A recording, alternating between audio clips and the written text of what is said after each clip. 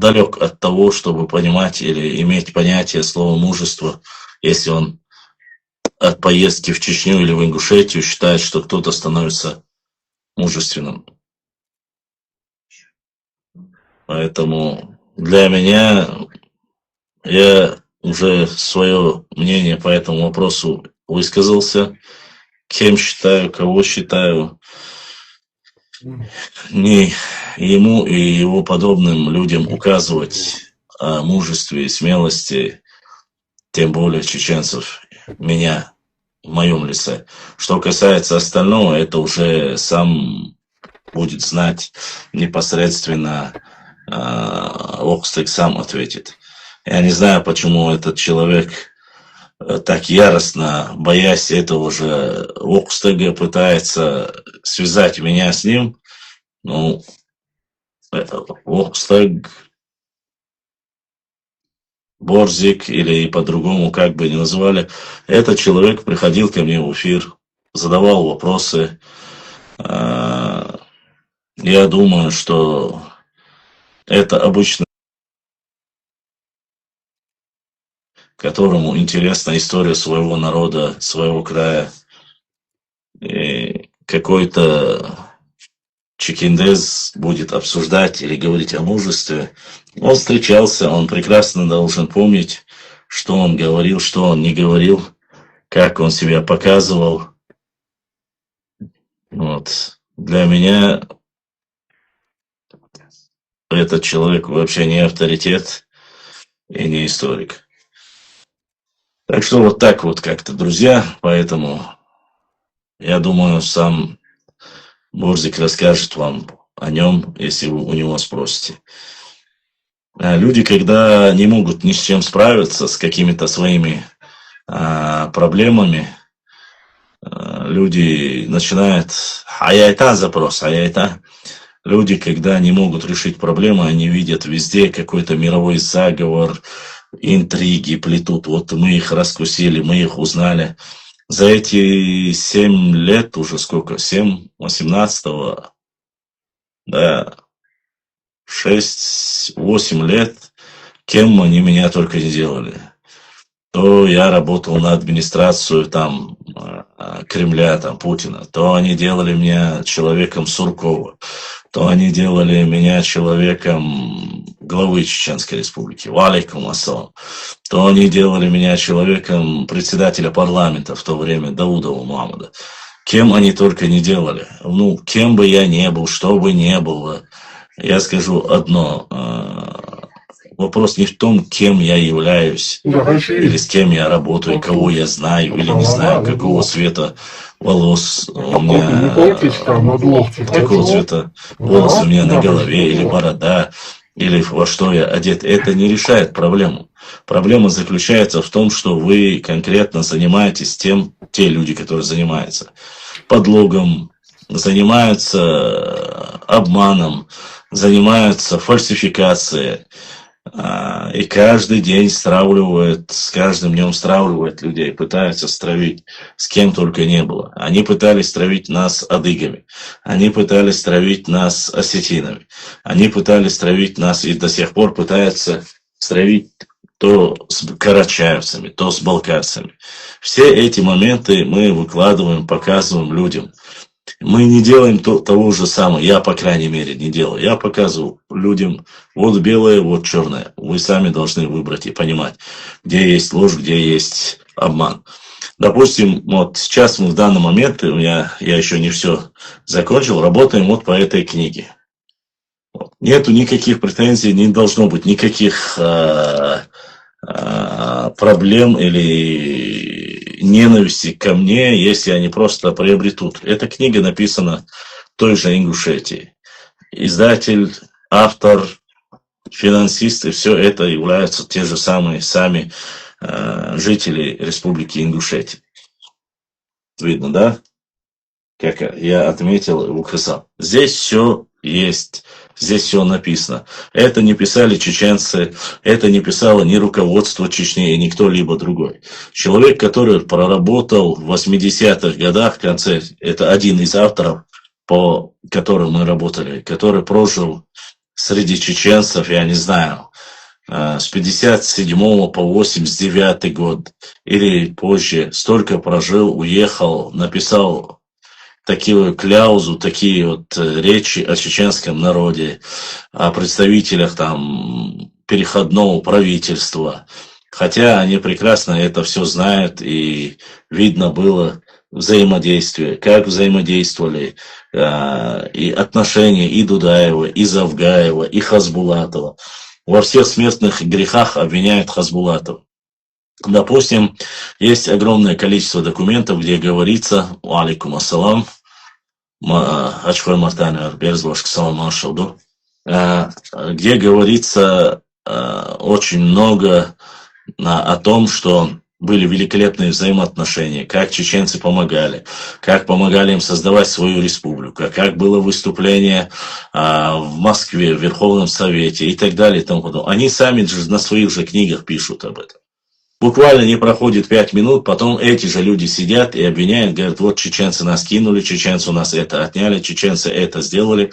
Мы с чеченцами еще не решили, обязательно будет решаться вопрос с чеченцами по разделению чеченского имущества и так далее и тому подобное. Эти вещи, эта книга, допустим, эта книга написана, ладно, когда говорили про Абадиева, они говорили, что это там он не написал, что это Кадзоев Нурдин написал, продали, обманули, что это Филькина грамота. Но вот эта книга, она написана в 25-м году, в марте месяце, если я не ошибаюсь, если более точно, сейчас я вам скажу. 25-й год, 856 страниц.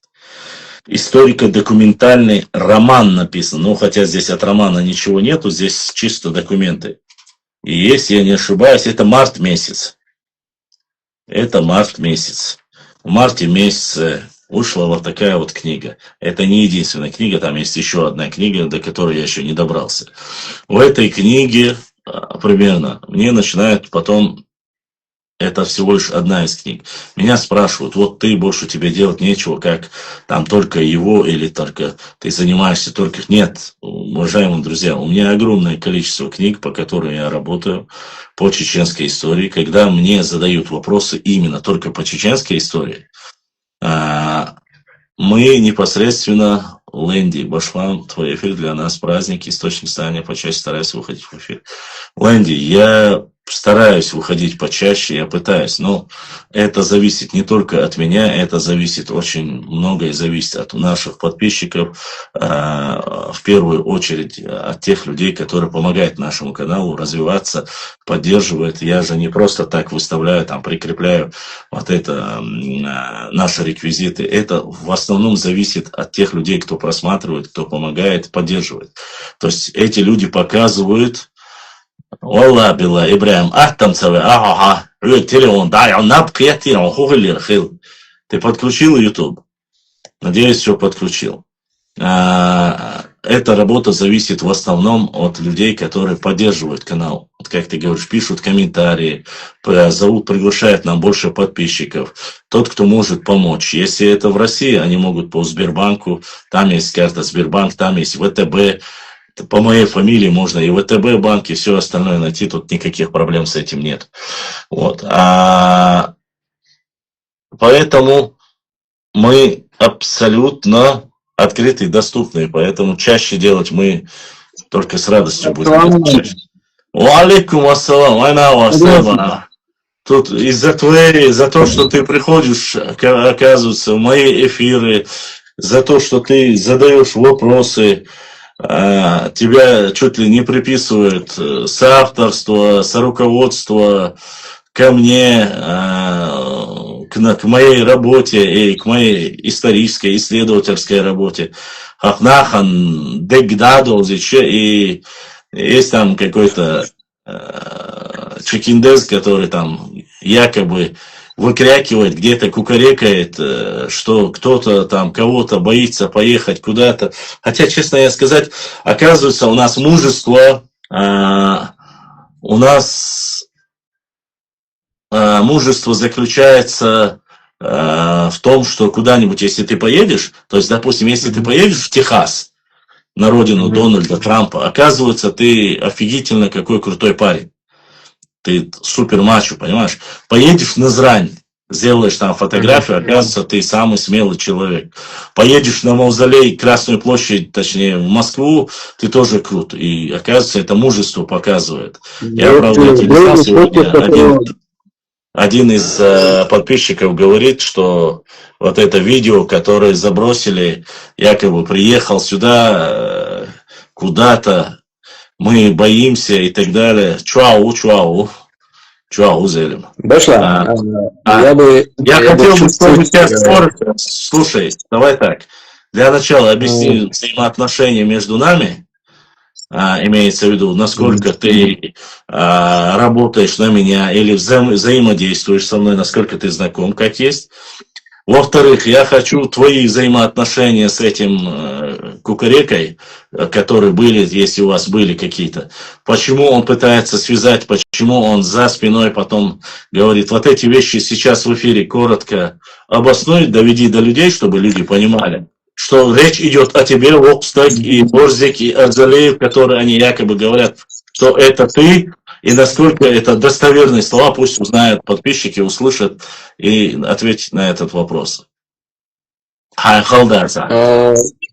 Хорошо, как ты говорил, Башлам, и сансур тахканчах, он охушек, да, здесь все дела, если там сфоткаться там, я не знаю, там в Грозном, в центре, короче, я мечеть, сердце Чечни, не то, что получается человек Геркулесом должен стать, я так понял, да?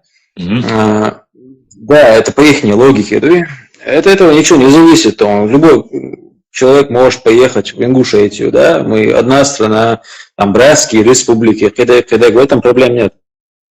Знаешь, Башлам, я из всей этой истории понял, что вообще с историей с Артемом Плата я понял, что на самом деле, Башлам, Чеченская республика очень, так скажем, у нас свобода слова конкретно. Я вот это понял. У нас прям конкретно хорошая свобода слова, правило такое работает. Почему? Потому что человек оскорблял нашу армию, во-первых.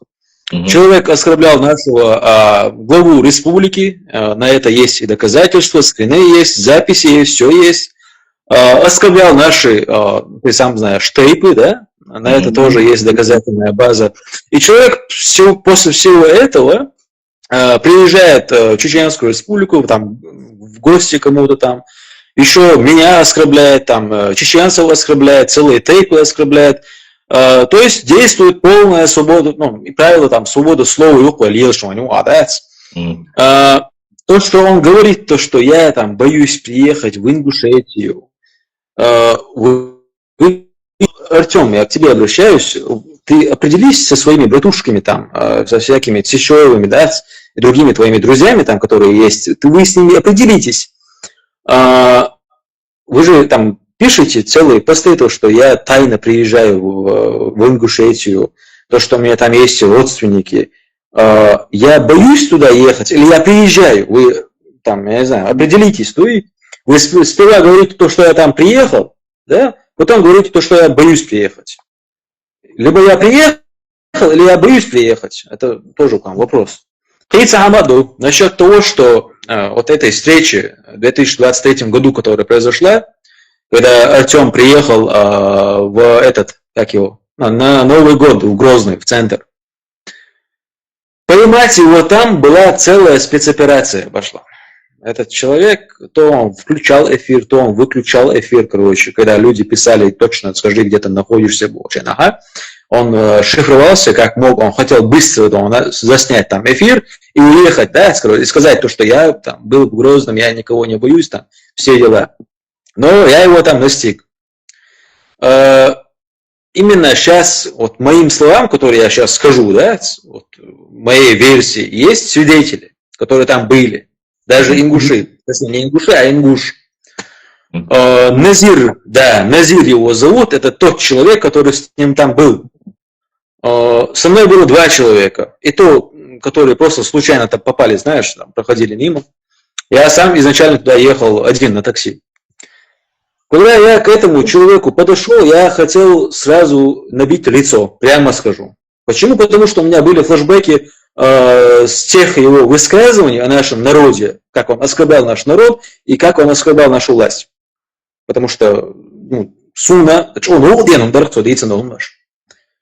я вижу, как он стоит, я вот рядом с ним стоящему Назиру даю салам, ассаламу алейкум, я ему говорю, он у меня принимает салам, я говорю, Артем, это ты? Типа, вопрос задаю. Он говорит, да, здравствуй, а ты кто? Как будто меня... Я ему говорю, я Магомед, которого вы там обвиняете в том, что я владею какими-то каналами, там, Чечен Войсы, там всякие, да? Нет, он сразу мне говорит, нет, это не я говорил, это там какой-то там старый Петя говорил, это вообще не я говорил. Да, хорошо. Я ему на телефоне показываю скрины, которые еще все года ходили, да, где он там смесь разных народов, кумыков, нагайцев, разных палбарцев. Я ему показываю скрин, говорю, это ты писал? Он говорит, нет, это не я писал, это фотошоп.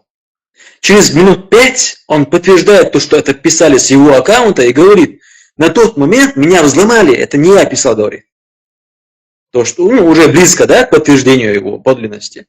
Я ему говорю, давай так, я в центре города тебе набить лицо не могу, Артем. Давай за город будем сейчас выезжать, короче, там уже раз на раз выйдем.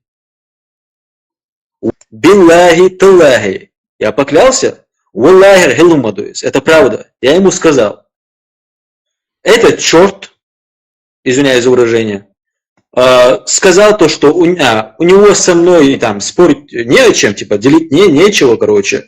Он со мной каких-то проблем не имеет. Я ему говорю, как не имеешь? Это же твои там писюльки, комментарии. Он говорит, нет, это не я писал, короче. Я рядом с ним стоящему этому Назиру говорю, Назир, мы же братья, я ему говорю, неужели ты вот эти комментарии ты не видел? Неужели полиция, у тебя ничего там не окнуло? Он же про твоих братьев чеченцев это пишет, я ему говорю. Он мне говорит, валлахи, я этого не видел.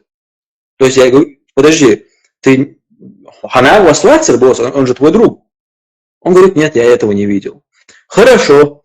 Я пытался там 5-6 раз, короче, его вывести за город, чтобы решить вопрос, потому что я не хотел оставить его просто вот всех после этих высказываний. Валлахи не хотел. Он отказался, потом он Подожди, поясни, вывести за город, что ты имеешь в виду конкретно? Подраться, раз на раз, видите, как мужики. Ты хочешь сказать, решить по-мужски, подраться с ним хотел. Да. Потому что, чтобы люди понимали. Да, я понимаю. Да, я понимаю. Просто, знаешь, я просто предысторию чуть не рассказал. Просто до этой встречи он в комментариях прям жестко прошелся по моим родителям. Алевой до встречи. Оскорблял твоих родителей. Да. Если не ошибаюсь, поправь меня, твой отец на сегодняшний день не в этом мире, перед Всевышним. Да, их нету. Их нету. Все. Из-за этого я с ним хотел, как любой уважающий себя человек, после таких слов в свой адрес, он по-любому набьет лицо. Ты понимаешь, о чем я, да? Это пацанское, да, и мужское модердич. И он всячески отказывался. И Назир, рядом с ним стоящий, говорит, подошел ко мне и говорит, он же ваш гость, он же, как гость сюда приехал, может, ты не будешь на него, типа, так агрессировать, короче. Я ему говорю, подожди, Назир, ты называешь его своим другом. И говоришь мне то, что ты не знал, то, что он пишет о чеченцах. Вот его комментарии на всех чеченских пабликах, мы все это показываем. Как ты это не видел? Хата Далирас, я ему задал вопрос. Он говорит, он поклялся, то, что не видел. Хорошо. Вот он оскорблял мою мать, которые, они мертвы давно уже, да, он оскорблял моего отца, которого давно уже нет живых. Он даже говорил про сестру и про брата, которого у меня тоже нет. И после всего этого ты мне говоришь его оставить? Типа, там, гость, там, тра-ля-ля, тополя, так не пойдет, я ему говорю. И потом рядом, которые старшие были, именно по возрасту, сказали мне, давай ты сейчас горячишь, короче, да, я понимаю, что ты хочешь там всем подраться, и т.д. и т.п. Давай, короче, мы не знаем, как к этому отнесется наша власть, во-первых, как это отразится на информационной площадке. Республики, да. Да. И я тоже подумал, да, реально, если я это сделаю, да, имиджем минус ходу из Алла, я аккуратно оттуда отхожу. Потом они там болтают что-то, короче, я там в Телеграме там что-то ищу. Кстати, я искал еще комментарии от него, там еще были. Просто я даже в другой группе друзьям просил, присылайте. И в этот момент, короче, меня зовет Артем, короче, крикнул Мухаммад, Магомед, типа, есть у меня грешок, я человеча, матюкнулся, короче, в этот момент, короче, меня опять все заиграло. Я к нему подхожу, а этот Назир, он меня к нему даже не пускает, короче. А он мне говорит, я сейчас зайду, короче, в этот Грозный Сити, я там, квартиру, снял себе, типа, что, Амид, снять не наша. Я завтра и сегодня, короче, буду снимать хорошие, добрые ролики о Грозном, о чеченцах, он мне говорит. Я думаю, одолжение, я не прошу тебя говорить вообще о чеченцах. Не хорошее, не плохое. Просто сделай видно, что нас нет. Просто не хорошее, не плохое, там, ничего не говори, боссы. Медицинку, оставь нас.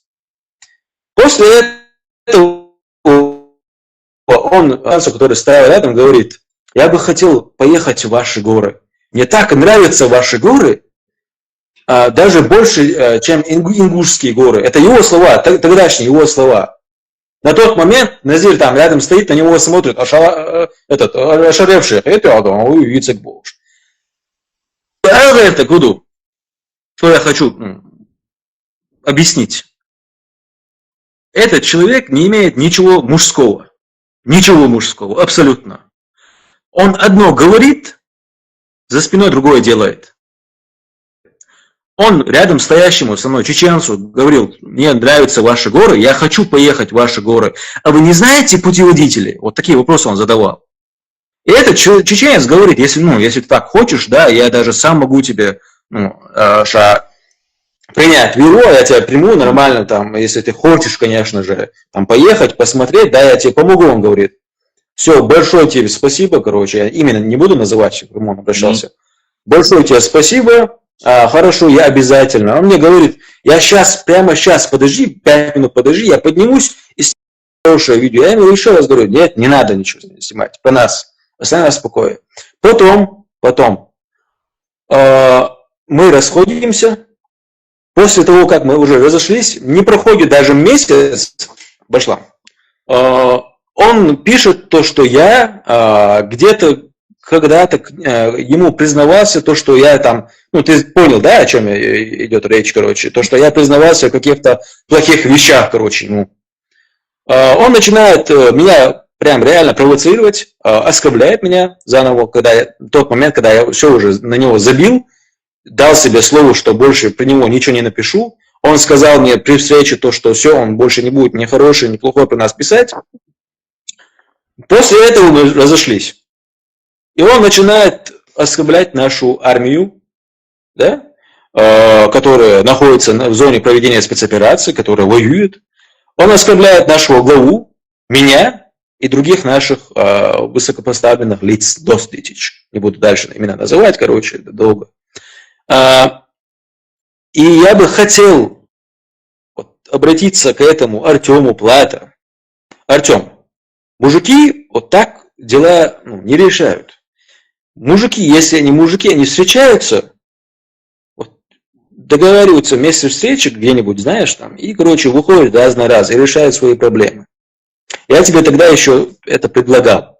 Подраться, по-мужски порешать. Я от души, честно тебе скажу, Артем, я хотел тебе набить лицо. Почему? Потому что ты говорил о моей матери погибшей, о моем отце, о моем брате, которого нет, да, тоже, о моей сестре, которой нет.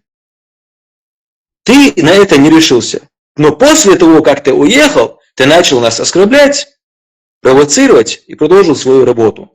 И сейчас подписчики Башлама пишут то, что Артем это сказал, то сказал. Опять-таки я хочу 1000 раз сказать то, что не надо цитировать слова Артема. Он балабол, он трус, он сыкло, он провокатор. Нету цены его словам вообще. Это просто ходячий ноль. Я вам клянусь, даже в самой Ингушетии этого человека ненавидят. Валлахи бамадуис. Его за мужика не считают даже. Реально, дай бог шанс. Дальше все уже понимают, что он после того. У меня вопрос к тебе. Было ли после того, как он сразу уехал, снял ли он видео позитивное касаемо нашего народа, нашей республики после этой встречи? Нет. Нет, конечно. Нет. Ты не видел? Вообще нет. Вообще. Я видел. Я не видел. Я поясню тебе, да, я видел, чтобы зрители знали. Он сказал, что дело в том, что его ввели в заблуждение, что он многие вещи, которые говорил по истории Чечни, что он был неправ, что это недостоверно, что его встретили в городе Грозном чеченцы, и они поговорили с ними. Я так понимаю, эта встреча как раз-таки с тобой. И с остальными ребятами, которые там были.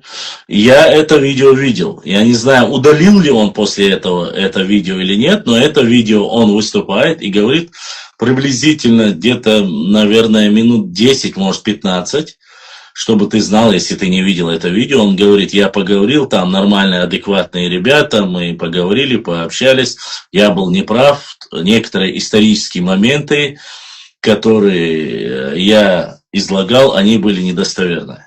Это я так привожу к тебе, ставлю тебе перед фактом то, что было. Я не знаю, удалил ли он это видео или нет, но это видео было.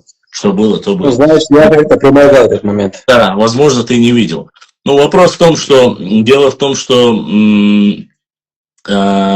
сейчас обсуждать или не обсуждать, это не такая персона прямо, чтобы его считать за какого-то там, кем бы он там ни был, историком он точно не является. Мне смешно бывает, когда называют бьюти-блогера историком. Ну, ты знаешь, кто такие бьюти-блогеры, да?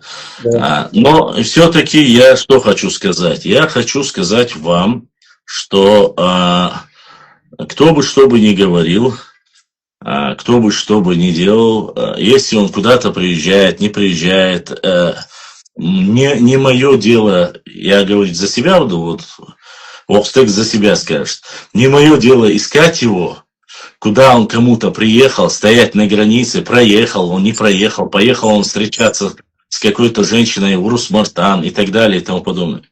Людям, кто с ним встречается, людям, которые его сопровождают, возят туда, показывают, эти люди должны знать до этого, что он говорил, что он делал и какое у него отношение было. Допустим, вот многие моменты, которые ты рассказывал, я абсолютно с ними не знаком.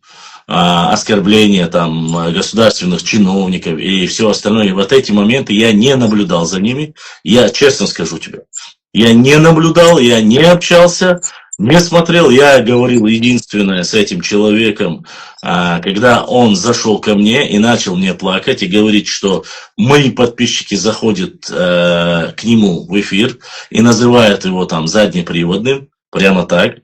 Я сказал ему, послушай, у меня огромное количество подписчиков. Кто там, что там говорит, я регулировать не могу. Но я поклясться могу, что я никому никогда в жизни, ни ему, никому либо не просил и не говорил, идите и говорите про него такое.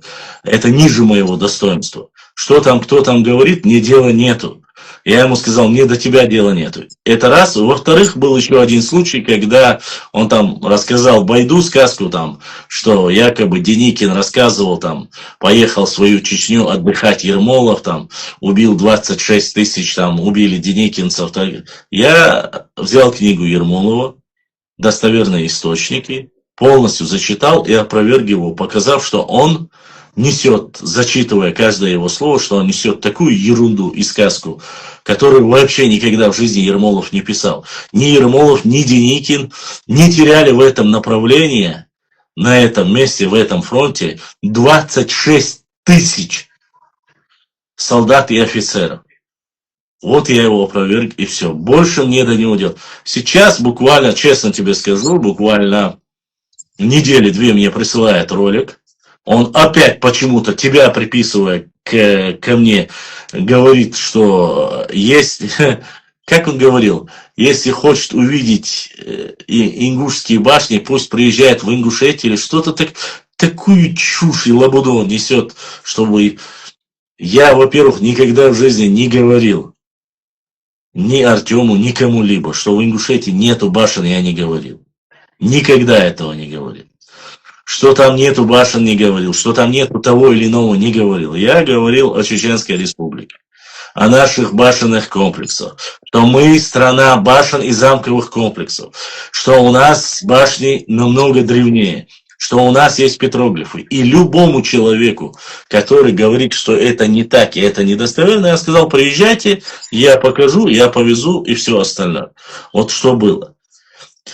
Но я не знаю, то ли тот, кто ему платит, то ли тот, кто вокруг него крутится, вот это шакалье нарнийское, которое там, вот ты скажи за день или скажи, кто-то то ли подпевает, то ли он хочет хайпануть на этом. Он берет меня и обязательно через 5 минут говорит тебя. Хотя мы в этой ситуации абсолютно, я занимаюсь непосредственно историей, границами, культурой, географией чеченского народа. Ты там занимаешься своими. Я знаю, что ты приходил по этому вопросу, задавал мне некоторые вопросы. Остальное, как бы, меня не сильно задевает какие-то... Вот сейчас ты пришел, рассказал в эфире, я надеюсь, что зрители услышат. Я прошу точно так же зрителей не говорить и не рассказывать мне о каких-то чудилах, которые там неизвестно какого рода, где они находятся, будут рассказывать нам о нашей истории, о нашей культуре и традициях. Со всем уважением к соседнему народу, буквально 5 секунд я закончу, мне нету дела до их башен, мне нету дела до их культурного наследия. Я всегда говорил и прошу об одном. Не трогайте наше культурное наследие, не переходите нашу границу, не называйте наши башенные комплексы там какими-то маргинальными, не маргинальными. Не говорите, мы строили у вас башни. Не говорите, что наши Мелхи, наши Ирвай, наши Уарсквай, наши Эхки, которые являются частью единого общего народа, что они ваши, что мы везде строили. Как вы можете везде строить башен? Вам доказывают, элементарно доказывают. По вашим генетическим данным, исторически доказано, это невозможно строить по всему Северному Кавказу везде башни, когда у тебя башенные комплексы самые древние, по советским даже данным, допустим, самый древний башенный комплекс находится в Харачое, который 5-9 век относится. И остальные башенные комплексы и Томкалинского района, Шаройского района, 10, 11, 12, 13, 14, 15, 16 века, плюс-минус 17 века.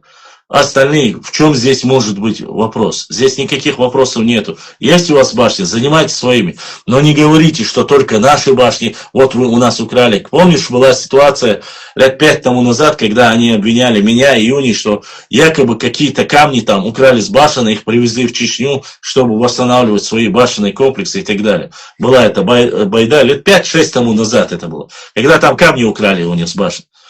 Никакого отношения не имевший к нам. Я никогда в жизни туда не ездил. Мне дела нету. И, честно сказать, я непосредственно занимаюсь нашей историей. Но стоит отдать должное Соинцвелему. Если кто-то переходит границы, если кто-то начинает оскорблять, задевать, заниматься провокациями между чеченским народом, между чеченскими тайпами, тухулмами, земельными угодьями, да, историей, культурой, географией, тогда я отвечаю. Будь то Артем, пускай это будет хоть дедушка Артема, красный горшок, и дважды дедушка красного горшка, мне без разницы, какой он национальности. Мы занимаемся своей историей, своей культурой, традицией. Не переходите границы, вот есть граница государственная. Нравится Артему, не нравится его сподвижники и всем остальным. Государственная граница, которая есть сегодня, заключили договор.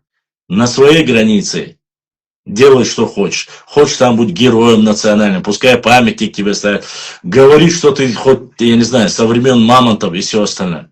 Но нас не трогай. Это вот все, что я говорю. Социальный балбас, валай, билай, талай, бас, пускай занимаются, что хотят. Вот так, бяхну билай.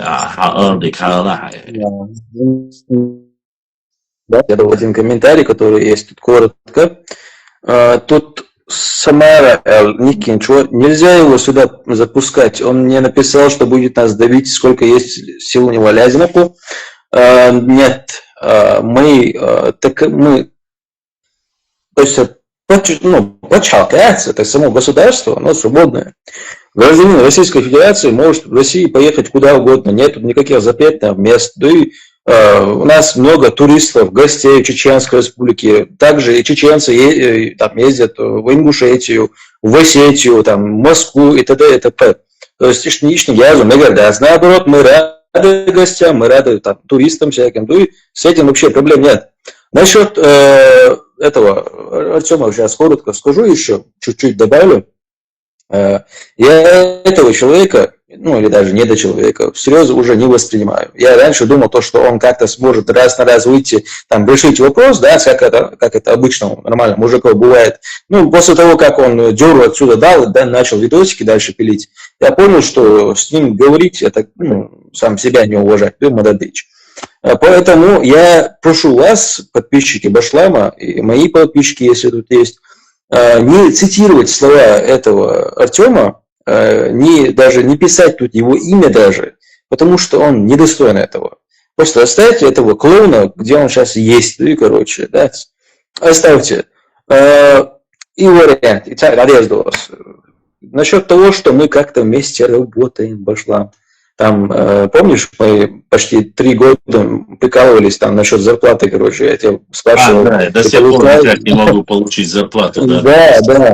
Потому что она ко мне идет, ты не понимаешь. Все понял. Да. Меня еще называли работником Даудова, Магомеда, да. Этот слушок пустил Ислам Белокиев, тоже, наверное, вы знаете его. Чангачкука. Цохет Слухвюз, это он первоисточник всех сплетен. И с него уже понеслось то, что я там работаю там, на какого-то реального чиновника, то, что я какой-то спецагент, руковожу работников, оказывается, есть какая-то ферма ботов. Помнишь эти разговорчики у них, типа, у меня, представьте, у меня в Грозной Сити есть своя ферма ботов. Представь, да? То есть я имею ферму ботов и ношу вот такую вот одежду. Башлам, Гушиона. Вот я похож на миллионера. Я только сейчас это заметил. То есть я, по их мнению, я какой-то спецруководитель. Я столько, насколько их эти высказывания, насколько это видит. То, что мы с Башламом работаем вместе, это сказка. Я Башлама до 2020 года знать не знал вообще.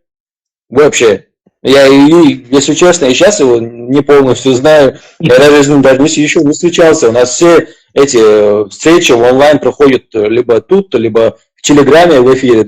Я его, у нас нету. Во-первых, посмотрите вот разницу в возрасте. Каким я могу быть другом для него? То есть, понимаете, да, о чем я? Спасибо за то, что намекнул, что я старый, я баркал, То есть мне 30 лет, ему, не знаю, за 80, Да. У меня какие темы могут быть с Башламом? То есть, понимаете, о чем идет речь? Поэтому это сказки. Нигде мы вместе не работали. Никаких мы каких-то спецсупер там, я не знаю, тастишь каких-то связей не имеем. И да, бывает, я изредка спрашиваю у него в этом директе, ненавижу это даже слово, я задаю ему вопрос, он через только неделю, 2 недели отвечает. И все. Вот все наше общение было. Поэтому вы можете говорить все, что угодно, но от этого это не становится правдой. Это фуфло, как и вы сами, фуфлыжники, да, снова. Поэтому перестаньте писать эти сказки. Если у вас есть с радостью просим, но она мы тут в Чеченской республике сидим в Грозном центре, видишь, в любой месте. Хадулиш, мы вас достойно примем, поговорим, узнаем, недовольны. У меня лично ни с каким народом, ни с русским, там, ни с осетинским, ни с кабардинским, адыгейским, черкесским, любым, даже цыганским, у меня проблем совершенно нету, как и у Башлама. То есть не в национальностях. Да, у меня нету. У меня вообще нету. Даже все те посты, которые я раньше делал, эти посты делались именно против некоторых личностей, которые создали аккаунты тут, каналы, короче, и Поэтому писать эти сказки, перестаньте врать. Вот оставьте придбуч, горждуч, на самом деле, я думаю, тут есть ингуши, шибоз, вежри, реально на вас палюч ушим, а питандеш ушим, да, в этом. Валлахи вы питандеш. Например, этот Хайрут, вот, например, написал, это же ты, типа, вел Чечен Voice. Вот видишь, в чем проблема, Хайрут? Если бы ты, вот, как только ты увидел этот пост про меня, то, что я веду какой-то канал, если бы ты пришел ко мне в личку, я бы тебе дал свой номер, ты бы мне позвонил, мы с тобой поговорили бы, и ты понял, что я не веду этот канал. Но ты поленился, не спросил, не поинтересовался, и вот веришь этому, Артему, который снимался в каких-то там некрасивых клипах. Ну, некрасиво же, понимаете? Поэтому дай Бог, вот точнее, дай Бог, это бусул дину Бог, алем жнага Бог. Бусул больше уй, цуна ляться, дик уэдгалиещи, больше ляться. Слушай, бусул больше мамой, усул эти герагарду, дина цабуэ лящается. Слушай, масу духу диез, да, уй бар цабуэ, дуй, уй адеш питан ду, и питан деш беш шунтага меркел алиеш шабуш, аш сан деш шумам дас бадек дитич. Ох, тоца даевчи, тацу новостной канал паблик шдона. Грозные чеченцы избили бедного парня, чуку союз, так, туна целята имиджово, так, вошера информационная повестка, это тунем ждешь, да, знал, что дам дать. Его как понимать без полнов чебать, цега эдерас. Я на борке в гости, сонж муж буцага, делдыш, шиг наксан июня, ватсон дагдага. Знал, что видео я калхараш, хагуш сюртяха, шег элчун видео йокш ашву на остигадон. Нох чекам интер дахкали. Und schützt so den doch immer das jetzt kann er abich юрдо шу дершин и принимать пешо сторона юй вот нохчи модели шу дуцу я хеге наш получается или шу нохчи дать нохчи дуде ду нохчи дош аш модешу вот нохчи ду вот добу халиез вот хитм халиез вот создание халиез هوقع صدانا حيغين دينك أما حيغينا يعشش شو دا جدونا نوخش دونا خوشو دا وشتات не бывает. По крайней мере, когда он бешишь, садучунец. Вы дита боеса. Цундера Кейца Хамаду ваха мелису интервала. Хотел бы кое-что объяснить. Я в этих баталиях, повестках,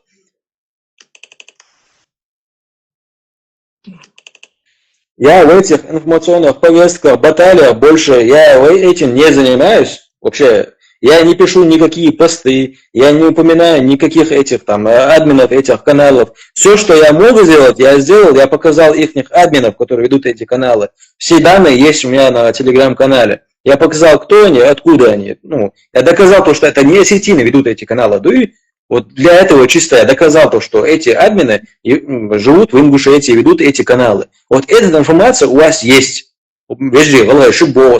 Если вы хотите остановить эту фитну, вот вы можете начать с Алана Бабхоева, там, с Танзилы Чабиевой, там, и т.д. и т.п. Вот с них начните вот, эту программу антифитна, и все, да, у нас все это остановится.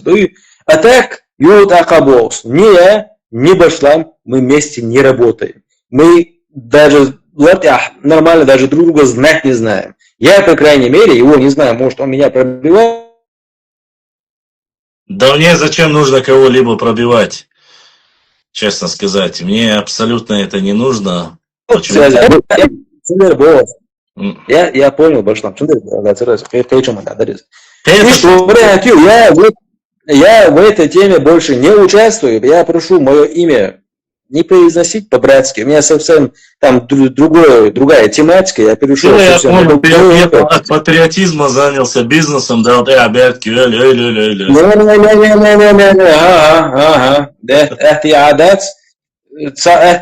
наоборот, я помогаю некоторым братьям. А все, мне дела нету, сейчас не надо здесь рассказывать, чем ты занимаешься, это не мое личное дело. Ты высказался по данной ситуации, Баркалла, да и резко ты еще что-нибудь хочешь сказать? Спасибо за то, что в день моего рождения ты назвал меня стариком. Я обязательно как-нибудь тебе это припомню. Тоже накину тебе. Ты в жизни это не припомнишь, почему? Потому что ты в директ мне или там, в личных сообщениях пишешь раз, два года. Но если мне приходит десятки, я отвечаю по очереди, бях мобила. У меня нету, ты мой близкий, он не близкий, я подряд всем отвечаю, так что тут не в обиду будет сказано, всем по очереди. Как название телеграм-канала? Телеграм-канал называется точно так же, Башлам.39. Вот так называется. Ну ладно, телеграм-канал. دخو يشتو بحتو ده العاص ولا بزندات تحدد شو عمال بحت يقول شو اليلدات قجيني تدوش تو خكاو كان سجيم خليش دقو قمدري وين مثلا да все да это было салам алейкум алейкум ассалам. Так, друзья, смотрите. Итак,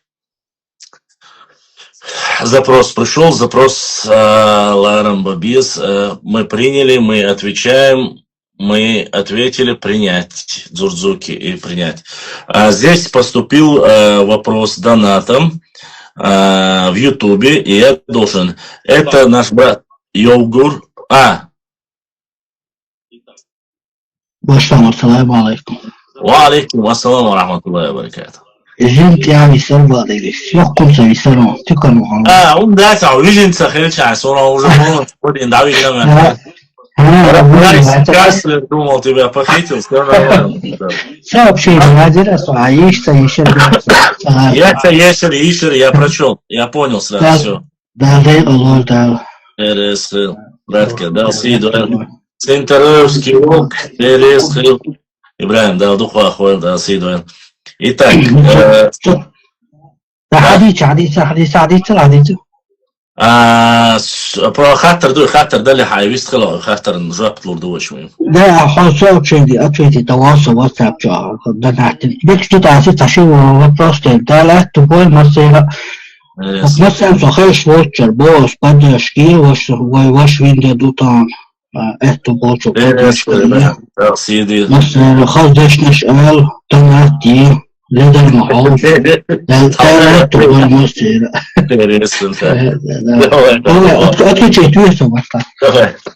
Так, удалить чуть-чуть звуки. Так, друзья, смотрите, друзья, вопрос у нас идет от нашего брата Ингуша под именем Йогур Элцеютин, ну, Елово Чухтердуис. Он пишет мне вопрос задонатен, он, само собой, здесь нужно обязательно отвечать, если тем более проплаченный вопрос с донатом отправить. Маршал Хилда Башлама, Дейр Маршал Хил. Башлам, нохчи храм елч халвовый хобах сюек. Тхаба ерды елчи. Посмотришь истории нохчи народа, посидим, чай выпьем. Йогур, огромная благодарность, но насколько я сегодня знаю, чтобы ты понимал, данный вопрос, он является очень из плоскости, считают сейчас многие, посчитают его провокационным. Поясню почему. Да, конечно, изначально, издревле, когда-то мы были вместе одним народом. И чеченцы, и ингуши были цадаишбол, шацанвехтер хадылдовой. Тут я не могу противоречить истине, потому что Всевышний Аллах знает, но сегодня Тхабаирды является ингушским национальным культурным наследием. И это принадлежит Ингушетии. То, что ты сейчас сказал, как бы я это не продиктовал, если я что-то скажу, это будет сказано сразу, на нашу культуру. Вот он говорит, не переходите границы соседних регионов, а сам лезет к нам, в нашу святую из святых, в Хабаирды. Поэтому я не вмешиваюсь и не хочу, чтобы ты понимал. Я с радостью с нашими братьями, с тобой, с кем угодно, как будет время, мы поедем. Но это культурное наследие соседнего региона наших братьев ингушей. Я его приписывать не собираюсь. То, что мы ночью, это я знаю. Что когда-то мы были одним народом, знаю. Но сегодня мировоззрение и понимание о том, что мы один народ, у многих людей он категорически отсутствует. Почему? Почему меня считают таким ярым ненавистником якобы всего ингушского? Валлахи, биллахи, таллахи. Нет у меня ненависти ни к одному ингушу, никакой нации. Вообще, я поясню соседям. Если не занимаются провокацией и кумыки, и аварцы, и ингуши, и все, кто бы то ни был, какой бы то ни был, нации, если говорят о каких-то братских, хороших взаимоотношениях, о нашей общей хорошей истории, это халал, это хорошо, я только буду поддерживать. Но если переходят и начинают нести какой-то чушь и бред, касаемо моего народа, чистоты и так далее, расы и так далее и тому подобное. Это были наши земли. Мы вплоть до Гудурмеса было наше, вплоть до Бердикеля, моего родового села, было наше. Это было наше. Что если вот эти пустые балабольские разговоры людей, которые сами никогда не существовал и не было никакой государственности, и только при помощи царской России достигли свои достижения, даже те, которые были, начинают сегодня диктовать и говорить что-то автохтонному чеченскому народу, на нашей же земле, на нашей же родине, посягать на нашу историю, географию, культуру, тогда мы даем ответ. Да, было время, когда была война, когда Чечня была разрушена, когда было не до науки. Они занимались, они писали, говорили все, что угодно, распространяли эти сплетни там, где 2 человека собирался. Тот, кто это делал, и они все говорят. Но сейчас время изменилось. Сейчас возрождение идет. Сейчас идет образование, возрождение. Все это семимильными шагами идет. Чеченцы полностью собирают, возрождают по крупицам, восстанавливают всю свою историю. Да, какая-то плеяда ученых, которая пыталась навесить все ярлыки предателей, врагов народа и так далее и тому подобное, которые были когда-то или за счет депортации, или за счет во время Кавказской войны. Я обязательно тебя спрошу, когда мне нужно будет, как говорится, Султан, твое мнение, я обязательно спрошу. Но это контекст моего диалога и моего монолога. Понимаешь, если у тебя есть конкретный вопрос, Султан, задавай, но не учи меня, как мне нужно и что мне нужно говорить. Хорошо? Договорились? Не надо умничать. Если есть конкретный вопрос, задавай. Нету, слушай, если тебе нравится. Не нравится, ты можешь просто уйти. Зайди к бьюти-блогерам, иди к остальным, и там уже общайся сколько хочешь. Так что я к чему весь этот разговор мы приводим? Мы можем заниматься своей историей, своей культурой, отвечать на ваши вопросы, никаких проблем нету. В основном, единственное, что я не люблю, это тейповые вопросы, потому что, когда я начинаю говорить про тейпы, а у нас много чеченских тейпов, начинают «ох, тейп погляс яйца», «ух, тейп погляс яйца», «вож, тейп погляс яйца», и у нас уходит огромное время на это. Мы про тейпы обязательно будем публиковать посты, вы увидите это обязательно. Так, благодаря твоим эфирам я пришел к этому выводу, так как наследие Нохчи все к этому идет потихоньку. Дайресхил, Евгур, дайресхил.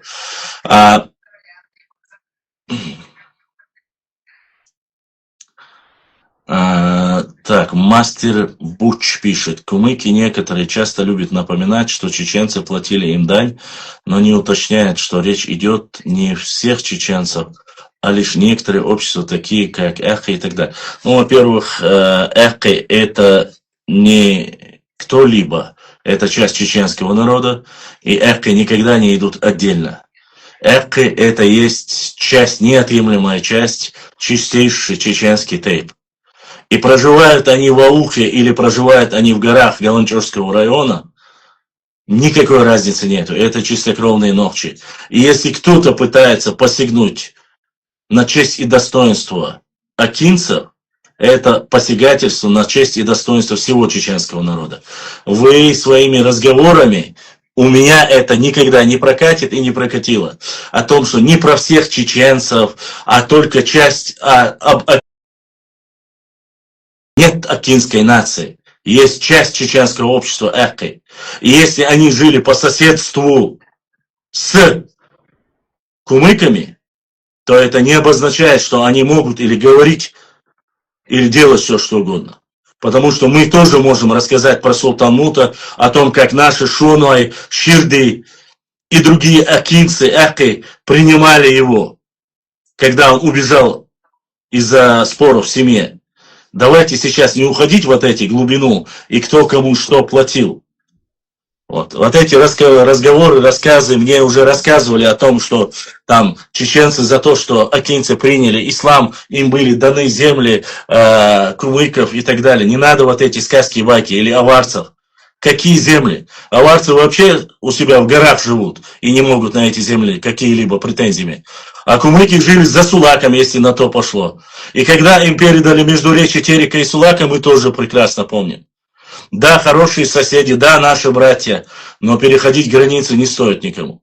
У нас там есть великолепные тейпы, такие как Бельтуай, Шонуай, Ширди, Зандуай, Бенуай, которые живут в Мохне-Куашта, в Шилкевском районе.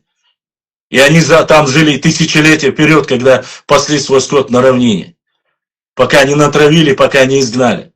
Знаем про поход Петра I и Апраксина, когда они через Чеченский залив пришли в это место. Много чего знаем. Если мы придерживаемся какой-то доктрины, так сказать, политкорректности, братства и соседства, наглеть никому не нужно.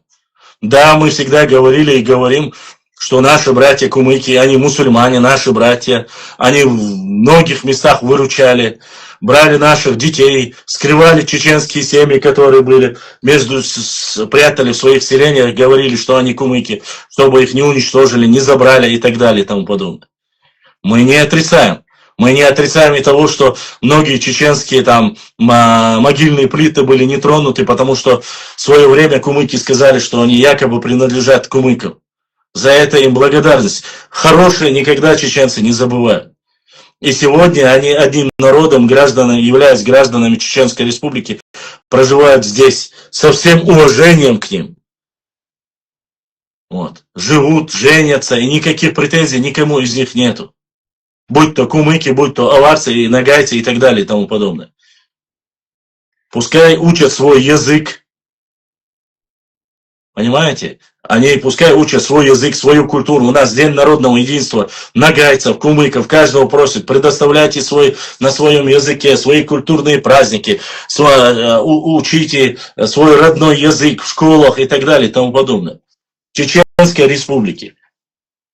И мы с радостью относимся и говорим, что мы многонациональная республика. И с уважением относимся. Но когда, сидя на нашей общей, так сказать, на нашей земле, на нашей родине, начинают нам рассказывать, что кто-то якобы когда-то кому-то лет 200-300 тому назад платил дань и так далее и тому подобное, извините, 300 лет это еще не история. А давайте скажем 400, 500, 600. А давайте скажем, что было 900 лет тому назад, когда никого из них там не было. До их пришествия.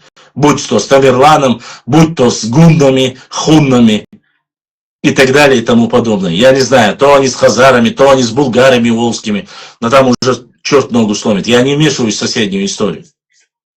Мы автохтоны и хозяева своей родины. Мы живем на своей земле. Мы не лезем к чужим. Но и просим эти сказки не рассказывать, и не заниматься фитной, и не разжигать межнациональную рознь. Вот. Ладно, башлам дал собор ниц он дересхил арби дал духвахвел алшвил башлам, просто я жду послушать что-то новое, не обижайся, если что.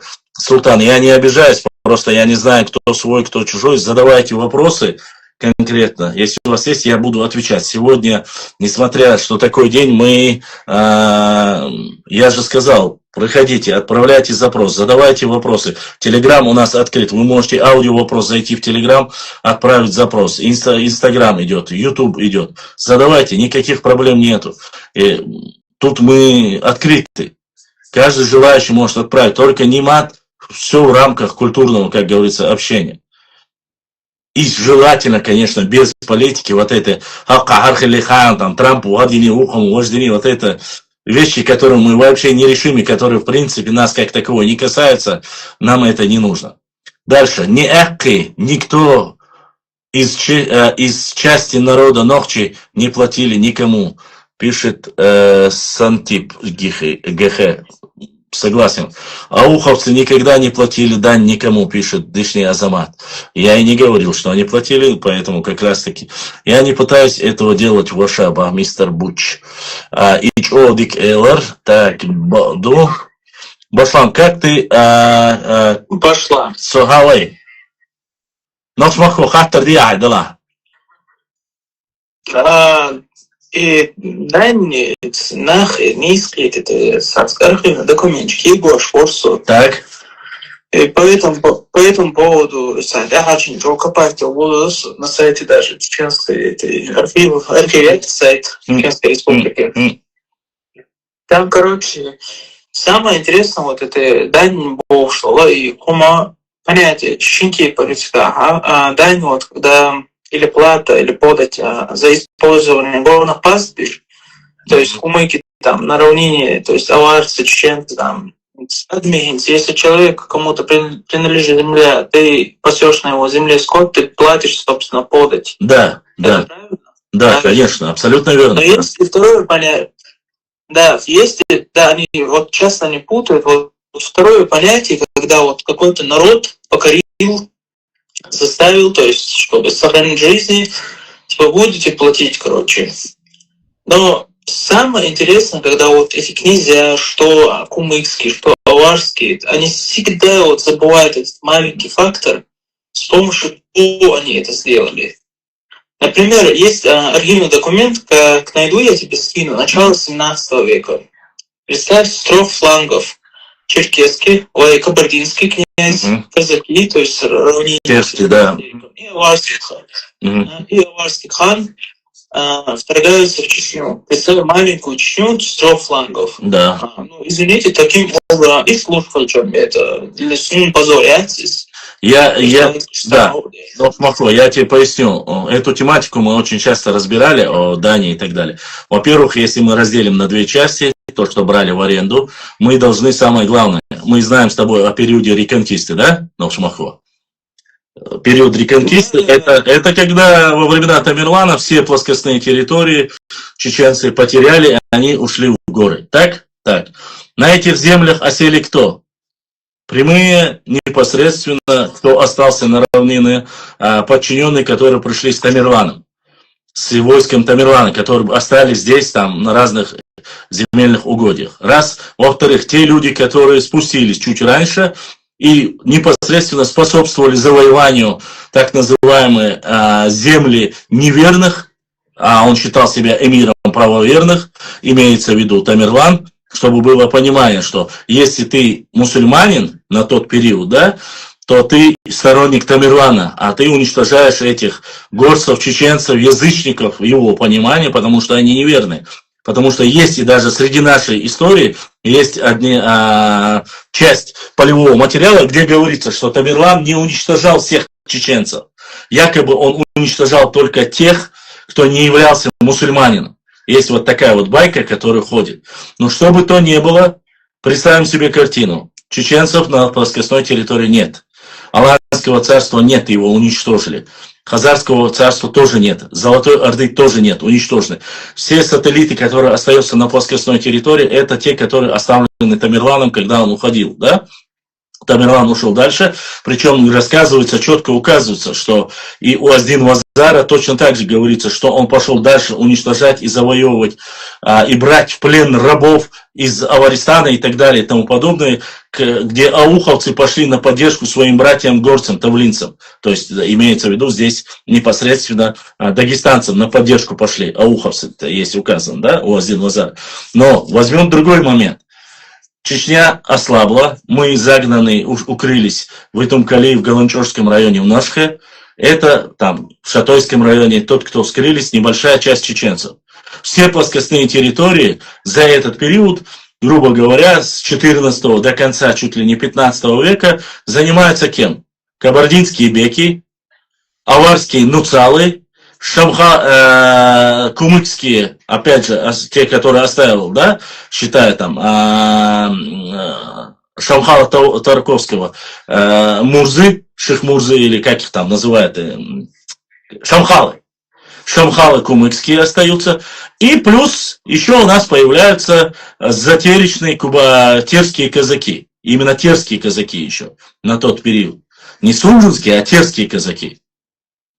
И вот у тебя картина. Это вся территория, о которой мы говорим.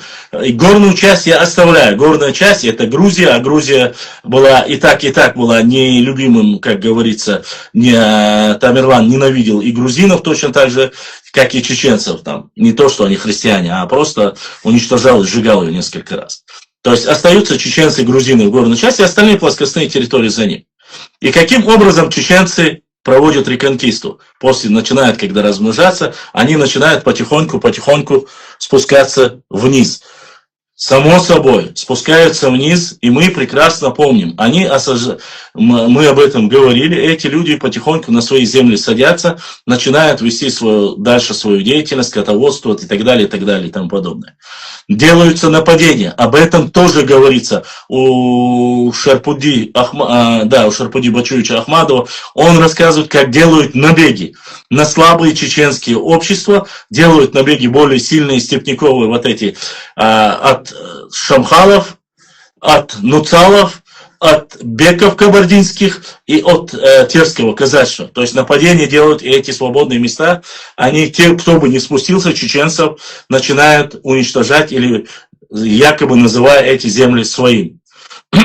На этот период чеченцы принимают, некоторые говорят, что это принимается решение в Мехкеле, они принимают решение. Вайгудиду. Берем мы самого сильного и говорим, что мы здесь, где жили, будем жить. Ты непосредственно управленец, скажем, менеджер, да, сегодняшний, административный управленец, будешь отвечать за безопасность, за это мы там со 100 баранов 1 баран, то есть вот что до вас, до тех пор, пока уже в дальнейшем, в 16-м, 17-м, 18-м, когда чеченцы начинают укрепляться и спускаться все больше и больше вниз, становятся сильнее, они или уничтожают, или же начинают убегать вот эти так называемые нуцалы, шамхалы и так далее.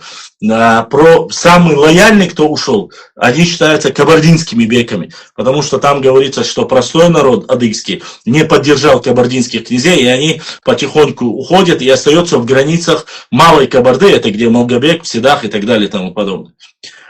Опять же, то, что ты говоришь, мы с тобой обсуждаем, да, тематику, где говорится о том, что якобы чеченцы, опять же, земли чеченцы все больше и больше начали спускаться, все больше и больше земель, поскольку начали свои забирать и осадить. Потом уже начали претендовать не на те земли, которые всегда были исконно чеченскими, а уже чем больше людей, они начали богатеть, начали размножаться, они начали уже переходить так называемые якобы исконные земли этих соседей.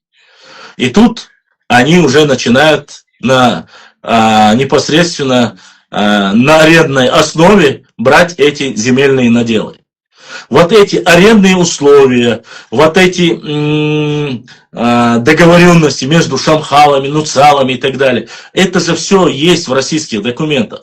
Почему я поясню? Когда они рассказывают о князьях, о области Чечен-Тала, ты видел или нет, не знаю, вот есть этот документ, где, видел, помнишь, да, он приходит сюда, тут его те уже сунжинские казаки, Здесь он увидит урочище, во время охоты он наткнулся там на казаков сунжинских, якобы они его прогнали, он оттуда убегает, идет до хасавюртов, хасавюрт ему подсказывают, что если ты хочешь владеть чеченскими землями, ты должен обратиться к русскому царю, и там уже Челобитное, где этот князь, который они говорят, что якобы всегда владел этими землями, просит, там четко написано: «О, падишах, прошу вас наделить меня этой землей, чтобы я владел этими землями», и все остальное. Это есть официальный документ в архивном управлении, он есть у нас. Мы его публиковали несколько раз.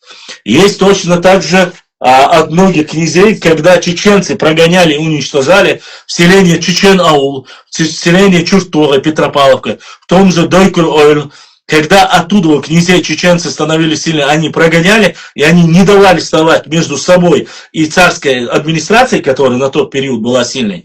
Они просили, отправляли, опять же, Челобитное, или называйте как хотите их. Они просят и говорят: мы такой-то, такой-то, мы всегда были вашим лояльным, просим вас усмирить этих чеченцев и заставить их повиноваться нам. Скажи мне, ты хозяин этой земли, ты владелец этой земли, которая там 1000 лет была твоя.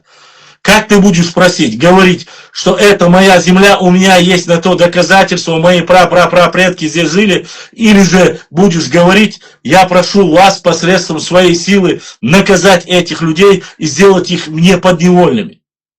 Они хотели всегда быть просто вот этой прокладкой, так называемой, между московской, царской Россией и чеченцами, поскольку они всегда знали, что у нас есть очень сильные друг к другу, как говорится, неприязни, были вот эти военные действия. Поэтому платили дань. Самое правильное — это о плате дани.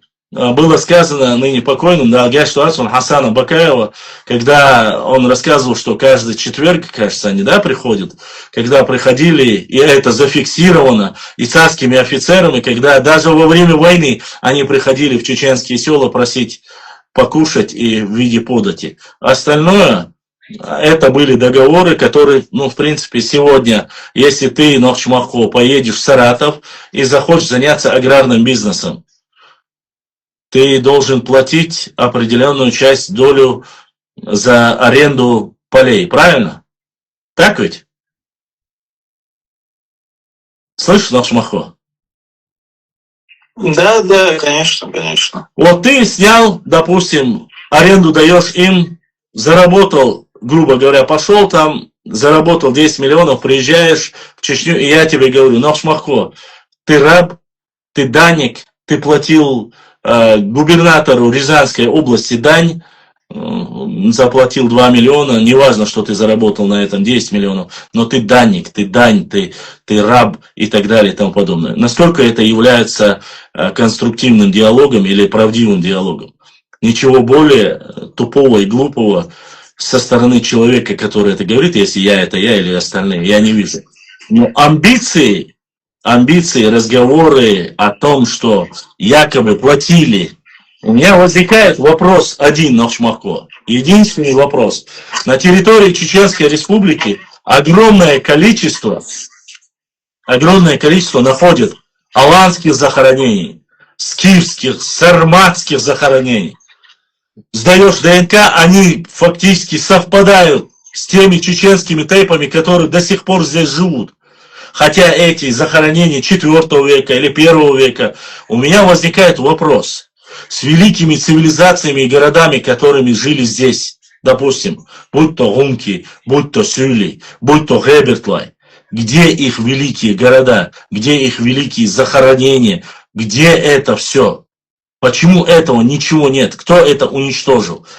У меня элементарный вопрос. Сегодня археологи, тем более во времена Виноградова, Марковина, они же могли, это я не говорю о тысячелетних давних скифах, сарматах, я про это молчу.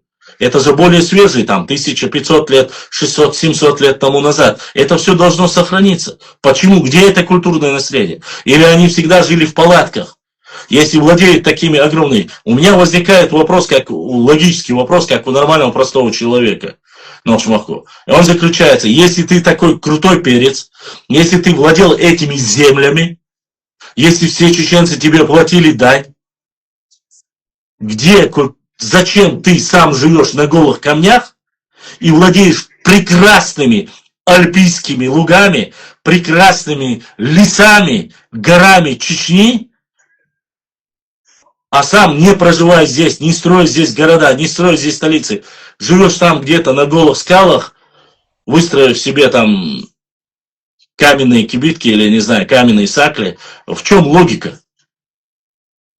Я, допустим, если это моя земля, там, куда я пойду, я буду там строить башни, я буду там строить города, я буду строить инфраструктуру с людей, которым мне платят дань. Это вот так во всем мире происходит. Даже элементарно возьмем Древнюю Римскую империю. Куда бы они ни приходили, они могут сегодня это доказать элементарно, прокладывая дороги, прокладывая остальное, все остальное. Как сегодня некоторые русские историки говорят и рассказывают. Мы вот принесли вам алфавит и так далее, мы принесли вам. Они сегодня хвастаются и гордятся, говорят, мы проложили дорогу в Шатое, введено. Это наши военные прорубили. Это историческое есть этому доказательство. Но где доказательство того, что у вас здесь что-то было? Какие города, где захоронения? Я со всем уважением, заметьте, я не лезу, я не говорю, что аварские города, цивилизация, если таковая была, что она принадлежит чеченцам. Я этого не говорю. Нет, у вас себя, как соседи, вы жили, все хорошо. Понимаете? Они у себя дома, вы красавцы, все, мы не претендуем ни на что ваше. Но здесь, сюда переходя, не надо нам рассказывать о великих каких-то нуцалах, шамхалах и так далее и тому подобное. Вы нам платили, вы завладели этими землями только тогда, когда Чечня была слабой, доступной, когда чеченцы были загнаны в горы, когда у них ничего не было, возможности не было. Вот тогда вы владели этими землями. Никто с этим не спорит. И все. Вот так вот. А сейчас... Да, Башмако. Башма, изам, да, да, хала, хата. Вы изам, что просто нахтите, да? В общем, у нахан дуйшлуй на Башмако. В общем, у нахан докчала душ почан дуйшлуй. Да.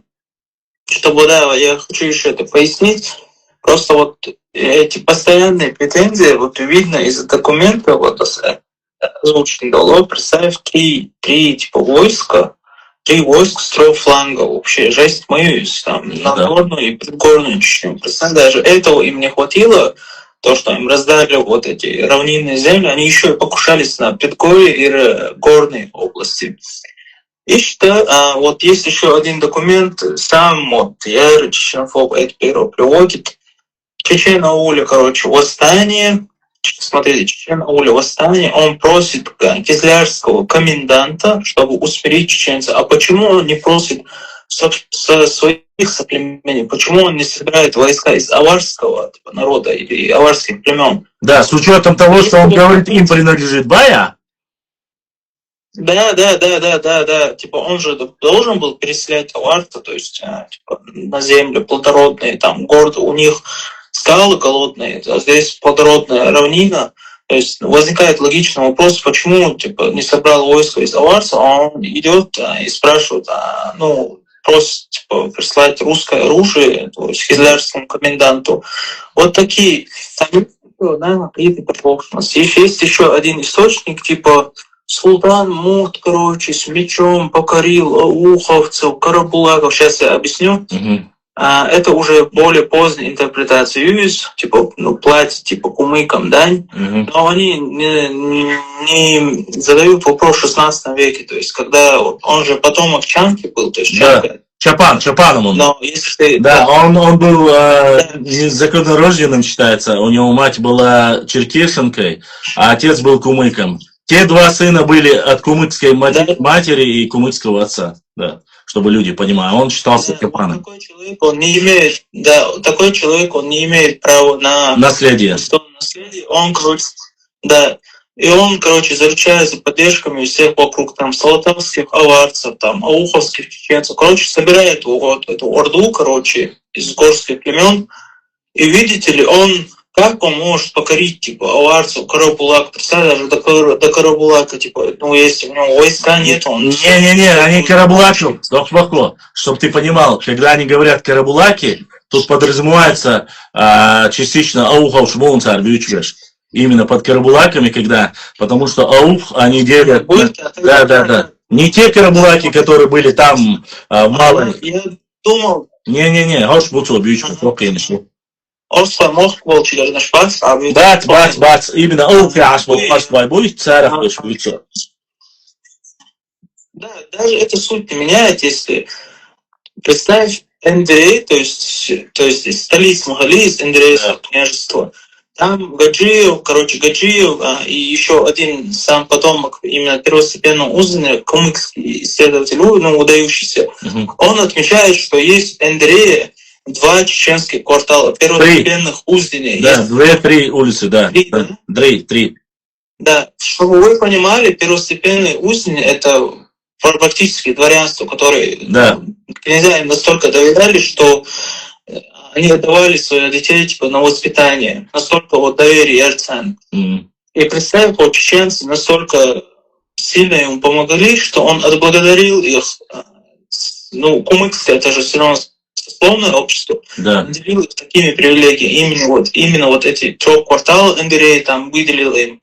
И являлись знатью Эндерейского дня. Ну, понятно, что они полностью интегрировались в кумыкское общество, там приняли язык, но факт остается фактом. Нет, приняли язык на тот период, но Шмакло, международным языком был в то время татарским, ну, грубо говоря, татарский, да, тюркский. Да, тюркский язык, это было международный, потому что если ты хотел вести бизнес, чтобы было понятно, выход к морю, тот же Кизляр, тот же Эндери, где были эти большие базары, да, где продавались вплоть до Персии, из Астрахани, с этой области стекались, там в основном кто был?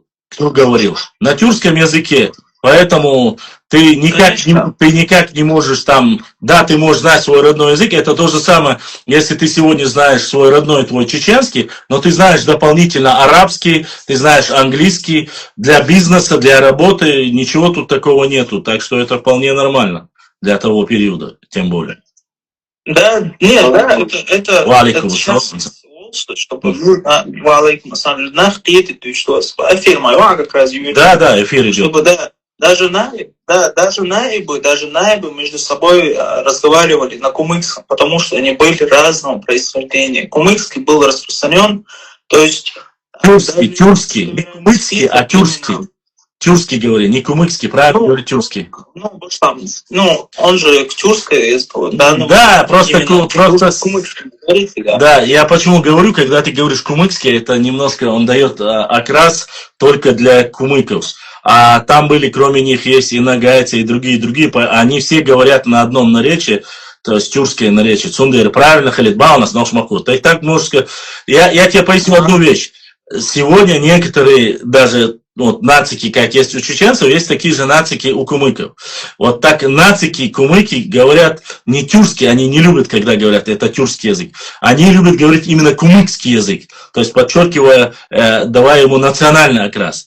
Но правильно говорить, литературно, правильно говорить, исторически, если правильно говорить, это тюркский язык, который использовали непосредственно кумыки, кроме кумыков и остальных. Да, вот я хочу, представь, прошло 400 лет, 300 лет, и какой-то российский исследователь, типа, он же российский офицер Хулилиев исследовал, он типа, видит, то есть они, эти ауховцы, и он нормально ашмахалиши вместе. Да. То есть ауховцы, они помогли султану, так можно сказать, что они типа, были частью этого Эндерейского княжества, но правильно ли говорить, подчеркиваю вопрос, правильно ли говорить, что помощники являются его данниками? Нет, конечно. Как по мне, это неправильно. Абсолютно. Чечен как-то ауховцам было выгоднее, то есть оставаться Эндерею с кумыками. То есть и этого Петра, там же сами кумыки приводят предания, что чеченцы разбили там некоторые типа и кумыки, и чеченцы. То есть совместно. Вместе с кумыками. Да, есть. Вот я Алачурса вышел. Да, Анзар, хвала, Арчур. Сахар, даже не помню, а сайт страницы и публикация Геневском, Москву, Кавказе, Букугамна, в Бухчига, я публикации, да. Хотя года, короче, ну, Бухчига, неужели у ваших была такая мощная армия, чтобы пришлось со всего Кавказа? Да, я тебе поясню. Да, я понял, о чем ты говоришь. Да, к сожалению, такая ситуация была, Анзор. Я тебе поясню, почему. Потому что об этом очень хорошо знают наши панкийские чеченцы, кистинцы наши, их называем кистинцами. Они были приглашены, но ты должен понимать, что в этот период Грузия была наиболее уязвимой, она была слабой. Огромное количество и обществ, они говорят, по крайней мере, указывают их источники, что сгубила чума, болезнь. Они целые селения были свободные, вымершие были там. Латный штук. А то, что было остальное, они проходили, сюли нападали, проходили спокойно по этим землям, в том числе и ауховским землям, и ауховский баса, панкийским землям, вплоть до Тианети, нападать на Шацигара, Цер Зудри, Цер Эли, Цер Бершля, Чуаш, Царь Лилошхала, и есть этому доказательства, документы, и как оказались, там оказался Джокола, Дуиси, Джо, Олай, как они основали и вообще поселились первые в этих местах. И Шхабяхкин, допустим, Джокола, несмотря на то, что он был соседом, Майстой были соседи, Джокола, Майстову, он был соседом Хевсурети Грузии. Там есть очень много рассказов, где сами хевсуры и грузины говорят, что чеченцы, именно этот Джокола делал нападение на грузин. Эльяча, Мелхейши, Майстващи, Вайцегломацес, Лулашбоча, да уяшсер, Бежниш Хадалош и вариант Лилошхала. Но нах бой шагала тига, имеется в виду, да Белхей, прямо людей в плен уяча Хабалош, таких вещей не написано. То, что скотину забирали, ну, тига скудный метки, кешки параха, выжить, да тига, волчан хайс. Это есть, и несмотря на это, они приглашают своих соседей, они приглашают своих соседей, того же Джокола, того же Дуиси Дышниу, Джокол Майстову, Дуиси с Дуи Юртхул, Джокол с Омалакул, и Дабюги со своими семьями, они садятся и делают этот небольшой коридор, занимают эту позицию. Хабош Болсюлиш, и с одной стороны Бацуай, Бутик Бацбич, Бутига аж имеется в виду, вот Тушинчбари, Вайдабан был намного раньше. Они их более или менее отражали, но там было слишком большое высокогорье. Окка более дикел ветига, Арпанкийский ущелье, Ахметовский, Тианети, эти облачки, Уахош, они начинают. Опять же, они не занимают все место, не все закрывают. Но насчет ингушей сказать я не могу, но там есть официальная версия. Поскольку в книге, если так написано, мы можем в то время говорить отдельно. Ингуши были, я не могу. Почему в Панкийском ущелье нет ингушей? В Панкийском ущелье одна семья ингушей, Цачира Хальчин, Хабяхкин. Остальные 99,9% это чистые ногчи, которые называются кистинцами. А вот это Батвич. Знал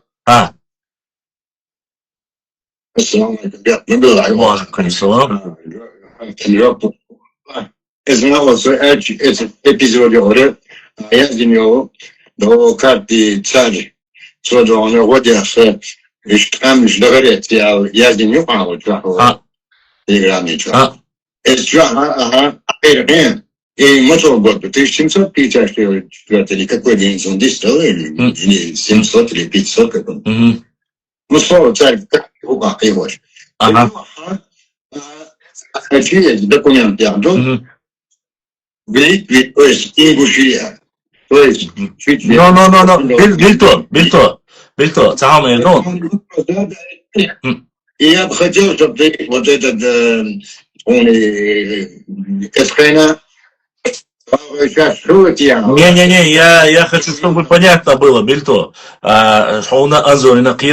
Смотрите, если мы говорим сейчас немножко о разных документах, я расскажу вам чуть-чуть другую ситуацию, чтобы было понятно. У Ючига там есть два.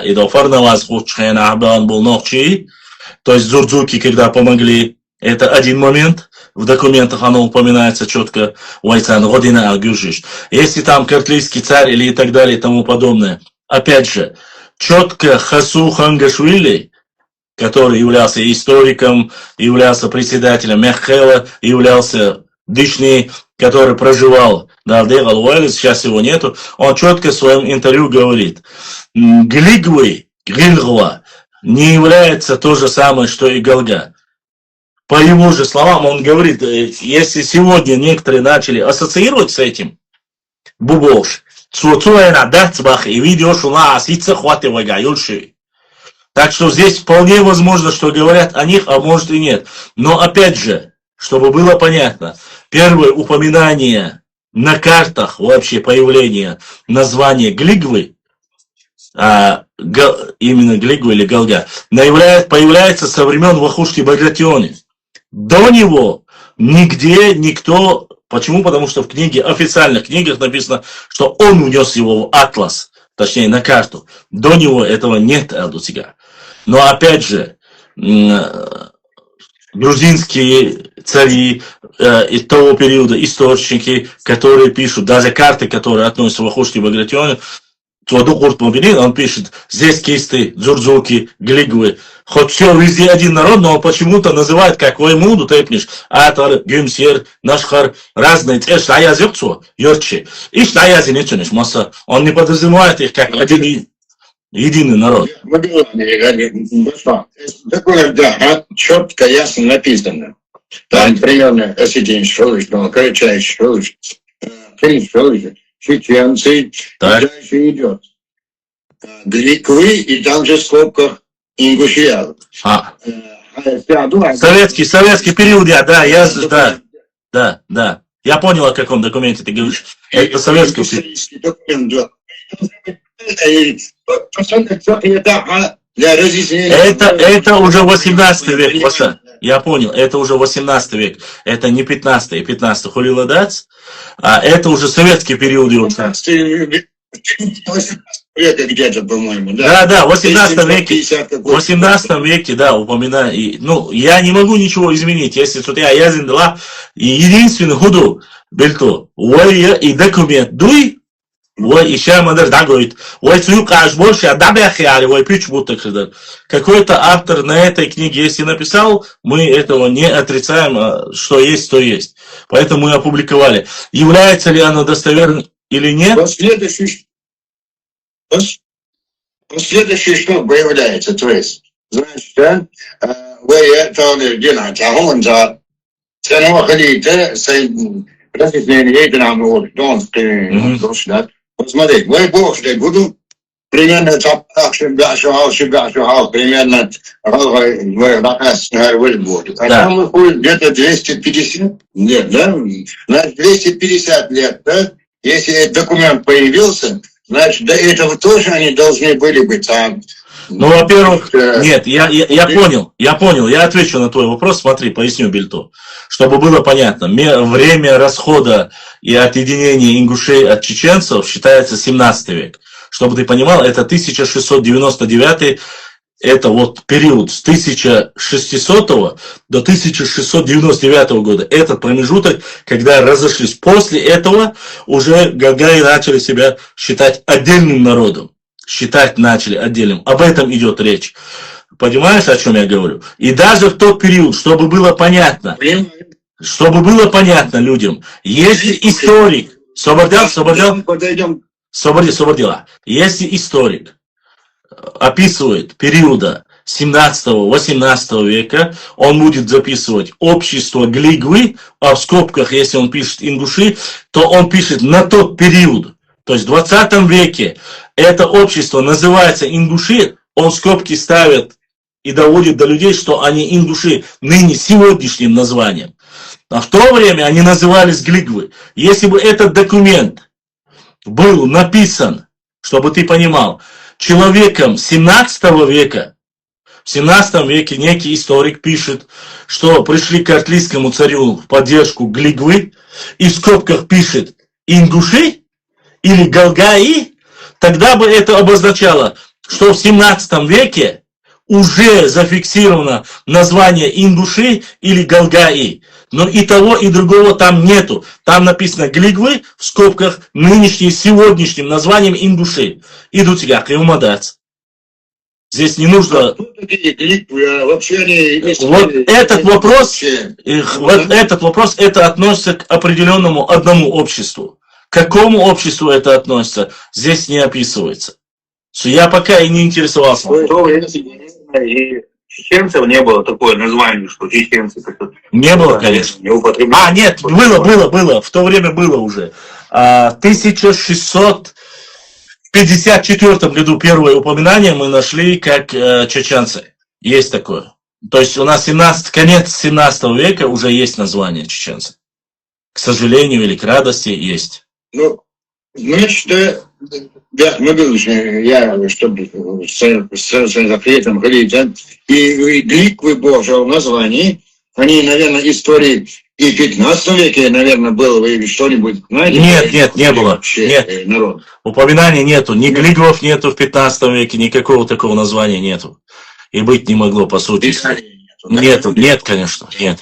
Единственное, самое раннее название, которое мы находим, это мы находим название Дзурдзуки, мы находим название Кистинцы, мы находим название Нахчи и Нахчиматяне. В 1310 году мы находим у этого церковного деятеля, который написал, у Данаури, кажется, было написано, название Нахчи, и в 7 веке, географии 7 века, мы находим название Нахчиматяне. Также мы находим наше название, как грузины нас называли, дзурдзуками и кистинцами. Ближние будь то, дальние будь то. Мы в то время это единый один массив, этномассив. Ищ ситуацию. Собордила шокаха. Сейчас я... Валикум ассалам, Тимур. Сейчас мы, сейчас мы быстро ответим на один вопрос Инстаграма, чтобы в Телеграме Чаргиби Цалоцабахайта. Сейчас мы быстро, чтобы было понятно, она, как всегда, пытается вопрос умничать Диашур. Один раз его, как говорится, уже наказали, он еще хочет, походу, какой-то фетишист. Баслам, как так получилось, что экки в Дагестане говорят на языке ближе к ингушскому, нежели к чеченскому, для которых ингуши дальние соседи? Поясню тебе. Во-первых, экки не говорят ни на ингушском, никогда не говорили. Возможно, вы говорите на диалекте голанчорском. Экки с ауха ушли, это лам экки.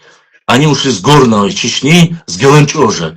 Расселились на своей земле, на плодородных землях Ауха, которые вплоть до Каспийского моря, между речи Терека и Силака, в тот период свободно принадлежало чеченцам, ауховцам, акоками, акисами называют. Они говорят на своем диалекте чеченского языка, и они ближе не к ингушскому. Ингуши ближе к этому диалекту, потому что ингуши говорят на галанчожском диалекте. Точно так же говорят и на диалекте арстхоевском, говор арстхоевский. Точно так же. Это не ингушский язык. Это один из чеченских диалектов, который у чеченцев 7 диалектов, 10 говоров. Если бы ты не был бы настолько, ты, извини меня, тупой разводила, то есть ты тупо хочешь развести, чтобы я что-то сказал, я тебе поясню твоей тупой башке. Со всем моим уважением к тупым нормальным людям, не к тебе. Поясняю тебе. Галанчожский диалект – это один из диалектов чистого чеченского языка, на котором говорят экки, часть лам-экки, которые поселились на своих же землях, на своей родине, в долине Ауха, там, где они живут сейчас. И они говорят не на ингушском языке. Это то же самое, если бы я сказал, почему получилось так, что вы говорите на древнем акинском диалекте ингуши, если вы отдельный народ. Если бы я такой вопрос задал тебе, было бы это корректно? Ты реально думаешь, что акинцы, одно из чеченских древних обществ акинцы, которые по возрасту намного старше тебя и всех, кого ты знаешь, говорят на языке тех, которые появились в 17-18 веке? Ты серьезно об этом сейчас задаешься вопросом? Это акинцы, которых превалирующая гаплогруппа L3, которые вы не признаете. Вы говорите нечистые, они наши ногчи. Мы-то всегда это знали. И как они, если они являются вашей по крови, могут быть нашими, а не вашими. Я понимаю, что вам нужна акинская земля. Я понимаю, что вам нужна акинские башни, акинские культура, грубо говоря, часть как отдельного вы пытаете. Но это не так. Эхка – это часть ногчи народа. У них ничего нету, чего нет у чеченцев.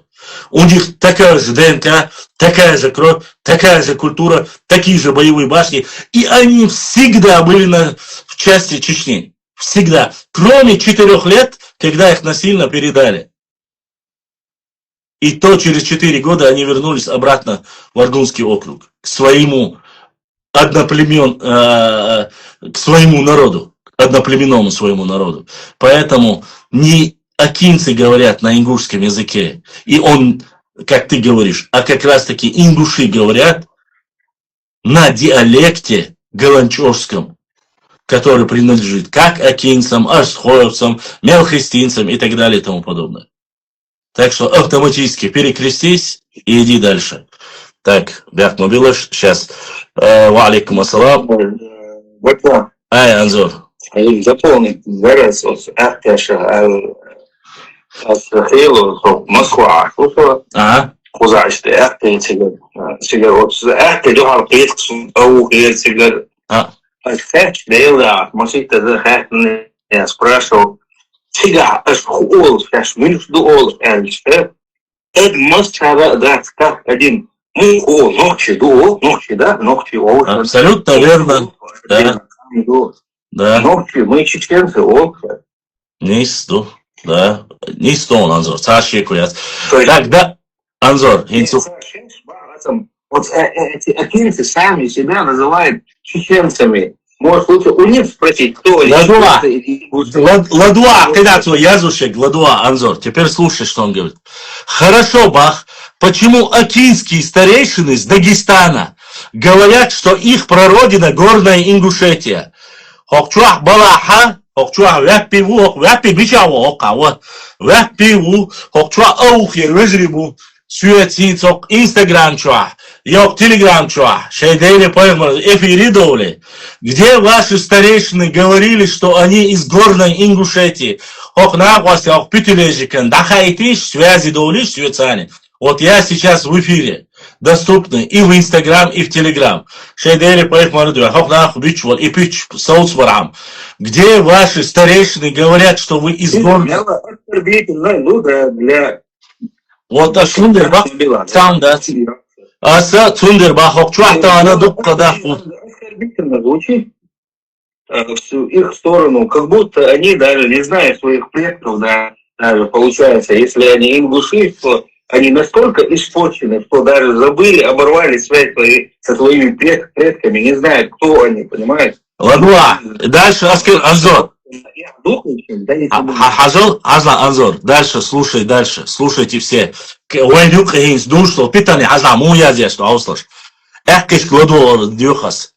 Есть документы, Бахцу, Ладуаш, где акинцы-информаторы, то есть Махбятташ Бюйцу, говорили, что они не чеченцы, а акинцы. Даже мне пишут, что они говорят ближе на ингушском, считают ингушей ближе. Ничего вам не становится интересно? Почему так пишут, для чего говорят и кого взяли в оборот? Я думаю, что...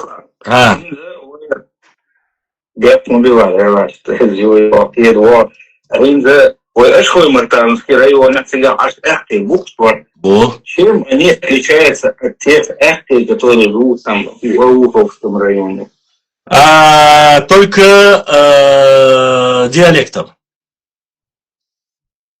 Диалектом только. Небольшое отличие в диалекте. Ни кровь, ни ДНК, все одинаково, только диалект. Наши Валерик, Ашхой-Мартан, Кузабул, Эхты, у них диалект уже ближе к литературному. Да, ну Санерго, Абу Ахтейс, помнишь? Сундербахас, у них уже язык, их язык уже ближе к нашему литературному. Так, добавлял. Да, собордела, Бельто, собордела. Тимур, алгачур, Тимур, кис жок то ли твой. Тимур, варчуян, харта, алгач, яса алгачур мясо. Тимур, брат, вистхало, асал, юқарвакра, вистхал гарча, что по очереди хали твой. Тимур, походу, принять виномису, микрофон латин. Соборделаш, выжрейте, что по очереди дистхали тардушун. Зволит ешапан. Так, сейчас. Что? Хайсу, Тимур, вистха, ваша вистха, Тимур, алгачури. Вистха, Тимур. Что, Фатья, Башлан. Насчет кумыкского языка, что он был здесь общим языком. Не здесь. Тимур, подожди. Кто-нибудь есть, что это? Тимур, не здесь. Или там Медресей на кумыкском. Тимур, не здесь. Тимур, он хазисо. Речь шла не здесь. Речь шла об Эндерее. Там речь шла об Эндерее. Вот о чем идет речь. На нашей территории, там, где проживают нохчи, Понял. там, где живут нохчи, нет. Речь идет непосредственно об Эндерее, об месте, где проживал Шамхал Тарковский, в этой области, области Теперь Ашберш волнет не войца. Сразу. Вот те, кто живут там вот со стороны Грузии, там вот Эрлой, Джанты, Гарой, Мелхи, Майто, они все говорят на грузинском, говорили в то время. И вот кто с кем граничит, да. То есть не говорили, имеется в виду, а знали, дополнительно знали язык к своему родному. Да, абсолютно верно, полностью поддерживаю. Итак, вопрос, Соборделаш. Еще один вопрос, пока мне слово дали. Насчет того, что Гвилети имеет отношение к Галаям, это вообще... Не Гвилети, Глигвы. Тимур, Глигвы, не Гвилети? Гвилети, вот они говорят, что Гвилети, из-за этого название появилось по-грузински Глигвы. Они же относят Гвилети. И Асайлон, я такого не говорил. Грузинское произношение Глигва. Я такого не говорил. Они говорят, они говорят. Возможно. И вот это Глигва, они там вообще ни один Алла никогда не жил в Гвилете. Я не знаю, почему это ассоциирует с ними вообще. Понятно. Вежи, Собордел, шун хазита, телеграм чабочан хазита, бухтеллар, хатта, штадиеш езвой, потому что я пытаюсь вас как бы объединить, чтобы слышали. Берсанов пишет, Собордела, Анзор, Собордела. Берсанов пишет, ассаламу алейкум, так, и дальше, чтобы вам было, Анзор, всем это, есть много источников, что идет Собордел.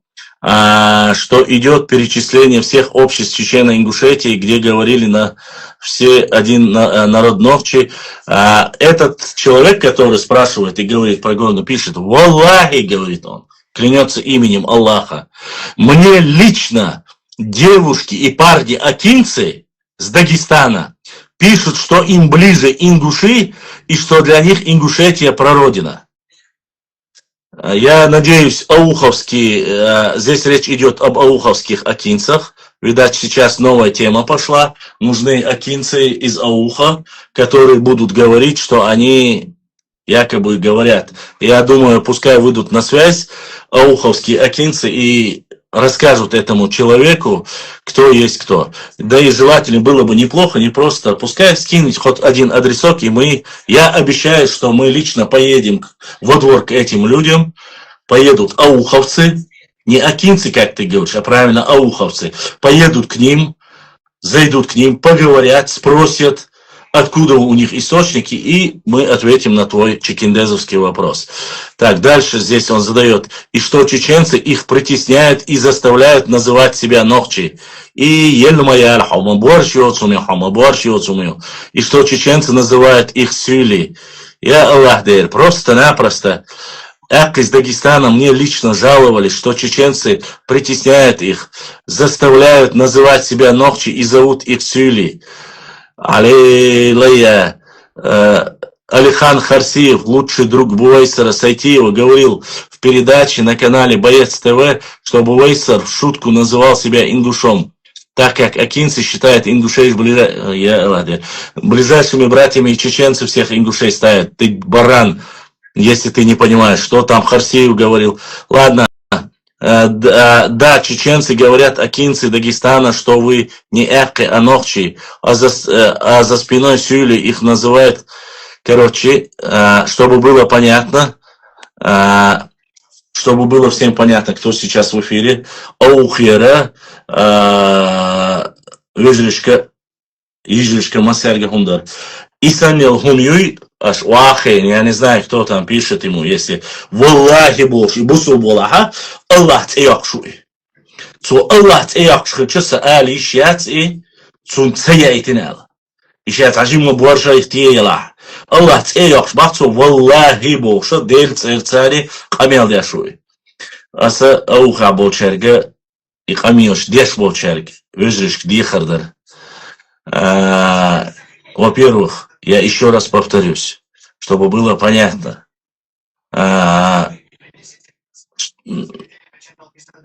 Башлам, передай заодно Галгай, который J2 кичатся по ДНК, не только L3, а есть и акинского рода около.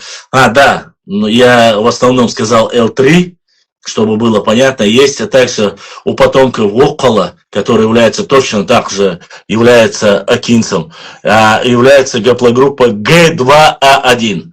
Не только, которую вы тоже не признаете, чтобы было понятно. Это тоже как бы аргумент. Харсиев, друг Буэйсера, Сайтиева. Сайтиев сказал, вы братья, ингуши нам братья. Конечно скажет. Во-первых, Сайтиев Буэйсер, дал дехал вали, дал елсмана охлу валис. Цвантру. Самый лубош вот еднох Махкову. Сайтиев Буэйсер. Буэйсер не историк. Я лично, в отличие от вас, с Буэйсером встречался, мы многие часы разговаривали. До сих пор Мачаев, Юмячун, Махаев, Мачаев, Юмячун, Адам Бог, помощник Хеллоу Шушон. Цу Адмик Хатинса, Эфиревян, конечно, Шушон. Тхахилла Буэйсер, Ицани, встречник Сахилла, Асинцун и Ваци, Далдухалу, Исон, Хумади, Целя. Даволан, что вы наши братья, Олдер, Ога Олем, Сюлишку, вы наши братья, по вере, мусульмане. Он кишкол, вы наши братья, мусульмане. Узбек, киргиз, ол. Но это не значит, шутку не означает, что у нас одна кровь. Это не значит, что мы от одной единой матери. У нас одна вера. Их называют братьями. Братом называют друга хорошего, близкого. Это мой брат, Оля. Ваня Федороха, ол, Дикнак, брат. У нас есть такое понятие. И если Сайтиев Буэйсер сказал, что братья ингуши, конечно, каждый чеченец, в отличие от тебя, густы недобитый, называет себя настоящим чистый галгавала, нохчи галга цауашуул. Ходибилла, Буэйсеру, Харсеевик, Элер, мне там позвонили, написали какие-то чеченцы, притесняют, заставляют. Я говорю, а зачем чеченцам нужно ауховцев заставлять говорить, что они нохчи? Зачем? Вот какую картину они делают, чтобы было понятно.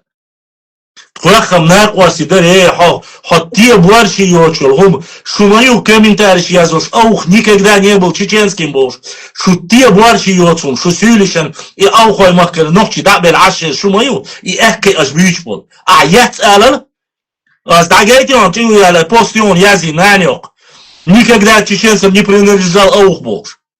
Ауховцам, акинцам не принадлежал Бог. Вы знать не знали, что там ауховцы есть до 2018 года.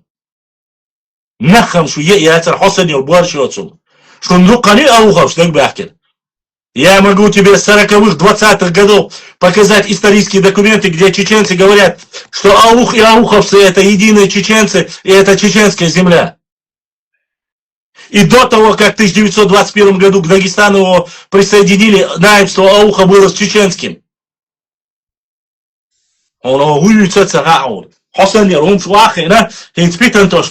их называете силой, вы их заставляете насильно. И шишун, и лицемер шишун. А усиш, что у бах аспектни, сауавериян, уахаен, даккабукваш, галгай, аль-язайн, аватаркаин. И я юзу, и осетин лакшун, это не осетин, это не грузин, это никто. Он сидит и занимается подстрекательством и говорит, что одни чеченцы называют ауховских чеченцев сюли, или же говорит, что якобы мы их притесняем и заставляем насильно говорить ногчи. И бокаш бючбеш. Масаати, хоат ахар, ходикник, хоат ичаниш, ат ирбус, соат ашу, сунха эккишах каундиячу.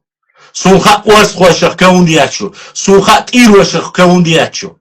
Валлахи, биллахи, таллахи, мадати. Экки дукбеш, уасхуа дукбеш, тирва дукбеш, якибеш лула ашбол, емелхи дукбеш лилушу мадати. Просто-напросто название земли, ни больше, ни меньше. Каймадат. Экшун ла ахцала ашу, стексана унгархайта, аздабах, дельц эрцани, хобеш раджабут бывай, хобеш раджабата. Как марки батюк и волшбол. Валлахи, биллахи, таллахи. Вейн мелхо, что жергинштя, женщтя, штринштя. Хитам хилит бахшун. Мелхи, уастхвай, тирвай, экки, шарвай, чеберлай, шатвай, нохчмахвай, аухвай. Üşşəbir saç idoş sanoqçı qamamadı iz xillamadı horumu şeytey tepni mekşi terş yütsel nuşadig noqçı sapamdı xilladu xildoşdu i pitandi şun yuqi şu digduş oqçu xeş oştana oqaha şozqa itstagu waqa çuha maswa yoqçu tqestagu wachcha shitstagu youtube çuha şu nahar xizr dikriyetsoni. Хорошо, что вы слышите, вот как занимаются люди подстрекательством. Вот об этом разжигании я вам говорил. Не я этим занимаюсь. И мне это абсолютно не надо. Мы говорили о своей истории и взаимоотношениях. Опять заметьте, в основном между Дагестаном и Чечней мы обсуждаем. С Анзором, с Бельто, с Тимуром. Мы говорили о грузино-чеченских взаимоотношениях. Мы не говорили, ни слова не говорили о них. Но они зашли, залезли и занимаются вот этим подстрекательством. Иду ас и болштег. Цундер эт харцунд эхитин. Dünya дуйштуш. Сохунядин брагнару, валлахи, биллахи, таллахи. Сун цана галвечу, огум динамадац. Я асан динамадац, валлахи дац. Даггерц эн нохчи, галгай вежри буба, сак амду бас. Но питни алькши, что уахаушин, цар галга язил, цар ингуш язил, кумик язил, кабарди, сун бирбар дуцун хуа язя. Харц вах нохчи қоман юқи питан лилаша, хоқтға истории, культуран, географии, масса уман юқи лилаштол, и ума, и чак доришвол, стег я больше яц, я нохчу яц юм. Им хасун. Цундера, эт шаш язван хуман. Язвашул хумана, шаш оштол хуман, шо хабахкин сун вайнахити, каминш, аш да юляч хайнаха, Dağvay, ihum şoltiye, ser glitki çudoli yazıye, ser direkt çudoli yazıye, süyükma yazıye, sosyal güç uçvat, yasat bağlabat, muhabe an diyalektir davul öyle. В конце он доходит до того, что аухой махкера 200 тысяч ашвал ауховица, кивол 1,5 миллиона ашвал ногчиш оскорблять бяш, заставлять бяш, вушаш ногчи дуал, хотя мы ближе к ингушам был. Дадыло кастейт. Дало. Кастейт хауса хаусит. Тетё, оскорблять яште шуду. Шудоога истри бездиш дазлаш беш буй, жаунш буй, качуй племенаш буй бош беш бушу оскорблять беш. Ногчиш это, да и окто, вот какому нюкаца дебил шу, в 921 году я ух, да я лица уж. Царь Оли, Дагестана, Уляхалич, сюли буй шу Оли. Но еще безграмотный баранш был. Царь цадисер себях бац. Цен ше нохчу, ше нохчи цидош, ше историо, ше мархалиош, ше культурао, ше географиош, стегу, цаца уха, ашбо нохчи сюлибу эрдац, и сюли босе. Jetzt ica batish, televizyon kol hoy boş, nokçu boş. İz nokçu lan dalde böyle. Sen bu eser var, dalde var. İz kasu sultan o, iz sontiga men boş valla, nokçu boş, şey dört boş liş valla, kenti bu. Artur bitirbi o, qida beş bu. شو بيجي عبوا اتول بورشيوت والله اليازين يلهم يشوناس غلغاش تباخشنا نرنيتك بعض قبورشيوت بيجي عير ارتول بيتر بي ولا تشوت خيرا يغير لاتشي يغير تن بوتي بارك شي يغير تن سلاتك يغير تن بوكس على تعرف سلاتك يغير بيول سلات خينا شو تايغان بيول المرة ياتلوش Мы за тебя болели, босс, а скепк подарить яшер, мечайер, что больше отсумш. Дин ночи чу Артурин сагат яш, цу доалиш яш, Артурин тулам бакет хаш ушена. Шеях йор видеос каушаш язинаш хаус. Мы все болели, все республики болели за тебя, босс, а сирион камирчик хаз, а собак и цендинчай, а язёшь шумшик бах. Цухайна хундуацер Артур битербиев, близко к вам. Тханохчи хундуари цухайна. Олимпиада леч خير بويس تخنوخ هوندوا مسو خير تخنوخ بويش شنو بيتن دلو خير شنوش بويش بوي شو بس بو ارمي دو خايش شنو اش ليچنا признательно да дуе сакам башлам وي نوخчи شادش وي сакам دو غلغا نوخчи сакам دو оле سوخين اخر بو شو ادايت اخبار شو باتش اش تخنوخчи قومت تخصيدو سيدو تخموق بويزا تخمجري بوش شو باتي شاش يزنو كميتارش هاوس das юват акабах шаш побратима Хайнц Дера хаус. У нас 4 улицы в честь вашего героя был шаш язинек хаус. Так кордушун. Бяк мобил инца окаха вачак дошдачуна война тагана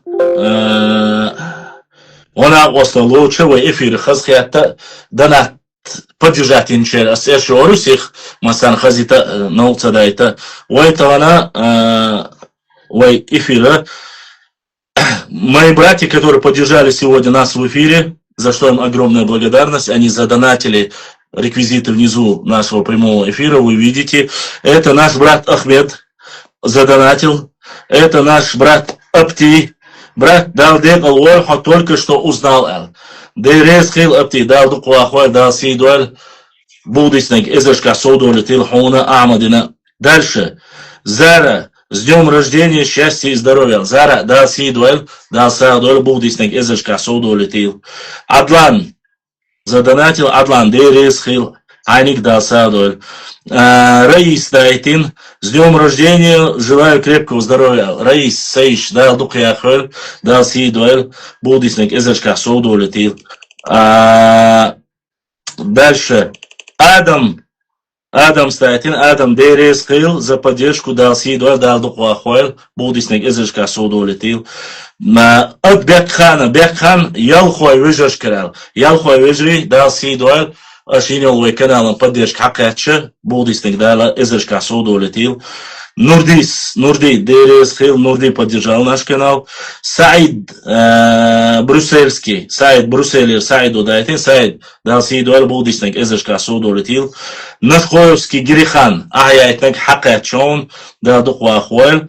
И Тимур Дал Сидуэль Дал Дукьяхэль Будиснек Эзешка Соду Летил.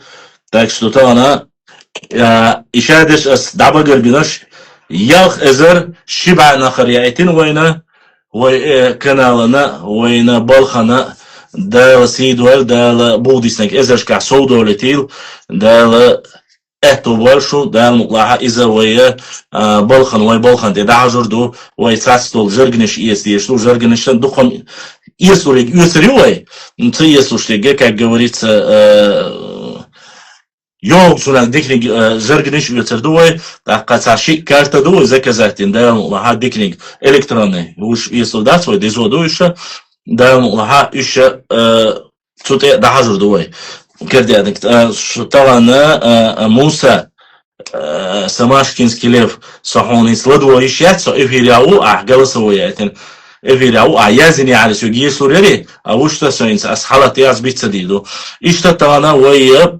غنا осталется Instagram чура, вой вежерша ца, ши, ко, ви, пхи, ял, хворх, барх, ис. О, ит таготан, она осталдиновая, ну это хорошо. Совин дедала, и дюч хаздаца, но 10 человек, это уже радостно, это уже хорошо, это уже активность показывает наших подписчиков. 10 человек, это прекрасно. И плюс 1 человек, который через YouTube Donation Alerts перевел, от него тоже дошло. Если я кого-то не перечислил, сайт Алязин Утига, если я не перечислил, $20 дюршуга, ой, хакачил сообщение изю, возможно, если кто-то отправил на ВТБ банк или Т-банк, они обычно приходят чуть позже, может быть и такое. Цундейра, да, садоль, болдистек эзершка солдоль тил, да, мокшмаш лилдоль, ашлоштега, ой, сунада, хетевити халурдат, что сейчас киетиз, да, хундати, но, ой, магейтер, хенс, там, ой, вашего сунден рождения, это, что цегинчак, бас. Арсхара вообще это золото, это мифы и народы, мифы и народов мира, как видите. Это великолепное издание. Надеюсь, что мы здесь от А до Я, Юж, Хахан, Явы, историк. Ну и плюс, конечно, здесь все масонство, заговоры, плюс народное нарглямни йоза дюшуш ночи заргадуй гаха ака ваяда дукяхал абузар айдамирови йоу язина. И что колыбель свободы Эла, Машар Айдамиров связан. Аржиргадуал шадиша, сумайлара, суниш декалваша, дюнянчувалдина, алыш, жаргништела, и что шальта делова и тамошва. Дюл кюртер. Да, сидуат, шун дал духуахва, шун дахайт бах, вой там кайл дахна дат, вой охуна бах машляш дат, вой дейл дуахкахюкшту, коман дуахкахюкшту, диг вой дахайшту, вой лачин там дат, вой кида вой бах дахо, шук аддел дала, дадишлу, что шук алов дат, ну, Декен сатан держаться дажару, он эльше, хар садед лош уже берит толду уже там. Садед лош дала хар дука диге шуна шужуп шухатар шажуп лурду да уштуя, шейхатар дала видео ила кида уербах дахо хахата ищушу.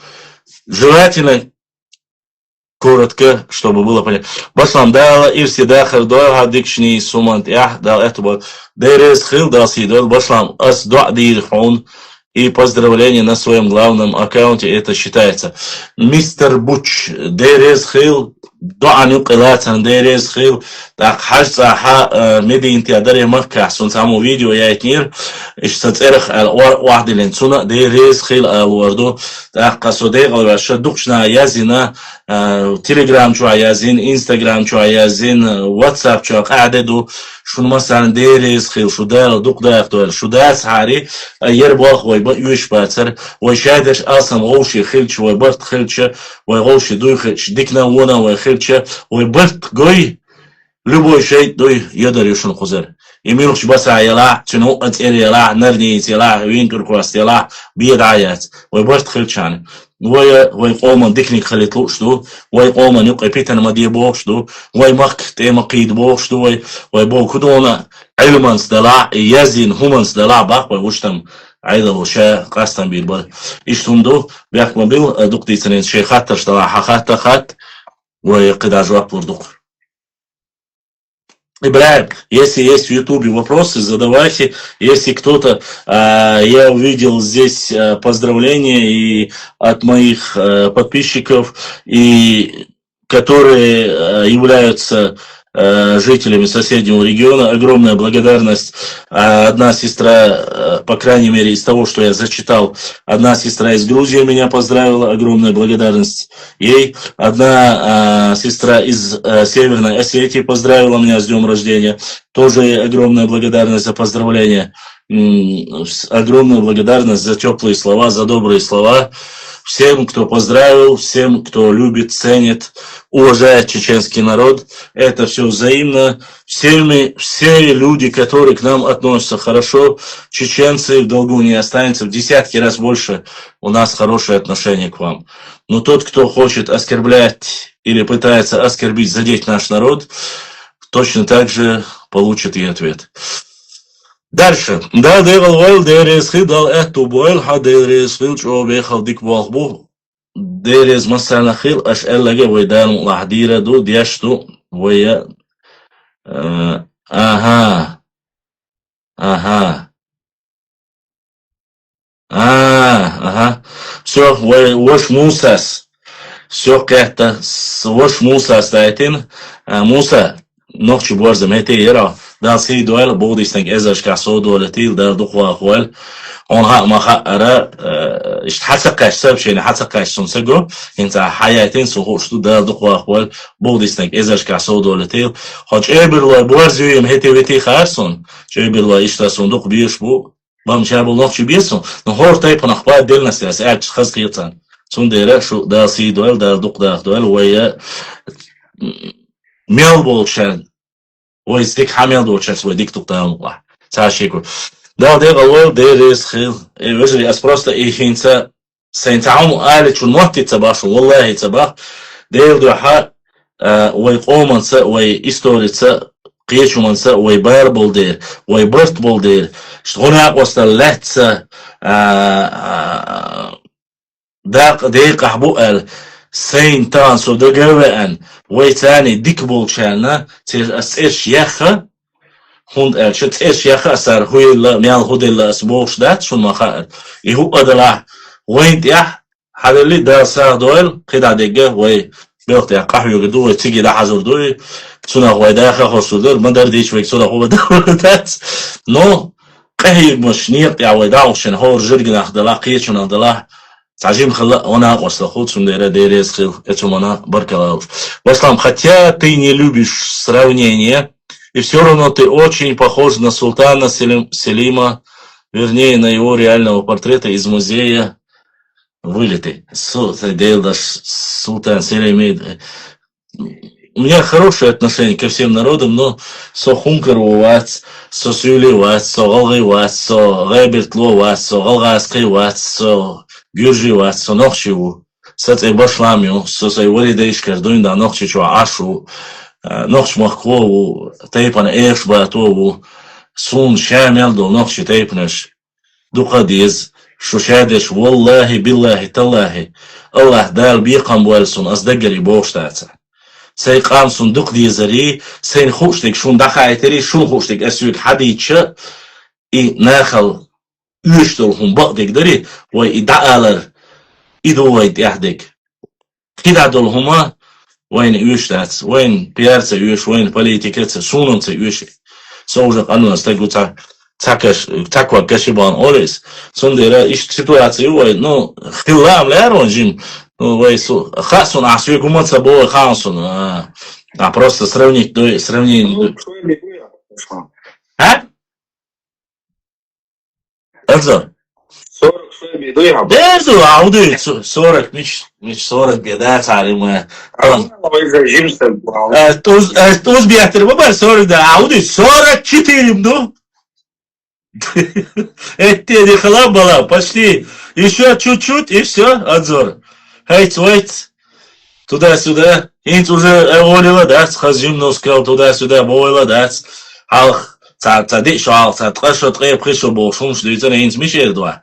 Уже ауш, хена, нет бич, дела, воша, бош, он нет бич, берит, трейваша, до зудбеш, он нет бич, хоть уже хапа, канули. Сундер уже старый совсем, Анзар, старый, 44, это тебе не халам было. Ну, Касимя, идешь, Анзор, у нас вообще сама, по сути, порода, дакка дома, что уж бушабишь, редко бывает, семья хажим диадош, и все почти что или рыжие, или светлые, и цава шутка единственный, Карул Аж. Ну, Карул Аж уктон юкай, مثلا. И حيز وشوحة خيت ولا تجعبوش وينشح. وش دق دومش خل سيخ قان ماله. جيم خيتها تسيد دق ديادك. يعني مال جيم ولا دق ديادك وقيت كتر. تكوا психология. А تعشوب لينكي جيم وش وجوي يتون عطاش вроде бы 40 دول خيت даже 80 خلش متك بلا. Ну, это психология. Башлам, срочно надо жениться, Хулилду сразу 2. Так, Адитардува и вопрос. 44, то 37 примерно, думаю, что, ну, по возрасту, конечно, может лахло, жима волло, но асидама дени ахшуавай, не подписчик, может жимундина, ол укар, хна хунда, ол укар, койте хунтилна, кеп кундуаха, дел ван ца агума яцвай. So уже сам да яш васо, эфиля, дел да ва. Возраст не Аязин. Худус ли Аязин? 39 лет. Не Стацон. 1982 год, 17 январь, 23 часа 55 минут, 4 этаж, центральный Грозненский роддом Оксунах, Сучуахвин Оксо. Точно данность иштюком. И данность установить, и давай точно ханна, хейнаван шадей хейнахон. Тайпа, эх, бату уса, дана, шатойский уса, да, Беркелеру, ну, Беркел Чечин там, когда Эхшбиет, иштхал юдлемиш. Не Эхшт, а Эхшбиет, Юденский район. Иштхал духой. Сыгляк, диктил нираси, нехчак дикцаха. Хинст, луа где, цан лаца, тушбег, нисбин, вервацо. Декник херду, да, ладно, декник херду. Ладно, личный, Адитардува, личный директор, что нажва порду, хаттер стане, хударвай, хударвай, дийца, шальчани, любой, а то, чтобы люди, я понимаю, этот день я рассчитывал, что я буду отвечать на любые ваши вопросы, кстати, задавайте любые вопросы, что не сват, идея, что хаттер нажва порду, алловай, уайлу штуку жва, а шейнлова, хакатиш, хаттер, или шейн дийцла, дийц. تطور درس الخيطة. Так, ассаламу алейкум, санахоми бусуб нахчи, ва алейкум салам, ваш эршбату. Чиминек и башлам Аллах дала диканс дуква хуайл, дересхил, да анхани вахил, мукшмерша, дересхил, да си чанти безлай, да си дуэль, да дукдах дуэль. Дал мукшмеш лилдо. Шаройский тухом темш биндуй во время имамата. Дудер, нанма, дал Шаройский. Угерч от ван бинбу, Шаройский чар.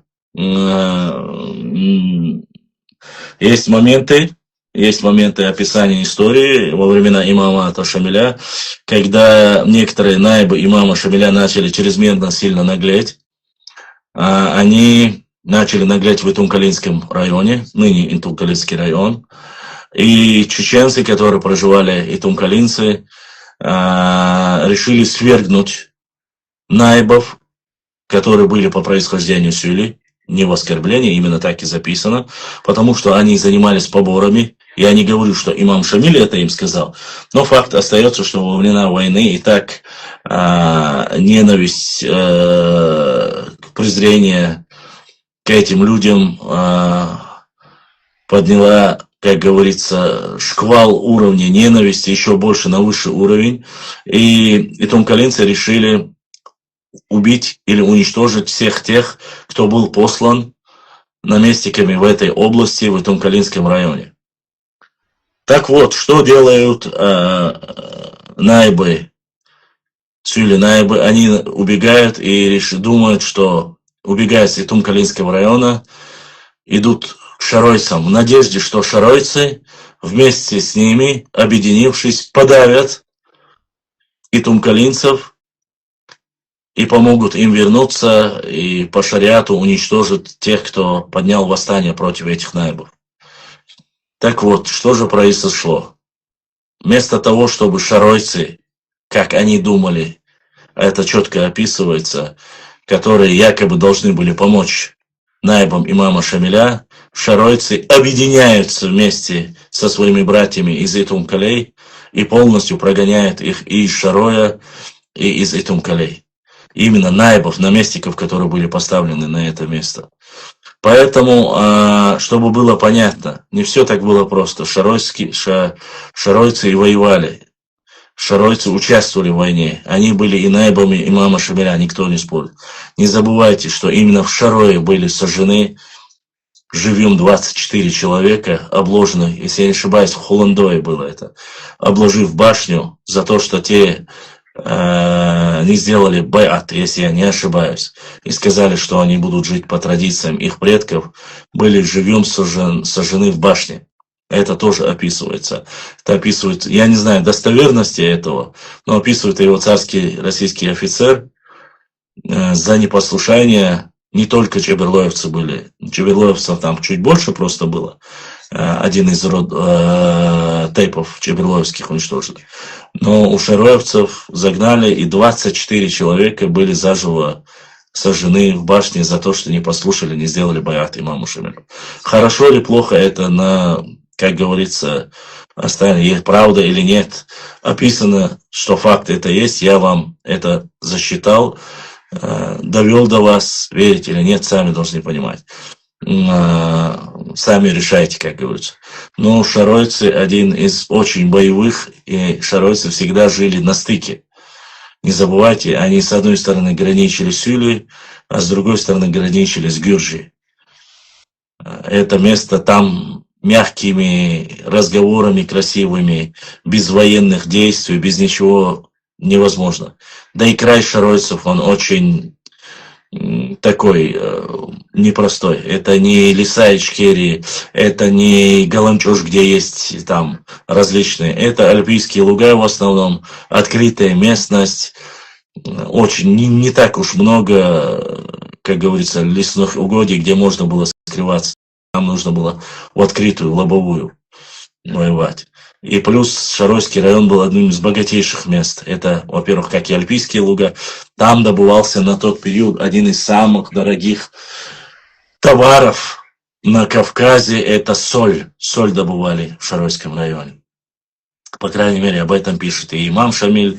И поэтому именно многие сюли из Кенхи, да, которые проживают, остались. Кайнхи, исторически.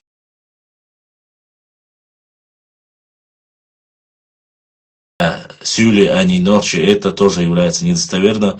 Из немецких источников говорится, что эта область Кайнхи от Белой речки, это чисто чеченское село Юсюли, Тебяхкин, Уахоштин, то, что во время имамата была программа переселения с более неплодородных, плодородные земли, это уже оставим, чтобы вы понимали. Ну, люди пришли, потом уже начинают говорить Ертхаю, Артхахилла, Ярюни Хаялиз. Тут нужно всегда говорить им: Сободел, вы соседи, хорошие братья, ну что Тебяхкин был. Примерно вас, да? Ашбул, Ашбешбул. Ой, вы жриду бусуб. Да? Ну, шушайду, тут хайду, понятие, хлиезовый. Потому что Нохчи не имеет права претендовать на земли Сюли, и Сюли не имеет права претендовать на Нохчи земли. По исламу. Я уже молчу по кавказским, горским адатам. Вот такая вот ситуация, поэтому с этим вопросом нужно быть очень осторожным. Сободела бильтуаж, да, я шевачу мойца. Ассаламу алейкум, ва алейкум ассаламу рахматуллахи ва баракату. Ассаламу алейкум, башлам. Галгай анна хабюльбу. Галгай дела. Адам хава хабюльбу. Иштарч от Айролит Ешо. Башлам. Бакаев говорит, что народ... Собордила. Башлам. Бакаев... Говорится, Бильтуахи, Гуист Холитоно. Шадик, Гуист Тардому Машему. Собордила. Бакаев говорит, что народ Санары, по данным ученых, были чеченцами. И связи с Тайпом Чертой у нас, у них, с Уантра есть связь, как думаешь? Цанары, Цонтарой, Абоудери. Нет, но в любом случае, Чертуа Хача Нохчибу, Цуатроя из Нохчибу, Цуантроя J2 Бу, Чертуа J2 Бу, родство-то в любом случае с чеченским народом будет. Конечно, вполне возможно. Но я не хочу сейчас, понимаешь, Цуантрой это один из больших чеченских тейпов. Им никогда не угодишь. Вот говоришь их происхождение, вот раньше в основном все древние Муалныш, Хилаш, Цуантрой, там были и во времена Джахилия, Ичмандаци, Осон. Todo синтер ош, иш дугарду вожду, и никак не угодишь. Я к чему это говорю? Это не только Цуантра касается, это про любовь. Про любовь. Поэтому несколько версий адают. Поэтому асити ала хахуктар Цуантру ашсани гюджи гергал, то гюджи дубахо, веруса нюкия. А мне потом приходится это объяснять, что я не это имел в виду. Поэтому все может показать только ДНК. Но чертовец Энох читает, если Хасан указывает, что ценары близки к чертовцам, то ничего такого нету. Вполне может быть, что они близки и к центровцам. Чертовец Энох чебу, Цуантра Энох чебу, Иша Энох шмаквайбу, Хоша Энох шмаквайбу, Хоша Джейдвабу, в основном Иша Джейдвабу. Джей-1 будет, а у вас вообще бах. Ну, чтобы было понятно. Поэтому думаю, что здесь ничего такого нету. Недавно увидел, как в одном эфире наши соседи, жители Басни говорят, что чеченцы их ненавидят и так далее. Как будто нет за что их ненавидеть, как можно быть настолько несправедливыми, просто смешно. Дела, ненависть, сами церкви, шатричаны, книги пишут, карты делают так. Джуапцадыр, соволсо. Старлей наш и один из старейшин, так сказать, умнейших людей, Шепа Дикаев пишет: мужчины столько лет, сколько он чувствует. Тогда мне 25. И я чувствую себя на 25. Та проблема в задней сальтоиловой, дейлдайлов. Чувствую, сколько лет, насколько она выглядит. Мне стало стыдно за тебя, брат мой. У тебя жизнь только начинается.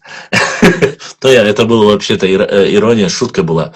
Но военно войки гекетвен. Олай ханна хабирбу. Дейла, выжри, шейдели поехмарда. Инцюк, инцихач, олай ханна хабирбу. Олай, нохши цапбук. Ой, выжри букушу. Да, цахалова юс, шейн, отдельно голга дутхо, отдельно камду, лакайсен куш, и все. Вот все, что я могу сказать. Гюжи махкаца, дознях болчу деттах кварта, цейлу ламанца, ингушети, деттахна, кварта, цейлчу, ингушети, деттахна, нажиют кваштан, йолчу, деттахини, волши дойш, шума дуйти.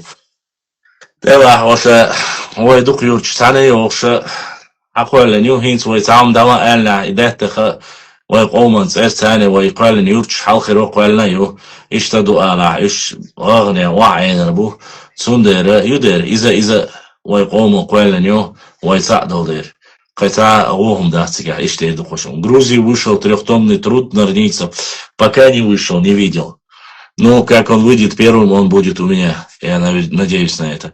Башланц ич эх нохчихильч лулхуа шашею алар хундуц царь ищи нас хане харцлюш хилцариз. Объясняю, Бурзаевич, да, ич эхи это исконно чисто чеченская территория. Нохчичую из-за царь и хундуцы, они говорят, специально провоцируют и подготавливают, растят почву подрастающее поколение, чтобы у них была патологическая ненависть к чеченскому народу, чтобы они ненавидели, были такими же нордийцами и чеченофобами, как являются сами, фитначами. Вот и не более. Цеч, Ахки, Мержа и все эти места на протяжении 200 последних лет были наши, до 2009 года, когда они стихаря прихватизировали и добавили их к Ингушетии. Евкуров, экс-глава Чеченской Республики, увидев это, проверив это, вернул нижнюю часть, точнее верхнюю часть, получается, эти земли обратно там, где они были последние 200 лет. А все остальные байки и сказки, которые рассказывают наши некоторые норнийцы, не наши братья, а именно норнийцы, сказочники, не являются достоверностью. Но они это говорят, еще раз вам повторюсь, чтобы воспитать плеяду подрастающего поколения молодежи с ненавистью к чеченскому народу, чтобы рано или поздно они пролили кровь, чтобы рано или поздно они точно так же внедрили вот этот стишок четырехстишие Гюджичунах мостах игвац, Хиричунах лулхох игвац, Нохчичунах вошх игвац, потому что это тоже только буквально, так сказать, 20-30 лет тому назад выдуманное чечено-ненавистниками нордийского происхождения не Галгай, а именно чеченофобами и чечено-ненавистниками выдуманная сказка.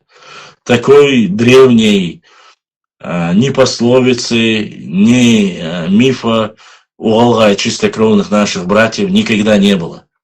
А вот от кого появились, не знаю, у полукровок, вот они придумали и специально внедряют, вселяют детям это, чтобы они сказали про нас. Когда они такое говорят про чеченцев, или же, если это будет лицом к лицу, это будет кровопролитие, если это будет заочно, то есть через телефоны, чеченцы скажут обратное, что-то плохое скажут про Галгай или ингушей, и начнется междоусобица, травля, потому что есть оскорбления у нас про них сказать, у них есть про нас, вот поэтому вводятся вот эти ерунда. Точно так же, якобы, как они считают оскорбления нас, вот эти термины, чачаналлы, нохчаликши, кюпчаликши, вот эти все вещи, они думают, что это нас оскорбляет, называя этими именами.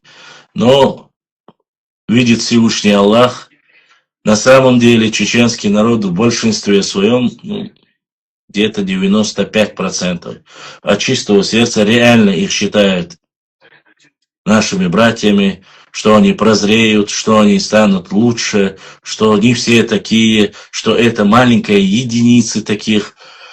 Так ли оно или нет, я промолчу, честно сказать. Пускай люди больше читают, узнают. Но то, что мы их считаем своим народом, да. То, что мы их считаем своими братьями, да. Но то, что они не считают, что вот этих балаболов своих, откуда они у них там появились, я не знаю, не могут остановить, это реальная проблема этих наших братьев, реальных. Они сами должны остановить. Но если они дальше будут посягать на наши национальные орнаменты, если они будут оскорблять чеченский народ, если они будут посягать на чеченскую культуру, территорию, язык, не отвечать, я считаю это актом вандализма и предательства. Предательство своих предков, своей истории.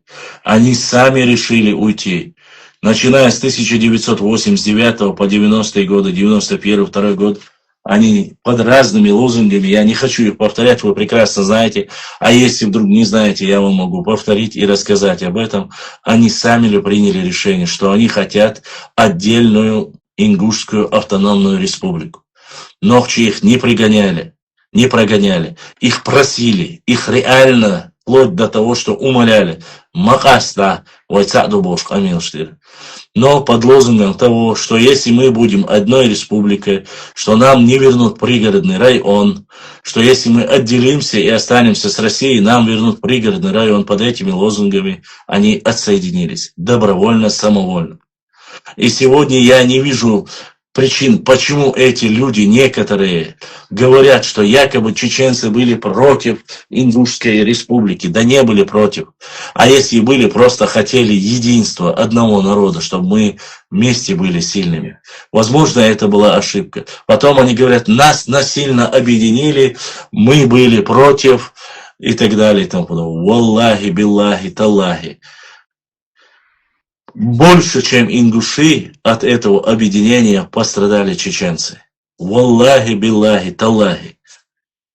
Мы потеряли свои северные, потеряли в хорошем или плохом смысле свою северную часть, северо-западную часть своей родины.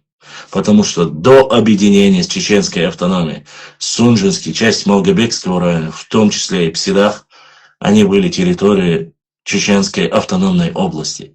Чеченцы потеряли больше от этого объединения, потому что, объединявшись, они были с нами, разъединившись, вы, заселив туда эти места ингушами, нужно говорить как есть, из пригородного района, из части Чеченской республики, когда началась Вторая война, вы осели там, и сейчас вас большинство там.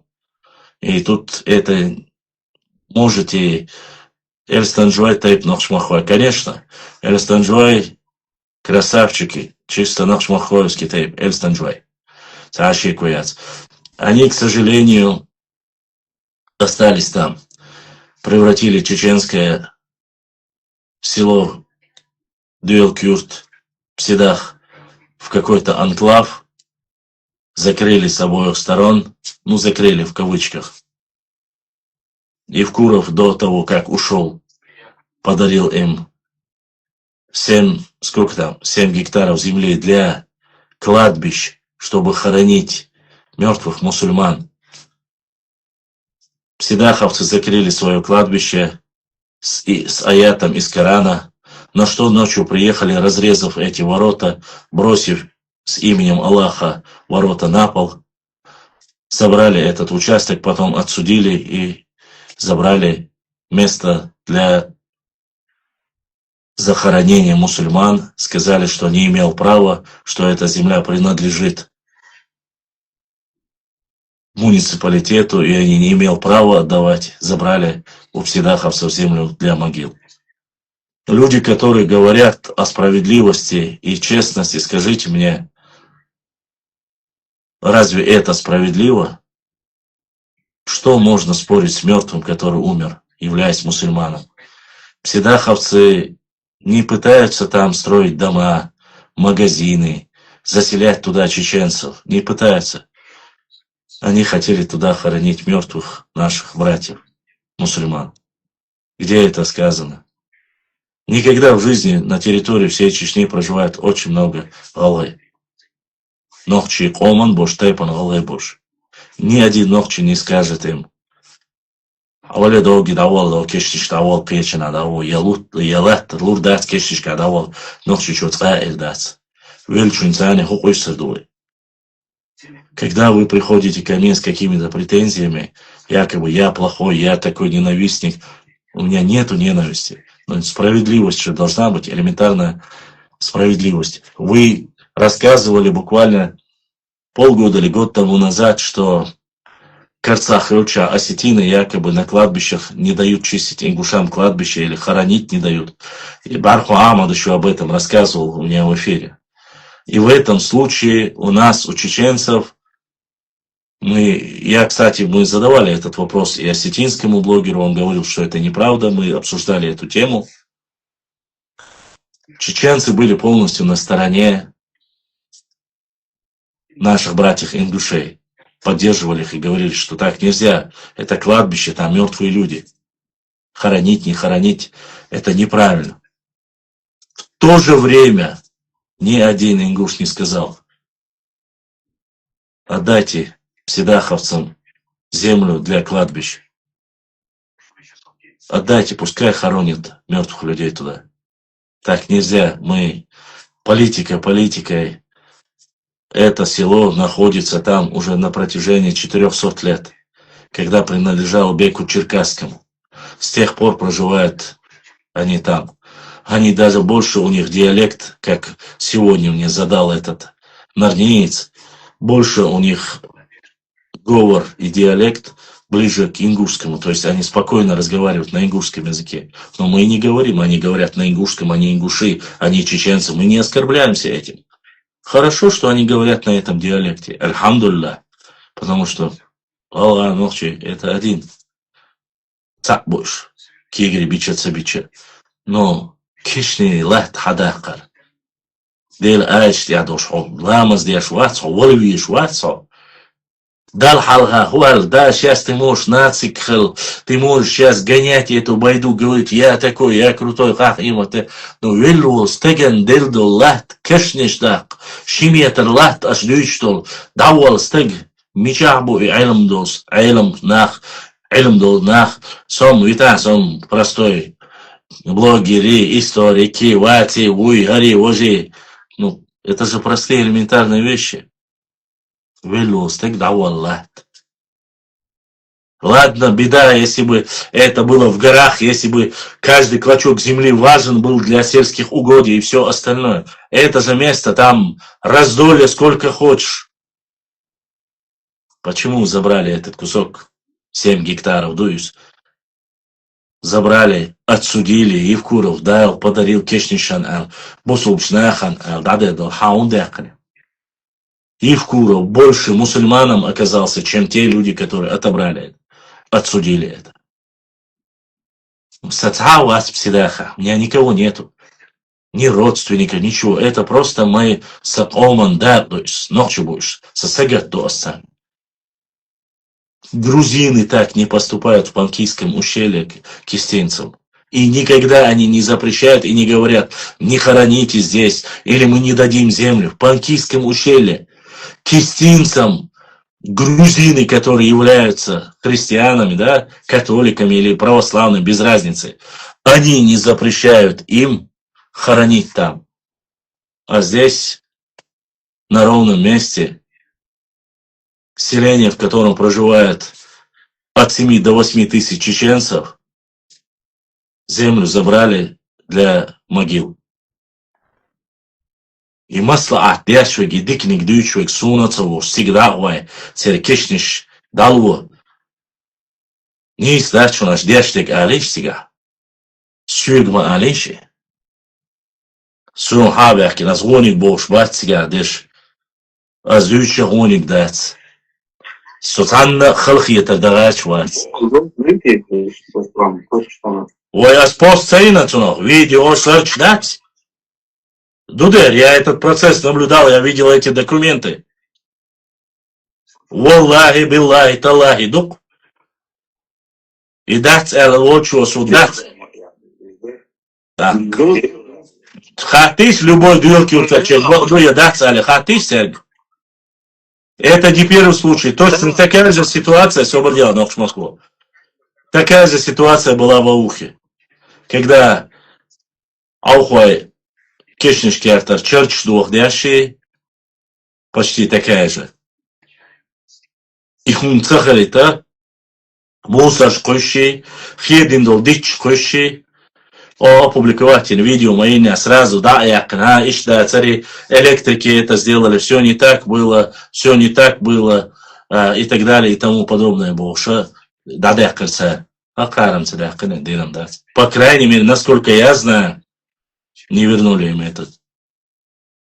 Поэтому, когда мы говорим о маслаате, о хорошем, почему всегда должно исходить это от чеченцев? Я не против Гуттер Вайдик. Уже вышел в день на дуалму, будешь. Ну да, у них какая логика? Такая логика у них. Наша родина, что хотим, то и делаем. У них вот такая родина. Ой, родина, бас, логика. У них такая логика. У них такая, у нас такая. Ну и родина тоже получается такая же. Ну, честно сказать, так, и Соборделаш, воина поддержали нас еще, задонатили. Байайль Харачо, Харачоевский Байайль, Харачо Берзлаш задонатили. Динауэн гонак осталяться, Гуаистер. Дал Сейдуэль и Адам, просто Адам, Адаму поддержать. Динауэя, дал Духдах Дуэль. Daar moet je maar schliel door boog die snink is er zo door het heel. Что? Что поделаешь?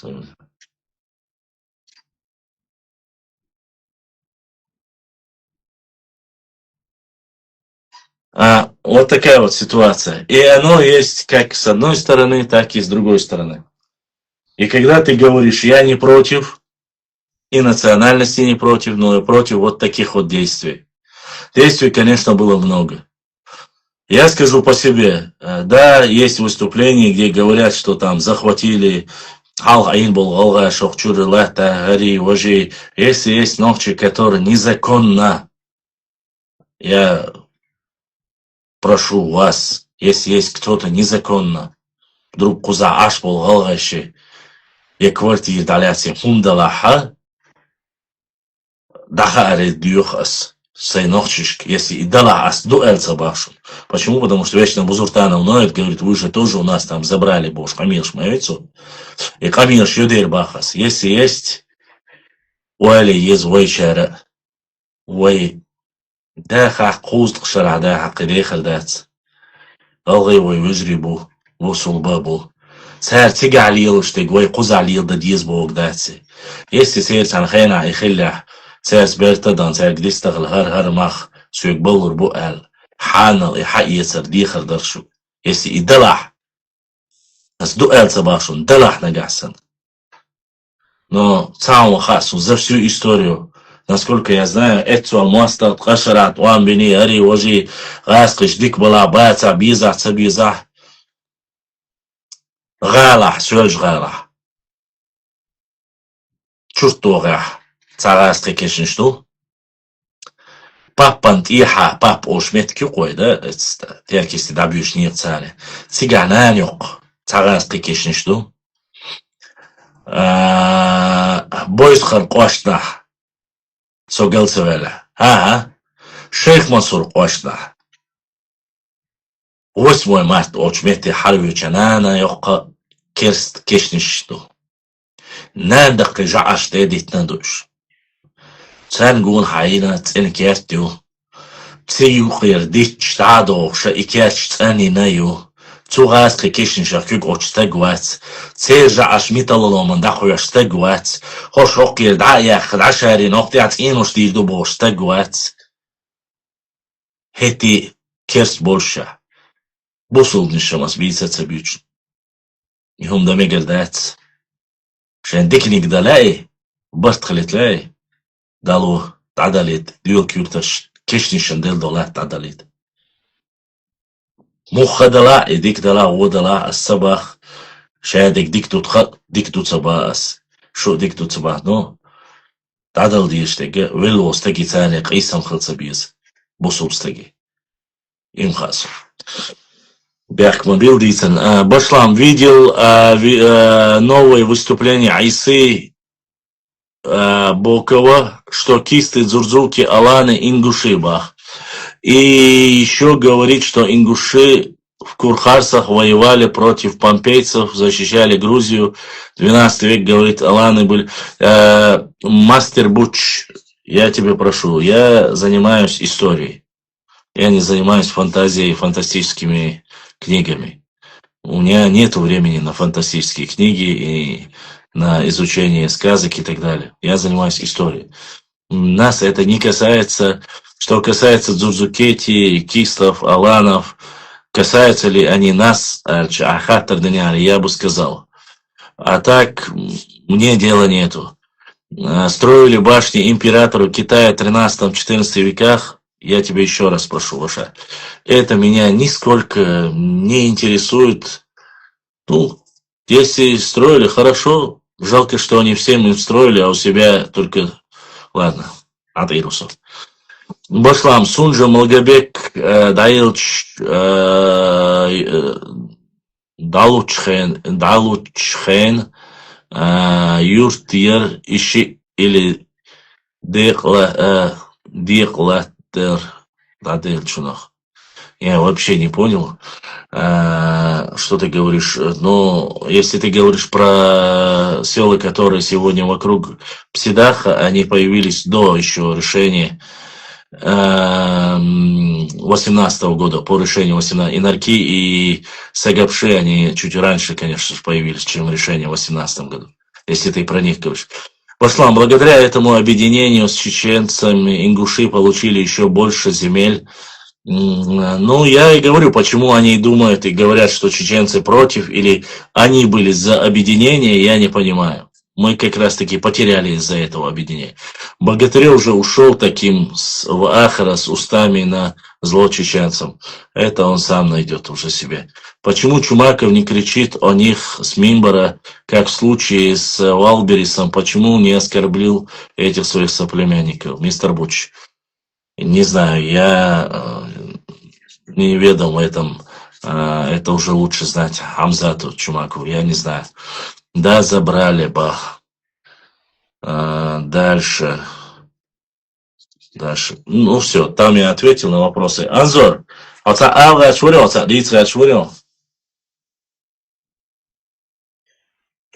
Здесь короткий, так сказать. Хахатов? Смотрите, пригородный район и пригородный район Осетины считают исторической территорией, их территорией, или по закону? По закону. Имеется в виду, они признают, что эти земли исторически принадлежат ингушам или нет? Ну, есть те, которые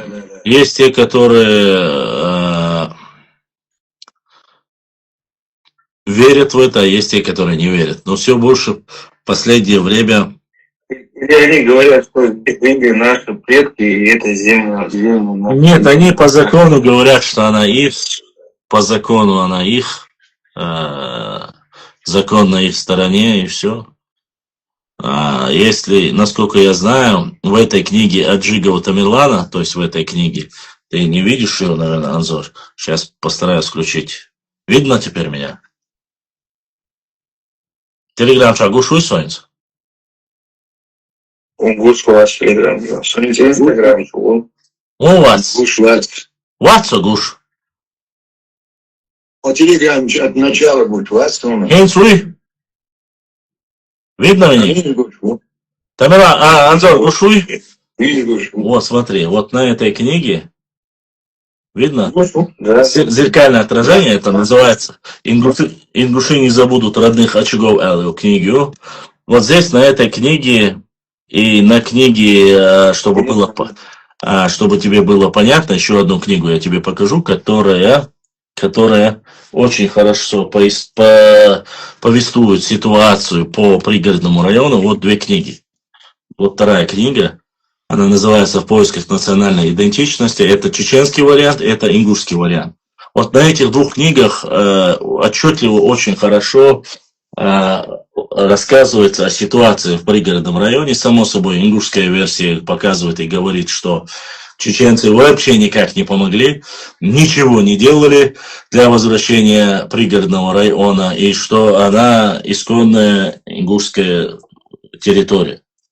Чеченцы, в книге же Хамзата Умхаева, поясняю тебе, кстати, когда они это говорят в книге вот, Аджигова Тамерлана, никакого документа, подтверждающего, что чеченцы не помогали, у них нету. А вот в этой книге, это книга Умхаева Хамзата, в этой книге приводятся документы, приводятся люди, которые до сих пор живые, и могут дать интервью и рассказать о том, как они поехали в Осетию, как они уговорили, как они создали вместе комиссию для того, чтобы вернули пригородный район без правой части Орджоникидзе, то бишь Владикавказа, на который претендует точно так же, как исторические земли ингушей. Без него весь пригородный район возвращали. И взамен, несмотря на это, взамен правобережной части Владикавказа Осетин и Галазов в том числе обещал, что возможно точно такого же формата или размера город, другой город, возможно это Беслан или не знаю, другие части, которые находятся ближе к Ингушетии, что возможно обмен взамен Владикавказу дадут. То есть вот эти документы, все вот в этой книге есть. Какие люди участвовали, как они договаривались, как они после этого поехали в Назрань, как им там сказали, какое вы имеете. Хири, ага. Ладно, сейчас отключить. Тайленец. Все? Анзор, инсхази. Что-то. Телеграм чурнеш. Ей? Нормально есть? Хазисо, хаз. Ага. И чеченцы, какое вы имели право оставлять нашу историческую родину, часть Владикавказа и так далее и тому подобное? Как вы могли согласиться, вы нехорошо договорились, потому что, ну, там описываются все делегации, которые поехала в Владикавказ договариваться. Они после этого перестали уже в дальнейшем помогать. Что касается, кому принадлежит, по-видимому, всем критериям, которые есть, основоположниками и большинство поселений, заселений, проживаний в этой части, там царщик был. Я не знаю, но, несмотря на это, пользуюсь законами, которые были на тот период, эти территории после депортации остались за Республикой Северная Осетия, РСО Алания. И с тех пор они его не возвращают. Возможно ли, будет ли это в ближайшее время сказать, я тоже не могу. Конечно же, я честно тебе скажу, я и не вмешиваюсь. Почему? Потому что, по сути, в дела соседних субъектов лазить это не мое дело. Это раз. Во-вторых, и по закону я не прав был. Да, Я тебе поясняю. Просто единственное, конечно, Анзор, знаешь, почему еще? Я тебе хочу пояснить, почему.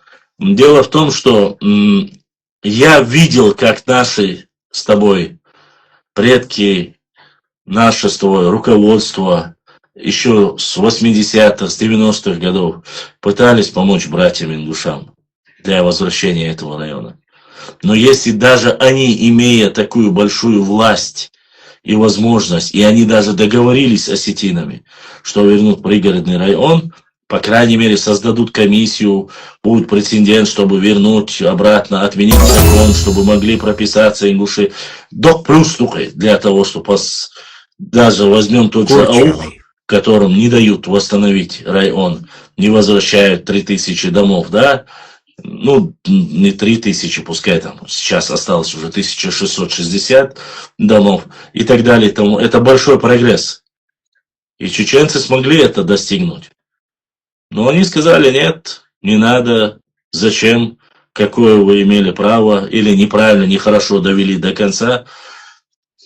Тогда перестали вмешиваться. Я просто о чем говорю. Они, имея такие возможности, если их сделали так, чтобы они перестали этим заниматься, то что говорить обо мне или о тебе, о маленьких людях, грубо говоря.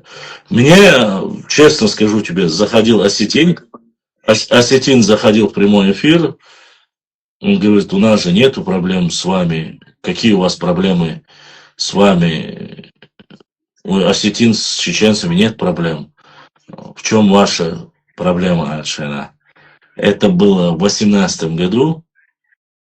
Я сказал, проблема наших братьев, это наша проблема.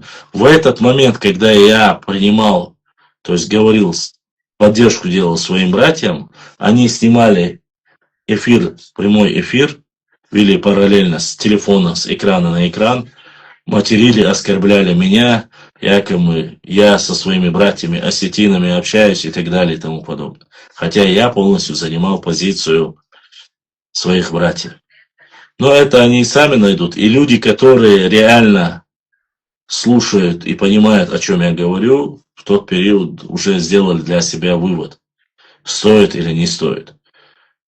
И честно скажу, есть вот один Chechen History, канал его, туда приходят осетинские блогеры, грузинские, осетинские блогеры, кабардинские тоже на телеграм-площадке. Мы там общались, и осетинские ребята, кстати, мусульманского происхождения, они говорили, мы хотим договориться с соседями, братьями, мусульманами, ингушами, чтобы сесть и привести вот как-то гражданскую консолидацию между нашими народами. Мы это хотим. Но он говорит, я позвонил, у меня есть хороший друг, говорит, ингуш. Он прямо называл фамилию, я не хочу называть, это уже не мое дело. Он говорит, они приезжали к нему в гости, говорит, я знакомил этих ребят ингушей с моей мамой, они хорошо общались, но когда я им позвонил, сказал, найдите своих 2-3 старейшин, я своих, мы вместе сядем, поговорим, постараемся консолидировать, на что эти друзья его категорически отказались. Если этот парень врет, это и моя ложь, если нет, само собой. То есть политика политикой, но простые люди между собой должны находить какие-то компромиссы. И когда он сказал, они отказались, сказали, никаких компромиссов не может быть, наши старшие не поймут и не пойдут на это. Вот так, говорит, вроде бы хотели сделать консолидацию, вместо консолидации они отказались. Анзор. Вот такая тяжелая ситуация, конечно, была бы. Если бы они поговорили бы, встретились бы, наверное, это ничего не изменилось. Конечно, нет, он и сам знал, что не изменился. Он говорит, ну давайте хотя бы прецедент, что мы вот пытаемся наладить хоть как-то вот, ну чтобы имидж так создать, ауру создать нормальную в этой ситуации, ну, говорит, не захотели. Хотя, говорит, к нам приезжают, у нас кушают с моими мамами. Они лезут туда, а Наши собак с моей мамой. а это не надо делать. Да. Но они не хотят, говорят. Да.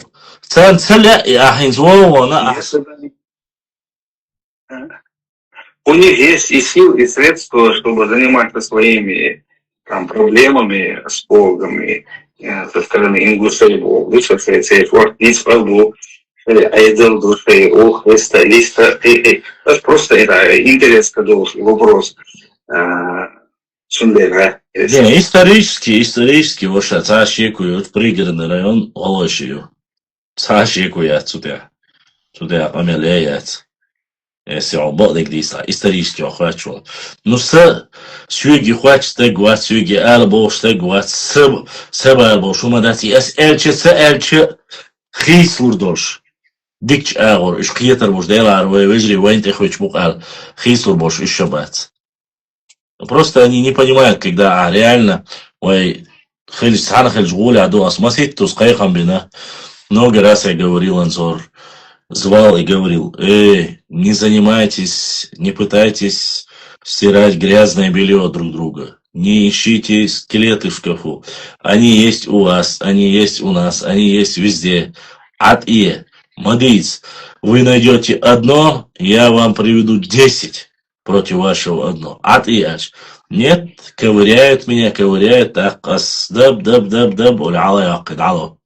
Тир дама дельня, تعطي لي منشيات سروي عيد البيلخوش موت بيتش هر عطي عطي да موت وخوني потом лешки чуболе ханохчи вас ханохчи вежриш хавиру элла шаш виру элла просто Айдал, лорвя, шубахи, так короче, ерунду такую несут, тебя убьют, тебя гарди, душа, чтобы хазбат, слацолаш, дела, маслаат, гарди, дар, вайдистхали, гарду, возу, виру, гарди, дуй, и камерса, дал диштол, хумунца, дошач. 5-10 минут они убивают, потом начинается, ты не заслуживаешь этого, потом хаценти и дацбагар, они докопались даже до того, они увидели на одном из моих выездов в горную часть Чечни на моих ногах красные кроссовки. А я очень люблю не красные кроссовки, я люблю фирму Adidas. Именно они фирменные адидасовские кроссовки, которые у меня есть до сих пор. Они красного цвета, другого цвета просто не было. Так они, увидев эти, я выехал в Харкарой, кажется, Харкара-Орксо. С выездом на башне увидели эти красные кроссовки, пишут мне, что я являюсь сюлей, со сюлей в ацаре, с и кроссовок шлила или ацар, он точно анох чего-то, а сюлей убах. Ну, так, куда из другого. Что я могу еще сделать? Итак, с Ютуба нас поддержал наш брат Омар. Второй человек, 2 человека с Ютуба меня сегодня поддержали наш эфир. Курчулой. Или он Курчулой Юртаруи, или Курчулой Тайпануи. Я не знаю, но Омар Курчулой Хакачо, да, Саадуэль Булдиснек Эзершка Саудольти, вот так задонатили через YouTube. Через YouTube один Евло задонатил, Евлоев задонатил, и второй наш Курчулоевский брат Омар задонатил. Дейресхил, да, Сидуэль, уже 13 человек. Нет. Написал Хасан с Ютуба, Хасану задонатил. Хасан Дейресхил, да, Дукуахуэль, да, Сидуэль, Булдиснек Эзершка Саудольтил. Сегодня уже 13 человек поддержали наш канал. Уже книги онлайн. 1,5. Вот 2 книги учу нас, которые дорогие. 1,5 книги у нас уже есть. Вот. Так что ищут ситуацию. Так, дальше что хотели? Что хотели задать, какой вопрос хотели? Или что-то рассказать хотели? И Телеграм что تعديتشو والله حاري أشديتشا سيخ كون شو مال خدار درس أش تعديتشا чтобы Instagram شو بوشان خزيت تعديت تعاون داتشو أنظر هتا سيتواتي يتغيرش مورا تعديت مورا تعديتشا اسكو سيخ ولا يكوخني وان مال خدار درس ديتا تعاو ديتا لا أزوج كوني أولى أيوة شو الخدار دوسن أعتقديتشا تعديت راتواترا Да. Потерял мысль очень раз. Сам диз, я шум вышел. С Богом диз остахай. ويتا سو خير شو خير شو ده تلعبوشون С Богом говорит, аналогичную ситуацию и примерно сын из республики Дагестана, я обещанный относил Бога, сынок теж до тієї аналогічні ситуації тієї. Це як до тієї. Індія з вас один Соломон, це он з пригородного району.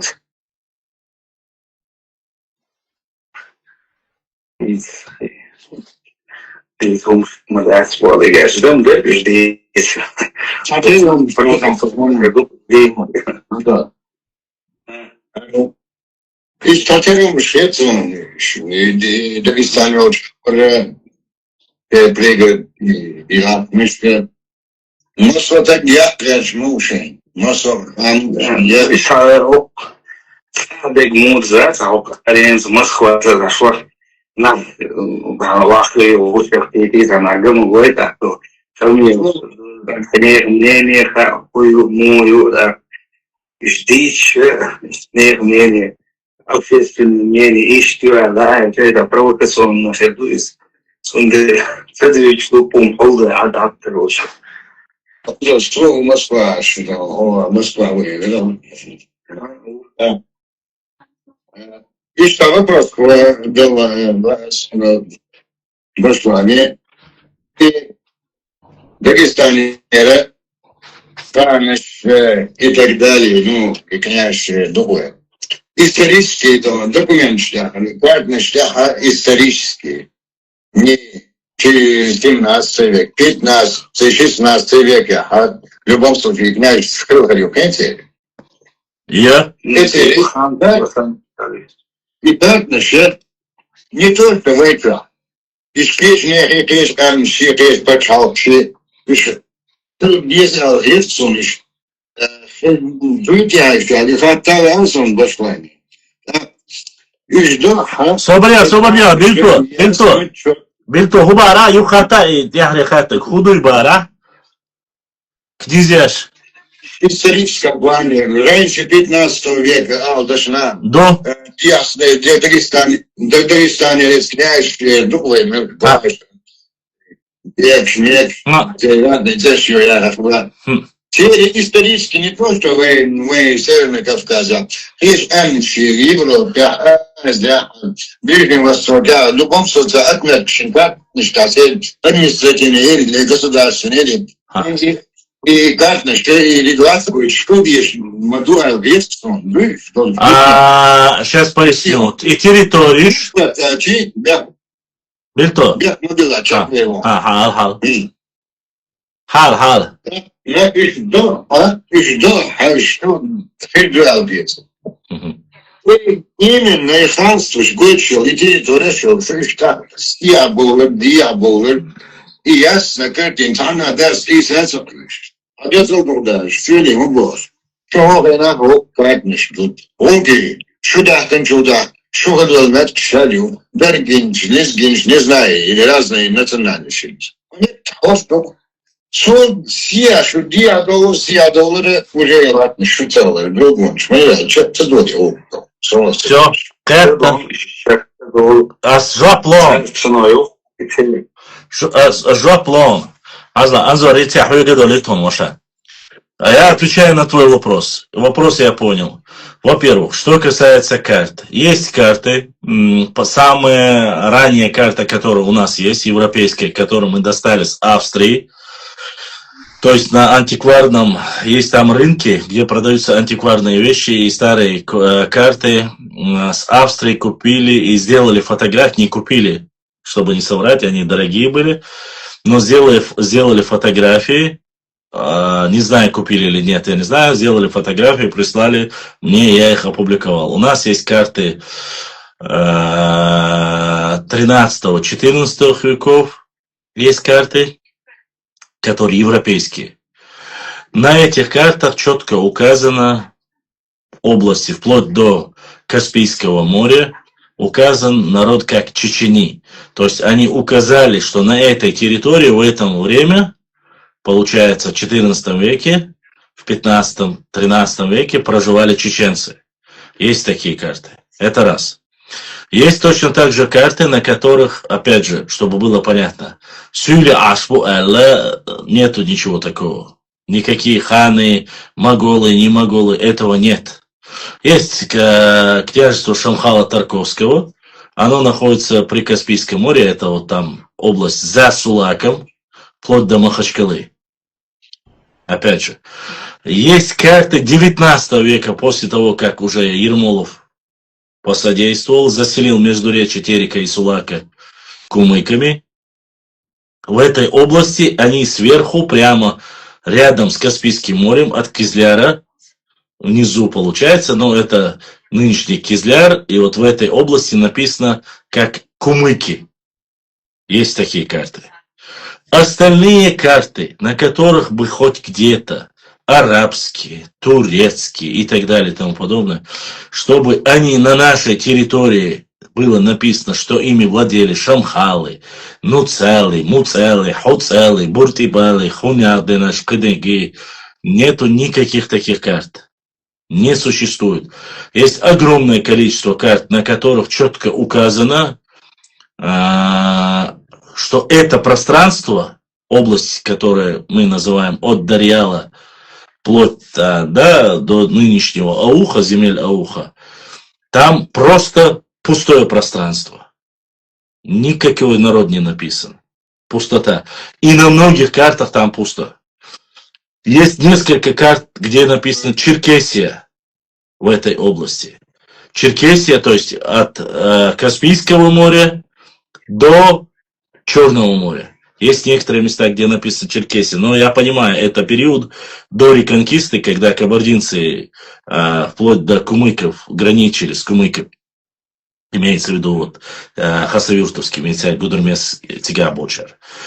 Эти периоды, они есть, но что эти земли были за какими-либо аварцами, кумыками, кабардинцами, монголами, нагайцами, нет таких карт. По крайней мере, везде, которые... Нохчибу Алдешаду, есть те, где написано, допустим, Мизжегами называли нас. Есть те, где написано кистинцы. Башлам в Ингушетии ведут предметы в институтах про границу Чечни и есть те карты, там говорят, что мы особенно много. Это верхняя горная часть, это где написано Дзурдзуки. Это такие карты есть. Но чтобы 100%...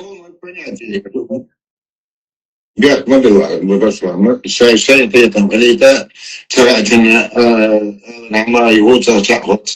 А это где в 13 веке чеченцы. Да, есть такая карта. Я ее опубликовал. Чеченцы, да, чеченцы написано. Но еще раз я повторю, чтобы было понятно. Сама карта, она не 13-14 веков. Это само собой. В 13-14 веке Дилин Картхачем она бы стоила и $500 000. Потому что на тот период, 14 век, найти карту и нарисовать ее, и зафиксировать. Карта написана в 18-19 веках. И они в то время, как называли чеченцев, понимаешь, о чем я говорю? Они пишут, что с 12 века что с 12, с 13 веках на этих землях проживали чеченцы, алдаязинцы. Не древние их названия, как их называли, а те, кто проживает по сегодняшний день, кого сегодня, как называют те, кто там проживает. Чеченцы, они записали, что чеченцы. Иштязиндуш. А карты сами 18-19 веков, когда европейцы начали изучать Кавказ.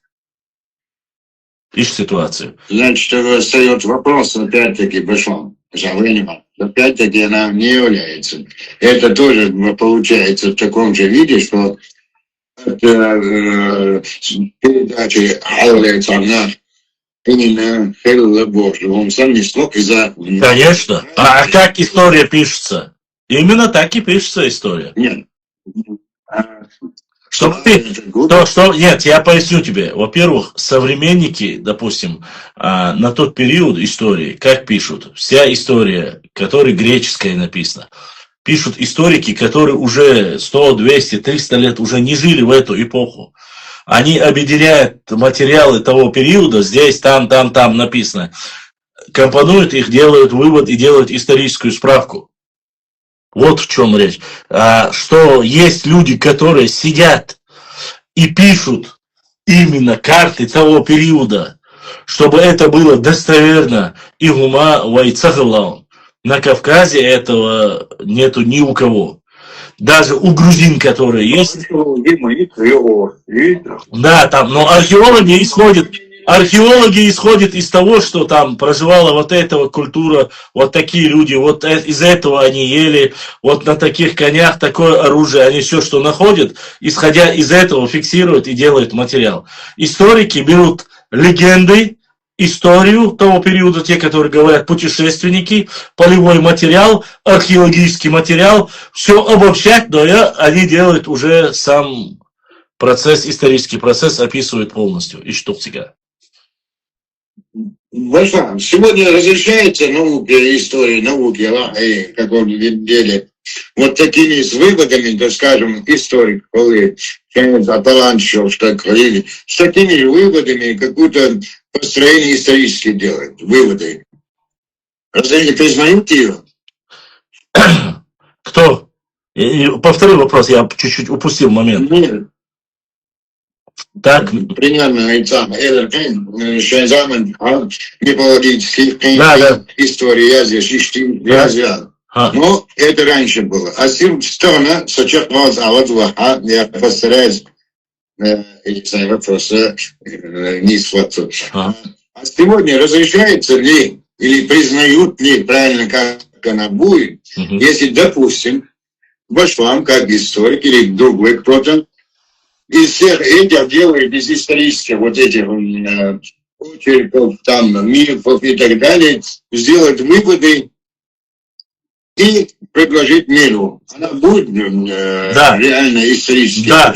Да, если Башлам является как минимум доктором или же доцентом кафедры или же... Конечно, 100%, конечно. Это уже, если ты защитился, докторскую защитил, доктор исторических наук, ты можешь писать, печатать, публиковать сколько угодно. И это будет уже основанием. Но не с потолка, не с потолка, Бельто, а реально, то есть не сказки. Сказки, никто тебе в истории нет. Здесь указывается, допустим, если это легенда. Полевой материал, Я думаю. Нет, мы же говорим не только для нас с тобой. Тут 30 с лишним человек сидит в Инстаграме. Я образно, я буду меня, ты понимаешь, что мысль, я сам и ты отвечаешь правильно. И второй вопрос. Насчет того, той карты, которые где-то на Западе купили, там, фотографировали. Вот. Самое интересное является там, вот они пишут, вот эти территории были Нокчи, то есть чечен. Если по этим мифологиям, в любом случае они должны были знать очень прекрасно историю. Но кто-то зафиксировал на тот период. куда. И они не должны ли были они называть название этого народа в каком-то другом черте там, Хриш. Да, ты путаешь, я понял. Я понял, о чем ты говоришь. Смотри, во-первых, я понимаю, Билто, слушай, для начала, ты же понимаешь разницу между географией и историей, правильно? Я хочу, чтобы ты понимал, географы, этнографы и историки – это, конечно, параллельные, отдельные, каждая отдельная, как говорится, наука, правильно?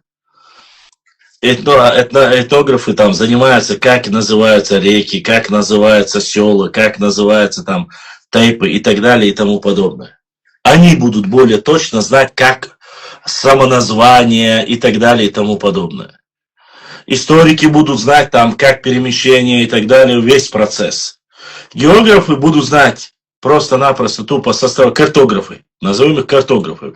Картографы составляют карту, им дают, говорят, здесь кто проживает, это, здесь кто проживает. Никто древние названия, допустим, чтобы ты знал,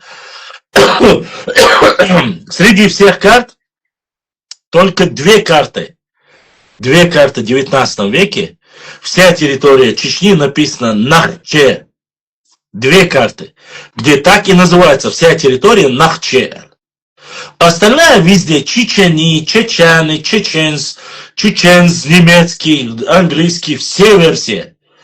Шашан, Мичикиз, Кистин, Шаегязин отсюда. Но чтобы ночью было написано только две карты. И они 19 века. Возникает вопрос. Написано в 19 веке. И ученые эти же 19 века. У меня возникает вопрос. Почему они все это знают, даже в 19 веке принципиально не написали все карты как ночи? Не написали. Почему? Поясню тебе, Бельто. Дело в том, что российская наука на тот период, царская академическая наука, они зафиксировали этот народ как отселение чечен-аул, всех записали как чеченцы. Им так было выгодно. Они так слышали. Они точно так же, как чеченцев назвали чеченцами, назвали ингушей, отселение ангуштовцев. Они их называли сперва ангуштовцы, потом они называли их юнгуши через ю, и в конце они их назвали как ингуши. Как им угодно. Не потому, что они зовутся ингушами, или их прапрапредок был инг, и так далее и тому подобное. Это выдуманное название, которое появилось там, грубо говоря, в 19 веке. Все. Вообще территориальная единица, как Ингушетия, появилась в 1860-м, некоторые 62 году. До этого она никогда не существовала. До второй половины 19 века. Но царская Россия, как победительница, а победителей не судят, расписывает так, как она хочет. И поскольку у них были ученые, приезжие немецкие, французские, итальянские, испанские, как военные историки, так и мирные историки и ученые, все принадлежали гильдии императорского величества Российской империи. Понимаешь, о чем я говорю? То есть они записывали все, да, так, чтобы было понятно. Но следующий вопрос задать ли сихокун дайтин хартарду задонати дендо и хундальча ахчанс дайтин долдер дадиш диштор обязательно. Омар алятин курчалой у алязин вы говорите цу ваймаха дайтин хартардар лица зоптолитон зоплон бильту.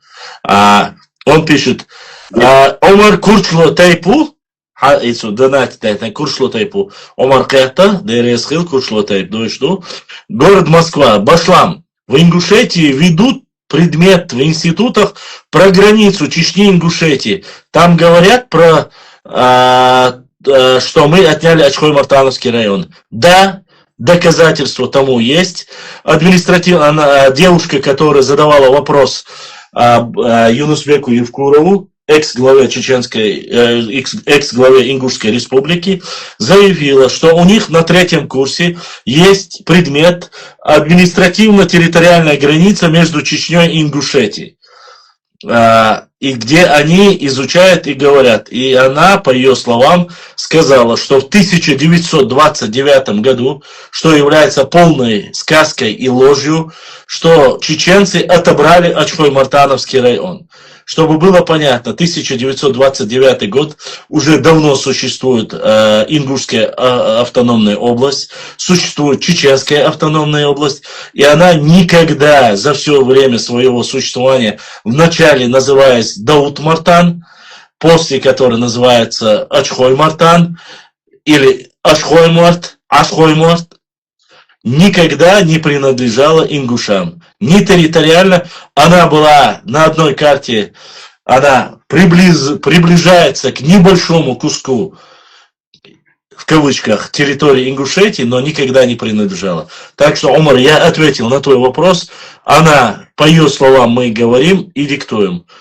Она сказала, что есть такой предмет, что они непосредственно преподают, и что там говорили, что в 1929 году якобы земли Ачхой-Мартана отобрали чеченцы у ингушей. Ну, там идут дальше еще шли претензии, там, правда, я не знаю, почему она с Владикавказа сразу перекинулась на Ачхой-Мартан, потом перекинулась на 33-й год. Надо бы сперва 29-й и 33-й, ну да ладно, сейчас не будем это говорить. И Сейд Ахмад из Брюсселя задонатил. Сейд Ахмад, хакача донат дал духуахуа. Все, вопросы по донатам закончились. И вопрос, Башлам, когда был Сим-Сим, наши земли простирались до Баку, получается, мы воевали с Изгином? Нет. Я этого никогда не говорил. Государство Сим-Сим не простиралось до Баку. Кто это говорит, спрашивайте у этого человека. У нас такой территории не было, и я такого никогда не говорил. Область Сим-Сим находилась в совсем другом месте. Майтуп, Гудурмес, Ил, Ауюза, Курчалойский, Гудурмесский район, С.А.Ухалюза. И что это государство было вплоть до Баку, кто тебе это сказал, задавай ему. Ни Сим-Сим, ни Сарир, аварская Сарир и чеченский Сим-Сим никогда не граничили в таких пределах. Ни тот, ни другой. Поэтому это абсурдный вопрос. Ассаламу алейкум, ва алейкум ассалам. Ха-ха, Танжуат Дел Бильто, задавай свой второй вопрос.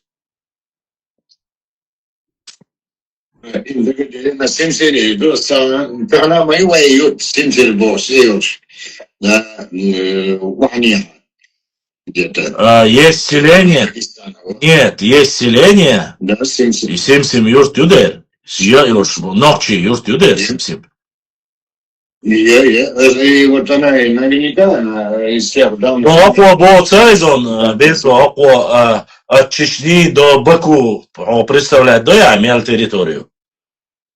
Да. Так, модация, так, ой, пич, бит, дуэлаха, зачем? So, как да, Мабеллан. Там, да, тхат.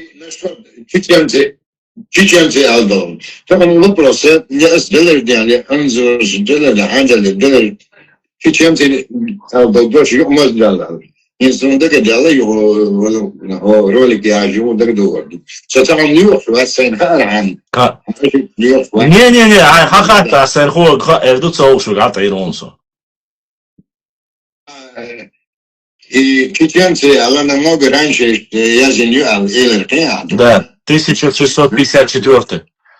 1654. Второй вариант, 1654 год. Да, 1654. Ну что, Чечен аул, там была война, это, наверное, намного позже было, правильно я говорю? Да, 18 век. Да. После 18. Да, это позже, конечно. Да. Есть версии, возможно, или сказали, раз Чечен аул, да, это как одна из версий. Да, а версия тогда не совпадает тем, что если история напоминает, ты еще намного раньше, да. значит, Да, конечно, согласен. Конечно.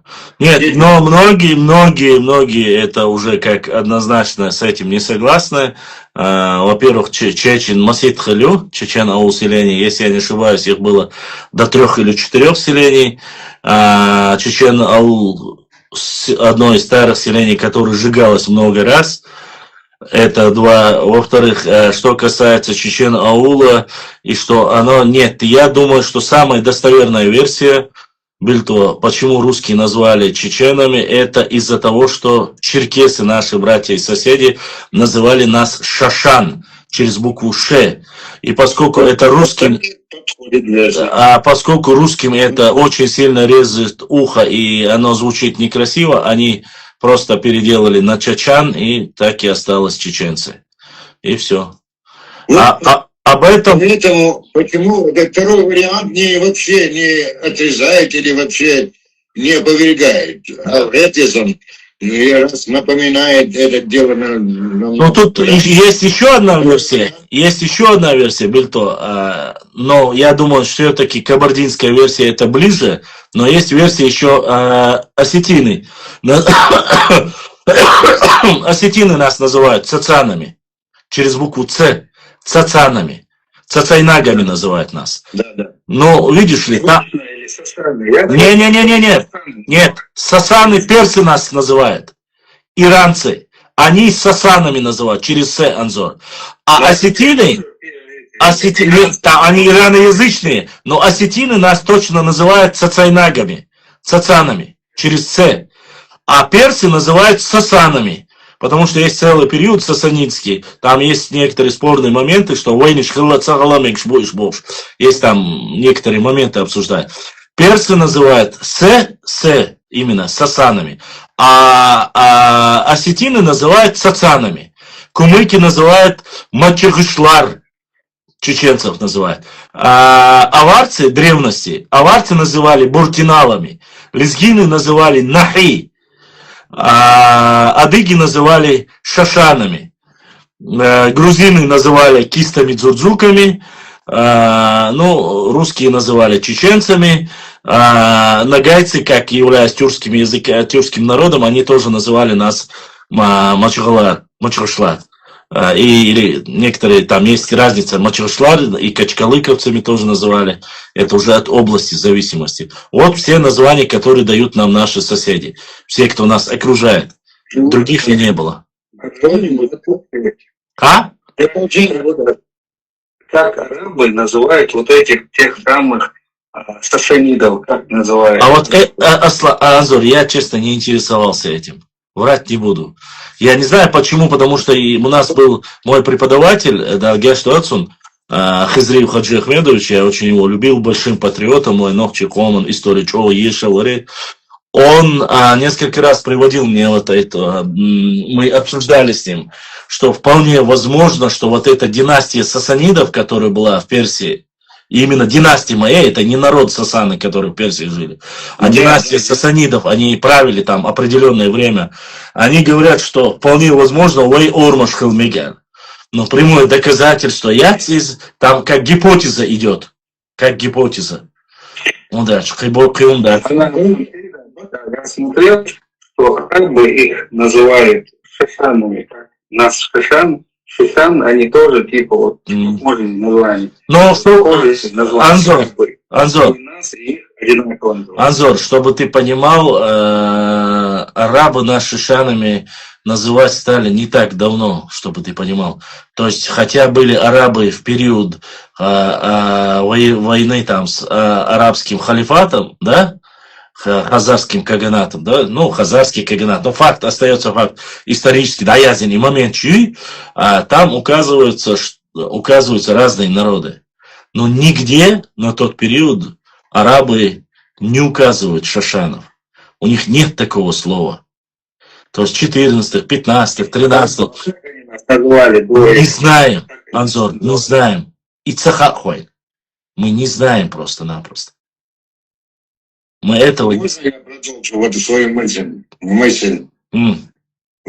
Да, конечно. Да. Басман, вот как раз был историк, учит твой историк школ. Вот мне кажется, даже для молодых историков, которые еще диссертации делают, вот именно вот этот вопрос насчет чеченцев, это было бы превосходная диссертационная тема и не так сложная. И история, где откуда кто назвал, да, конечно, полпункта дошли. Вот это время нас назвали, примерно это остальные версии не подходит. А Гайтай больше последовательность. Почему не пишут вот сейчас, вот не раскрывает этот вопрос? Я отвечу на твой вопрос. Сразу могу ответить, ты дальше можешь не продолжать. Вот когда найдем человека, который будет писать эту диссертацию, мы обязательно с тобой об этом поговорим. А пока мы не видим никого, кто хочет писать эту. Почему, я тебе поясню.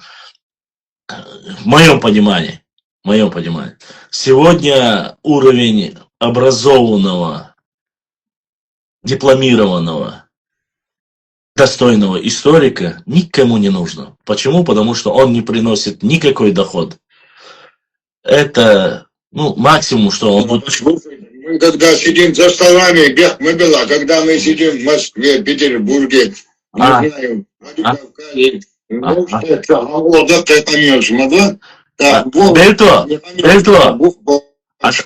Хорошо, давай я тебе поясню. Сейчас 3 часа ночи.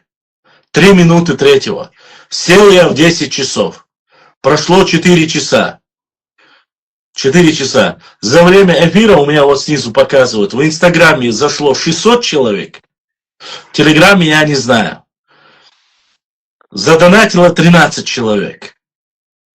И все эти 13 человек, там нету даже и, грубо говоря, 10 тысяч рублей. Скажи мне.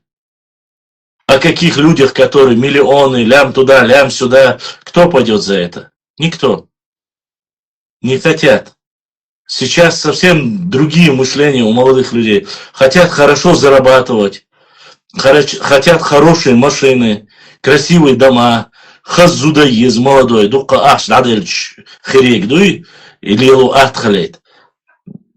А уахен, годами нужно писать книги, годами писать нужно диссертации, нужно лазить в архивах, нужно это доносить до людей, если доносишь. Ладно, сегодня некоторые себе чисто шейн хельчани замыкаются, но даже если ты вот хочешь заняться этим и доносить до всех, и заниматься этой наукой, писать и одновременно вести прямые эфиры, доносить до всех, это очень трудно, это очень проблемно. И это не имеет никакого выхлопа. Как ты думаешь, за все время, которое мы сидим, 5 часов уахаем, хай выходное дела, хай день рождения дела, хай удара уахаем, холдина хохнига де хардон, хох де хардон больше, халалуш, грубо говоря, даже и кабатимахи, гош кетусаш. Одна хорошая книга, чтобы ты понимал, антикварная, хорошая книга 18-х, 19 веков стоит от 60, 70, даже некоторые до 100 тысяч, если ты найдешь в оригинале. Книга одна стоит. Хорошие карты 18-19 века стоят 5 тысяч, 10 тысяч, 15 тысяч долларов. Некоторые стоят 150 тысяч рублей, некоторые стоят 200 тысяч рублей. Как ты думаешь, кто и сколько должен работать, чтобы иметь в оригинале какие-либо документы, чтобы это делать? Это не все так просто. Да, если у тебя есть хорошая база, есть хорошие меценаты, есть люди, которые поддерживают тебя финансово, технически, тогда у тебя есть мотивация. А когда ты на энтузиазме, на патриотизме, сколько ты протянешь на патриотизме? Недолго. Люди хотят заниматься,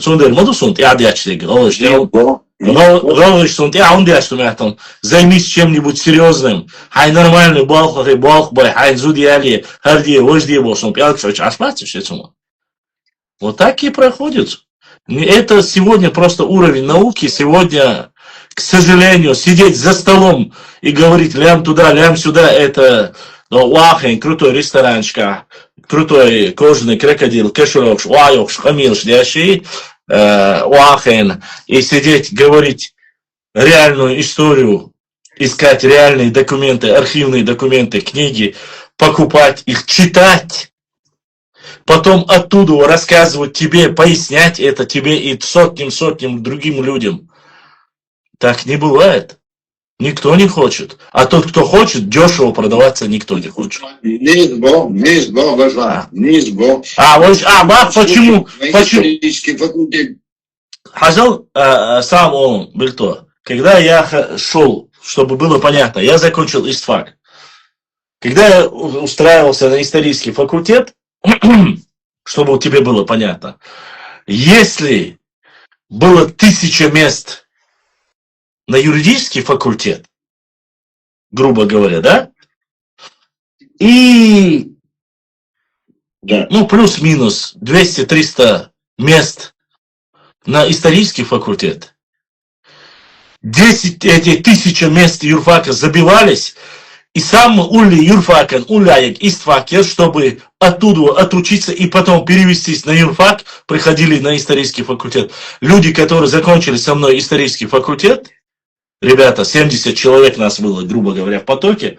Сколько человек написали докторскую? 0. Сколько написали диссертацию? 0. Сколько из них стало аспирантов? Там 2 или 3. 0. Сколько из них... Ничего не учились тогда. Чтобы перейти на юридический факультет, чтобы стать юристами, адвокатами, прокурорами, оперативниками, чтобы там, где хорошо платят, там, где хорошие машины можно купить, там, где хорошо большие дома можно построить, хорошие связи можно сделать. И после этого, если на хорошей работе, хороший дом, хорошая машина, можно красивую жену взять. Вот так думают сегодня все, не только чеченцы, все люди, которые зыждятся и готовятся по материальной базе.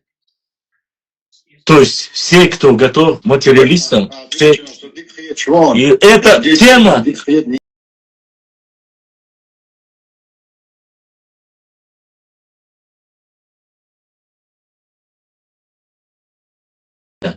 Все, не только чеченцы, все люди, которые зыждятся и готовятся по материальной базе. То есть все, кто готов материалистам, все... И эта тема...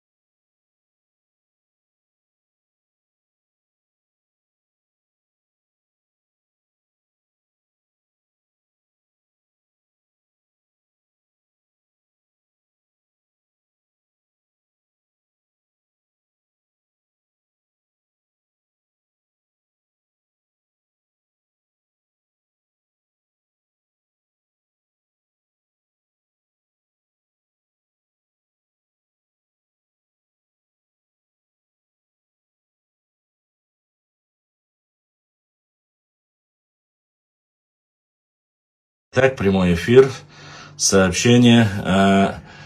Уважаемые и дорогие мои подписчики, мои братья и сестры, сегодня мы на Инстаграме, сегодняшний эфир у нас, к сожалению, вы знаете, время закончилось, поэтому у меня после окончания, сколько он длился, 4 часа и 10 минут он длился, его из-за этого у меня... Аккуратно Инстаграм выпроводил. Эфир закончился. Первую часть вы увидели. Все тот, кто не посмотрел и коротко сейчас увидит, потому что вторая часть ролика будет буквально минута-две, я чтобы попрощаться зашел.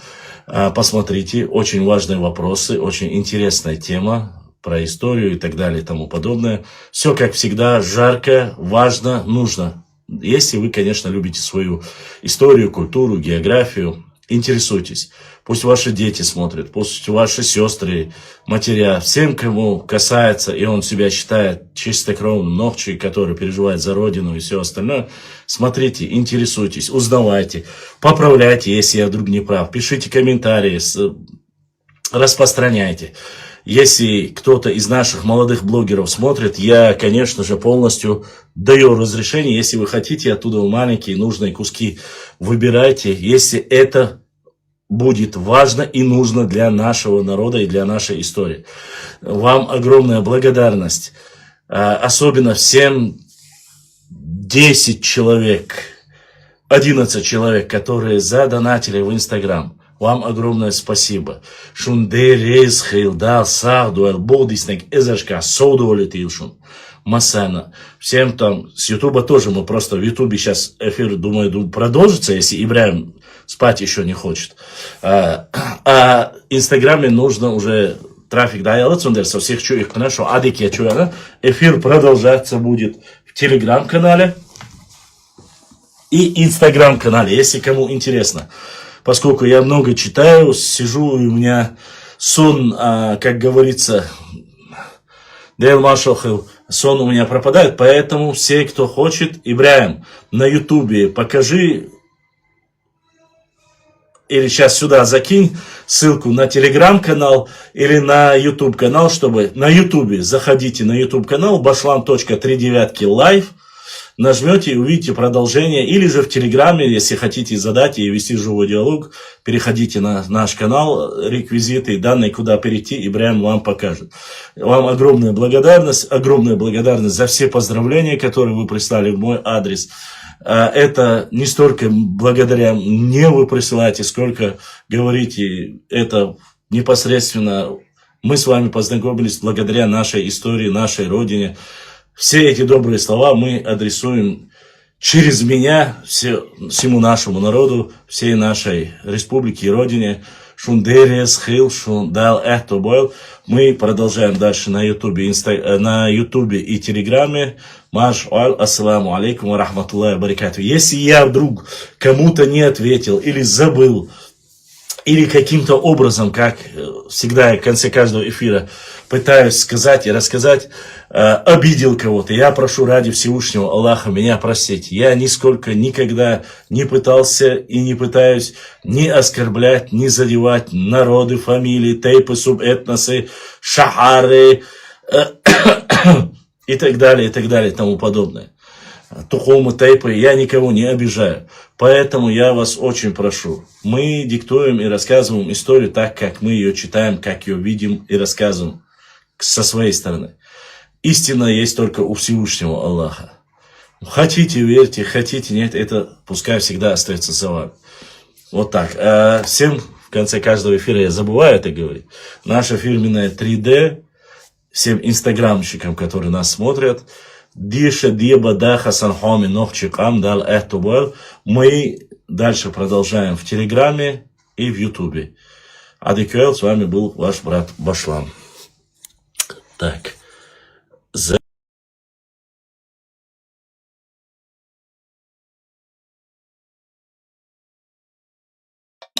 Так, 4 часа, все, выкидываю. Инстаграм. Дюч, юридический, содержишь, короче. Вообще, и глобальные инзеры, глобальные проблемы, даже сейчас, самые common, выйдет, предыдущие, пейтер, именно дишер, что это вообще дишер, он даже был наш будет, так сказать, сейчас сега ходит язык, сейчас секунда, даже понятие очень. Например, если бы хотя бы Бог у нас именно эти сферы, программирование, если бы сигидович, то бешен, сейчас сигихундович, что тогда даже хари, мы инзери, бубох эти штик шербаром, программист шербаром, массона, мне нужно было бы давать какому-то Петру или Ивану или Сергею или там Татару, кому-нибудь там 150, 200, 300 тысяч и создавать программу для такси, для нашего причем. Так, сюда же с 2014 года Диш Дауэ Тирсо, Гудерменский колледж, короче, железнодорожный. Сейчас Диш Уоланчана, Сосайтен Гудаху, Шуан Орсо, именно царь интерес. Просто с Гонха собой одногруппник, шпак, царь Елучин, царь Боч, Болбела, царь Кил интерес, Сухаш, даже Диш масса халарк Сосайтен. Ищет положение, и тогда даже, это Меткшкаха. Как говорится, с кем поведешься, да? С кем поведешься, да? Но самое, то аккуратно, что мелел, тусовок шат, уж адейтант, и здесь раз, я даже в некоторых местах, окуш, дючвац, он даже мне приходилось преподавать своим одногруппникам вместо куратора местами, да? Тогда мысла, халач, дающий тренчат, цунт эхкой гальшли, что молодежь, еще. Просто интернет чуанец, а китаец, что-то сахт гайтный, все короче. Стенга дахна сахт заказать, то что сахт есть, что самое крутое гармовое районе обоз, знаете? И что того молодежь, я просто не могу понять, со шорт на осте был башла. Шорт на осте был так, экач, дела, Мамад, мулило и Samsung, и Android, ой, дик моя, шпал мабуи, гармадуи, вожмадуи. То есть даже из шинауасти телефона, цуна даже со внимание, ешь примерно модные, келли, гарун союется, а вожун союется, обош. Это не потому что, точнее не потому что аж вниз, да, и мне интересно, солнце белган, теория, интерес, просто трендент, я муцикаю, пацанчик бош, да, и что он шукне, так, халха машик оуси, понт, самый чох понт, я башла, самый, именно самый чох понт куси, самый мощный пацанчик ухон на районе, это, то есть, это он да, да, ты что хочешь, это генза, طبعا ايش دات على بشرم دايل دوخيت ويقوم واحد استوري عام وشر عودو خيط طبعا ايش دات على ايش سامز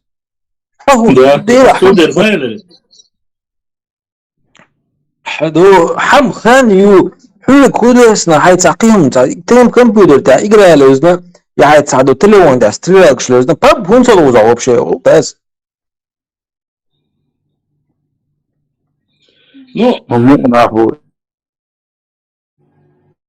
Ну, да, меня дух буайон и мукнах. Просто инзри дух бук. Страшно. Дешевле шбах. И дешевле стахоч хальбуксик. Я помню, чем высшее образование Авраама, вот так что Ахмадит и Понтон и Зачак Локкарит, але чего-чак был Альбуш, в массовце блиц, без хальбук. Так, Баладона и дешевле, дольше прогрессия, морелш, кидина хирбует, цаку хальбукаш, ах, долгие шва, лебош, долгие шва, шеэтун старлитер, асам по всей дома, ел вушка, бах, массана. إذا بيرتو عودو عاون هورنا دينا نانا شيبيرا цул хайк алдош тацахиет. Мы считаем, что у нас дети самые умные, наши дети самые-самые ленивых. У нас нету тех, которые не хотят учиться. Это умно. Гелдох, шдухум давай. Ну и сам подумай. Разве эти дети, которые шли на юрфак, как ты думаешь, кто их в первую очередь сказал, иди на этот факультет? Хок его. Дети – это зеркальное отражение их родителей. Родители говорят, даволо доги его, даволо хокка адиша, сурмой шара хокки баг дахватвир, харагу вожагу ливош. Не так, как воспитывают в нормальном обществе. Хай. Да, мы были на дитстали эла чурсо. وقت تليجرام شو حيس وجوز على انستغرام شو خليه شو يستنيش صحيح دعيولي انا شو ده اسمه شو دعيولي проекту Daydream الجنايون название هما Telegram чувак. Daydream. Гина Мацун. Гина. Мультик что озвучки я шри когда гдукцага. Да, Гина. Инде озвучки я шпашпац. Sen, например, заэрахта на востекачи квик از دوی انتون примерно خام ازوج از حين ديك هردر حينك سموني هردر بوشا قد بوريش ما يتجا примерно سون خيلو случай يونس سون خيلو случай اس نا وستيغا اس سون شيغي الريز ارات اقا ديلا وشا احغزا ويلشنا او خز ولونو دوتردون озвучки аж годы едается дальше персонаж озвучки увидишь короче что интересует элчена деваться если меньше 30 на зарплата дала что 40 ликар дается аж интересуется геоэлектро то есть я все понимаю пошло то акча диез зарплата диез ну иногда хотя бы хули акча дагаться бог дела نخشى موت مبيتي قابيس بيش بيت أبيري سمو ديردو موت أصلا بيرن خارخ دو تاقو يرو بحبو وجرش إيش تعرف بيش نخشى مولتك شلوت ما يوت أزوج كنا إيش مولتك شيء أختنا تبريد بير بقتنا تنو ويلت ياش سريع уже моментально зарплат хадох это реально. Но мама, видишь, здесь ситуация какова, чтобы было понятно и нашим слушателям. Ведь вопрос заключается, я не могу нисколько, Мухаммад, мы не можем нисколько обвинять этих людей. Многие люди отдают своим детям юртат уок, алдадух, шейцбери, дештин, санадик балхур, вацак тешволе. Сан азбях цабил Мухаммад. Аздейл дах цабил асанбях. Но сейчас у нас нет надобности в нашей республике такого количества юристов, такого количества экономистов. Ну, нет у них такой надобности, понимаешь? Нам нужны технари, нам нужны физики, химики нужны нам. Нам нужны айтишники. Кровь из носа нужны айтишники.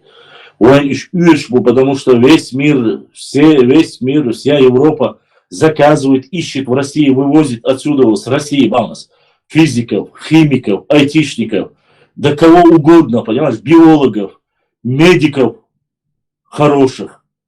Все они этим занимаются. То, что они хотят своих детей отправить, чтобы они хорошо зарабатывали. А хубах был Рбуцан.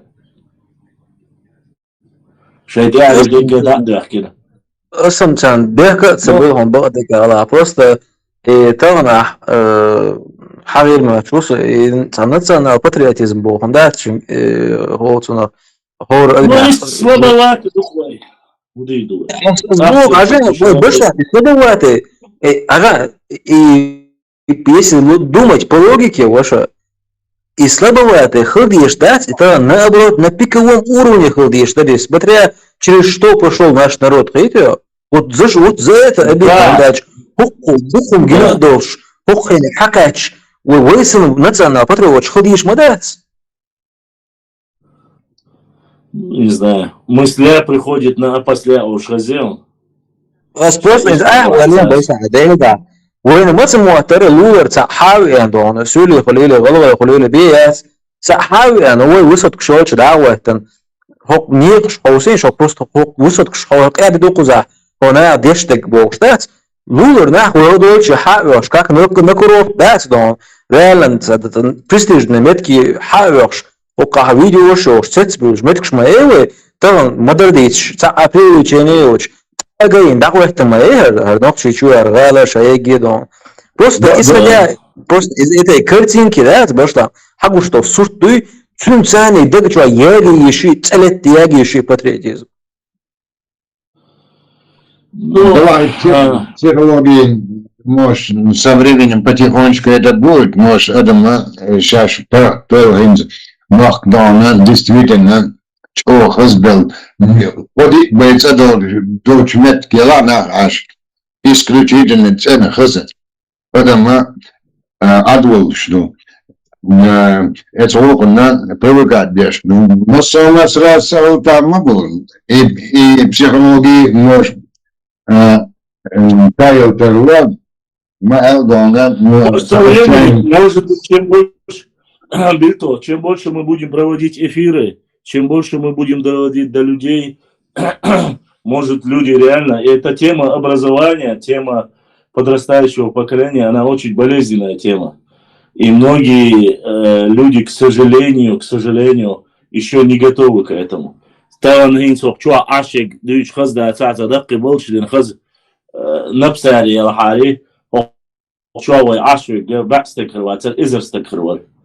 Шаш язык читает, говорит, телефон номер, лички чуял, и ждать алалы. Алалы сам.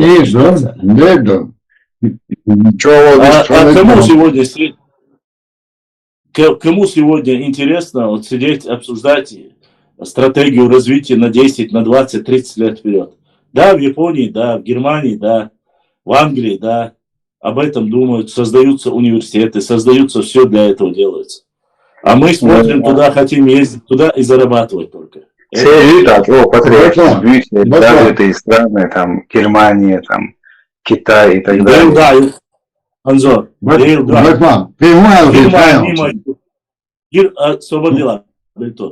Германию мою, Японию мою, Южную Корею мою, теперь Малайзию даже, теперь мою, Англию мою, они разрабатывают стратегии на годы, на 20-30 лет вперед, я мой царь Анзор. Нет, в этом патриотизм. Я считаю, что мы слегка захлебнулись патриотизмом, чересчур взяли патриотизм. Мы говорим об этом патриотизме. Дудач, это называется платформализм. И платформа как раз за короткое время людей мы скажем, инфраструктуру, города, населенные пункты, они настолько быстро преобразовались, настолько даже есть Россия, Дубай, занял чуть-чуть. Мы за короткое время это хозяина, но чуть-чуть пока мы насладимся этим, расслабились, возможно, и платформа... Директор, а давайте продолжим. Со олимпийский ашу. Гала мэру председатель правительства, но мягко да сбихара трех олимпийских спортивных корчина, тренировки, футбольный стадионщина бесплатный, шайдик хазфунщина. Юхи ахшу далее. Сеткш иетин, тренажер шкиагин. Юхина, хакарчи, хакарчи. Царь царяштек дина. Иза и хума. Хлит, хлит. Ахма бохар. Насладиться да. И халки ушло беш дари. Қиетан бошқи удиеш мадуи. Вайн қиечар хар ирият вай ларцаях. Хар вайю, хар вайцаду. Хар вай лари ез. Вай дик лахти ез ар юги хокуна. Ахс ниш садух кеч. Цауз дуякни хокуна. Вай идлариой. Қиеч умандух карду бош. Қиетан бошқи уман бези беш. Футбол, баскетбольный сетпш, спортивный тренажер, кягяш, речтер, анч вудош, хакарчи, хакарчи шдерста до ихум. И до мигер да.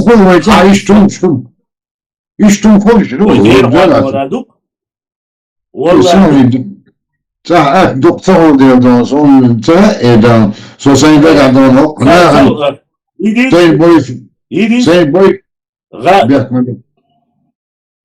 единственный, но небоскреб, ши, ой, хазгали, юки, тигат, илу, ши, кур, банчду, им салил до, малыш, виш, тигаш, виш, и порядок, но виш, распальный район, шери, тига был нех, шей самосознание, хилма ез, хар, и не вайн, хар, вой, лари ез, вой, халки, что бешен, хар, вой, дай махбу, вой, хайши, бог, вой, хазидо, Muhammadin dagi Muhammadin возьмет чувство до Харламов мавацари уерцинце блогер Сахизер Мешо шуерцинце российский блогер укай и спичуала царсуне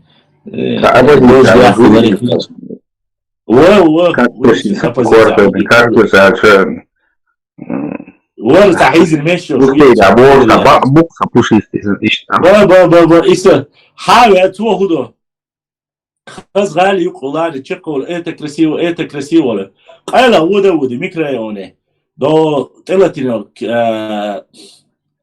إزاي سبليت كيات كين كلينكريات ميكرويونش كاتيجات إميش بياتين كيجيني يوخي نعشي وون بيوخيو ميتك شي سنما إذا تزك خرلامو يرمعشوس خرلامو ما ياتك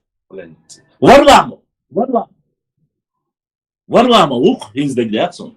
Варламово. Хазил метикстятина это то, что показывает, а это то, что скрыто, специально его метикш и метикш ёшдин мадатиш иншхена тайн хазцен кятчин мэри. К чему мы это приводим? Человек, который образованный, человек, который патриотически настроенный, патриот, вообще дай махбеш, ще гала еш, ще юрта еш, остего. حقرتش سن شيوخ ياش كياج ياش بانكنش دايس قيش ساقيش واخين شراز برخشتش ياش بانكنش واقيش مصرني باتشان ميش بياش تكل ياش دو غاسقش قرق ميش يحتال ليلوش تقليلور مدات идуй болштейк. Это культура поведения.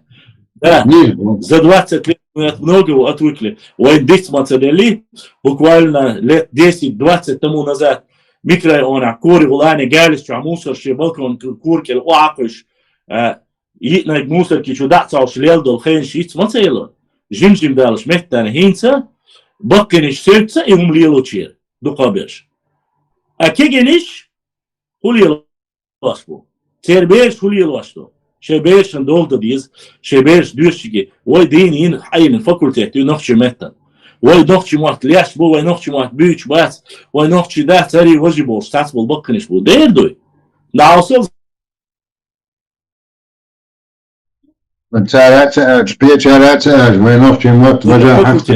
чеченского языка на факультете. Мос ногчивует, ага?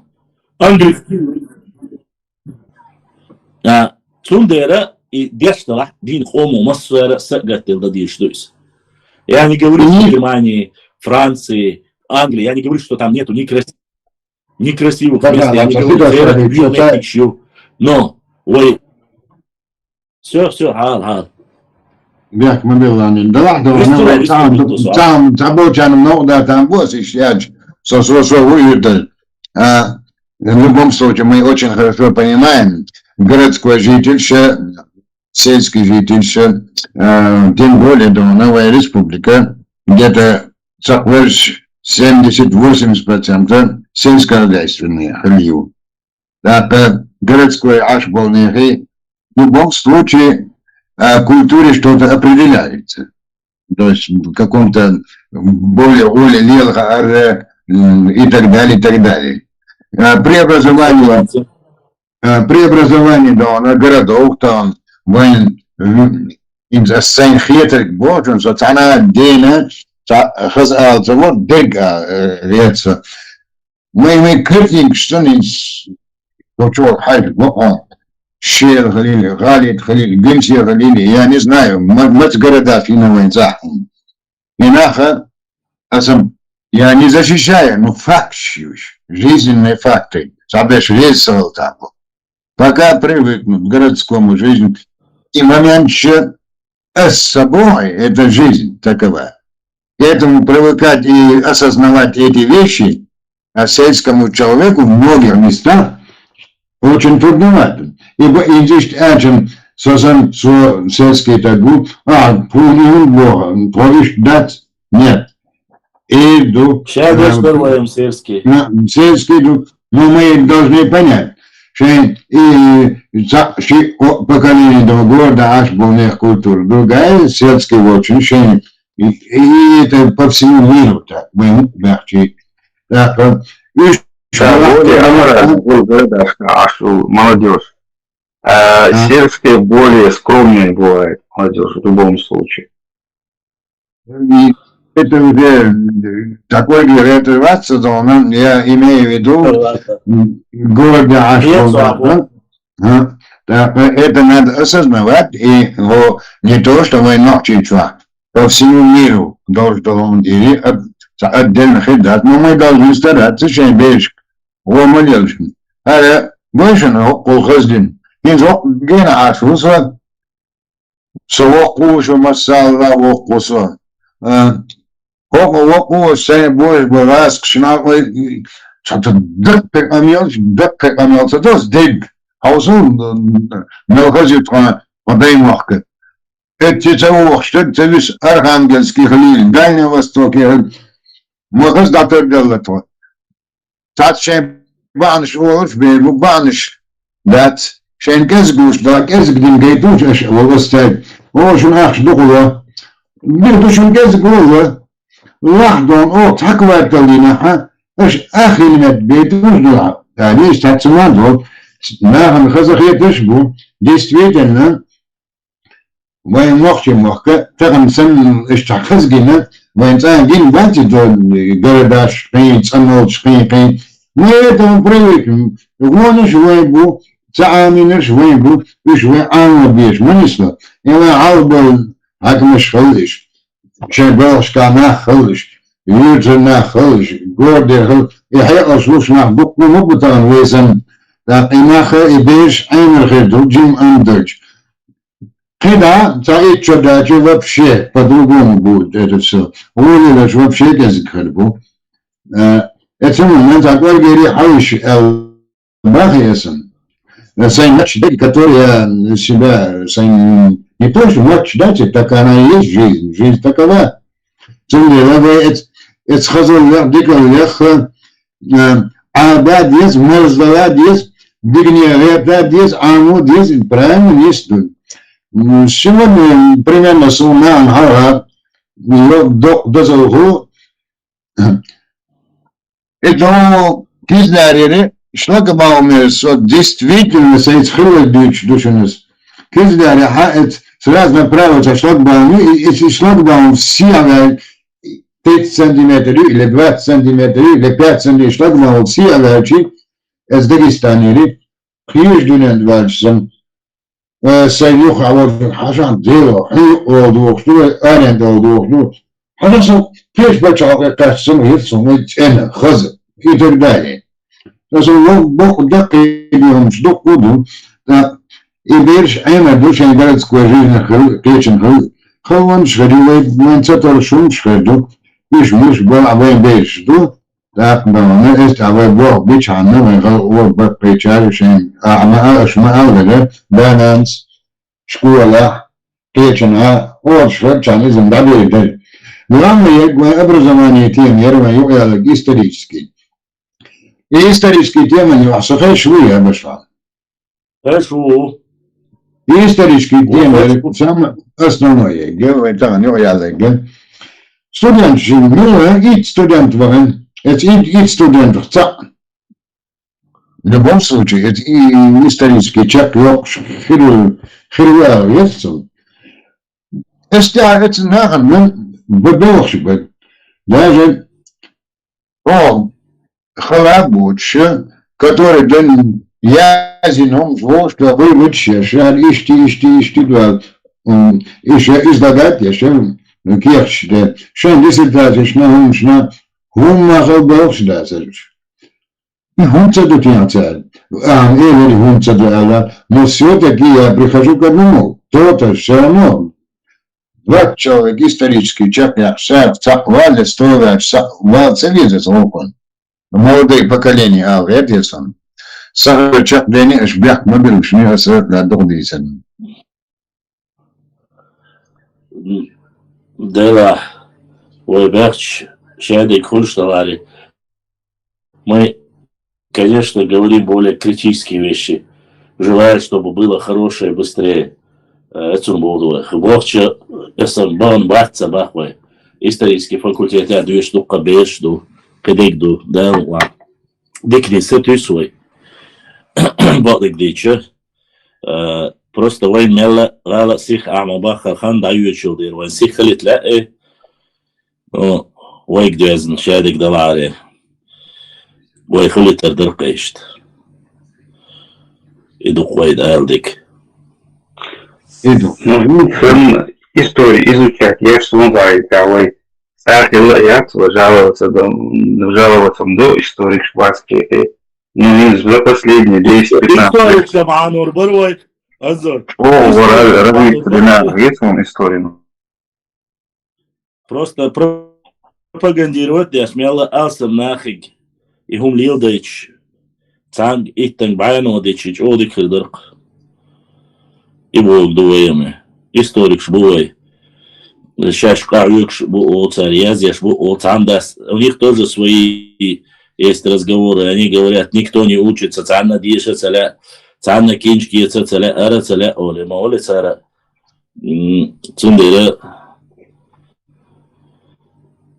История делается на истории о любитель вырсового предмета. И книги очень меточные слова. И союза хватит, а что очень это вот любитель вот истории. Ишкериус, книг, вот и проблемы, что союза между переменами, да, и предмет, а мы служил все равно на 4, на следующий день 4 отцел о любитель вот истории. Но жизнь понесла меня совсем другую сторону. Ну, Ган. Я не говорю, что все наши республики должны быть историками, нисколько нет. Ор предмет тащадик, но человеку, который изучает историю, сун хиткой история хляцдал хума, история про матерь всех других наук, коли хунда ача сун и свалило шволдер и хети ишт, хунда ача любой стак чисто грош хети уама хетня. Тайп дейца ход, истории ход.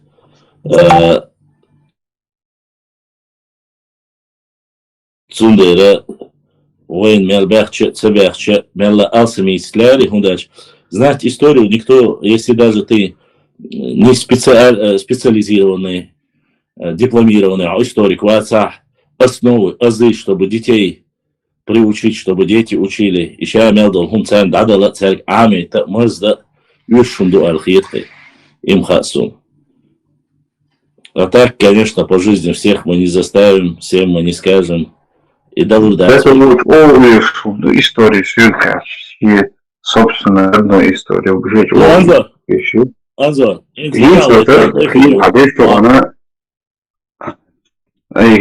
Истории есть цуш, халфенцев, Россия, хавечет, юч истории. Шо я думаю, что мосту историк, что меня было, что есть долго, даже долго целых футболск, аман. Винза, хавеч, любой, даже ука, цагу, ал-ау, душ, дал пархт, вариант, ю, сундера, историк, обязательно, видишь, владельцу. Başkan, smasit kuzu. Италия, Başkan, smasit kuzu, evren физик, без историк, без биолог, нисду, массов, а вот здесь, без амна, чтобы амгала и профессия наук шашсорсом, амцого. Вая, бадек низир, тяни вот кашер хак, вайн сайнхетек духат, историю дух, это знаю, амдизм, но дитяш сикижи. А так историк, что был амал, рамбар, мацан канадир. Инжар башвам гойшен, сончил дикха, федиш сонгин так лача, учил лобайлон башвам. Ховар ролик, что он учил хардич, пидич, что интересно. Модела, какие до заман чхат, но чхалят историю, лят танки, так само. Клешки так, кому цана цабзат, иш или халюш, елертва, алдашна. Инзи, арвин техника, юкин, юта, иштхаш, шейнхар, историк шна, воентан, башланс. Хадица шейг вопрос, хатта дальч. Вапта вен, любой хаттан жвап, иш плеча, пинчбу. Цатқаяқ шо, иттяқаяқ шо дуқ вайндон, парахат истории, и хилил эстевей, кваргет, антягият шдол. Эттун шбол. Сундер, هيك عمل دودا مولع بيلا دودا أتشاني لو تديز وي الخيط مصر ميشين شندونا خيمة بوه بريترا بي результат вариант так и херию да мора исторический да заинтересован вот на Эргу результат время нужно баха. Время нужно, конечно. Даже том на церковь, том на дикте Божий был, том сразу, но филахали больше бать. Цена здесь, когда есть без, yok цена дона, коч дона, над был без, ищ тханна, одна есть одежда долгохан. Чем волком делает, много интерес, много масса цена говорит, да, что хери да, мало, а потом Dugo abun bere salon başlamış çoğu işte sayıları bu mahana iştreti hasım fiyatı diha mitşana bunu oprosloci örtale doğan anhaşde tüm eshatın jokla çoğu doğan interesliymiş düz da doğan neden begaldiz Gabdade doğan istatların için çoğu içaracı neler var والله دلتو سوم أتعس ورطان ويدوشتش إذا دوتش أشوه لا دينا أخشن هنا دين أخشن وقتي واسبوش أخشن نيت بيسبوش بوش خميل داش خش خوال ديز السد دوسج مدو يخارسوم أيوه بوشك Dokon, esna ostro dine gudere, esna ostro i nohči, i nohči, Üçe ıskırdık bir sonra tam nohçu bu gudu şey insan o nohçu kıyır bu gudu akıbı su ele akşırdan ituah valı var edeg ahun kontrolün zayıfdan su zaman nohçu su kıyır mu var Yıldır işte Yıldır Moskva область Це Москва в області Алтуфі ваш. Метро. Он yok şu anda. İşte yüzmeye. Yürünüyor. Dikkat. Da. O kamal dukkanı başman bir atma bulanıyor. Hantiyeni o da şey. Здесь крылся ума, да? Здесь крылся, выстрелит специально, будто раз. Да, и тех свободу.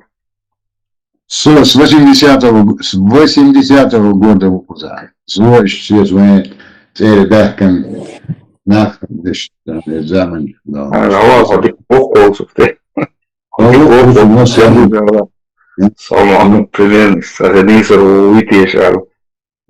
Haber diyeceğini de diyor uçan tanıysa var çok ama çok kanalda diyoruz.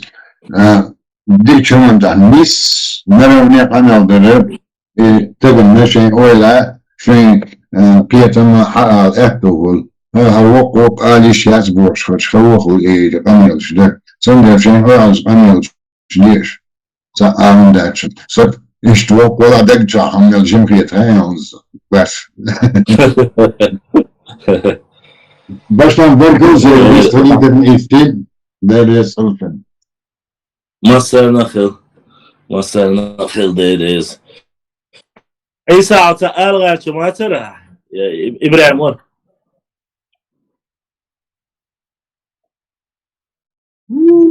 السلام إبراهيم عليكم دياش ما تيجي وبركاته. بطلع خدوس موقعي داش دول الحمد لله Башлам, вот и мировой истории хел европейский.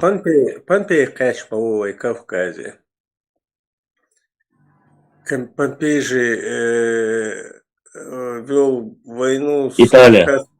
Да, я знаю, Италия. Это он же воевал с Кавказской Албанией и потерпел поражение в свое время. Это же зафиксированная история. 2000 Вроде бы, да. Да. А информация об этом, все победы Помпея везде указаны, а его практически нигде не слышно, что он потерпел поражение на Кавказе, в Южном Кавказе, в районе. Ну, обычно поражение записывать никто не любит, Айса. Да. Получается, какая-то информация с Древнего Рима, она же перетекла же в Ватикан, по-любому, наверняка там будет о том, что он, по крайней мере, про поход на Кавказскую Албанию, у него, скорее всего, сохранилось это. А Сунбаха башла, вот наша история была уничтожена, единственное, у наших соседей или у других стран каких-то, скорее всего, сохранилась и информация. Ну да, под каким, единственная проблема, под каким названием она сохранилась. Названием, да, ну вот этот вот момент, просто его надо будет, ну его не так уж сложно вычислить. Вот, по крайней мере, Кавказский, Албания, Лошхана, Лезгин, Штани, Даниман, Ашахет, Эмшибин, Мабуй, Нохчеш. Это же известный факт.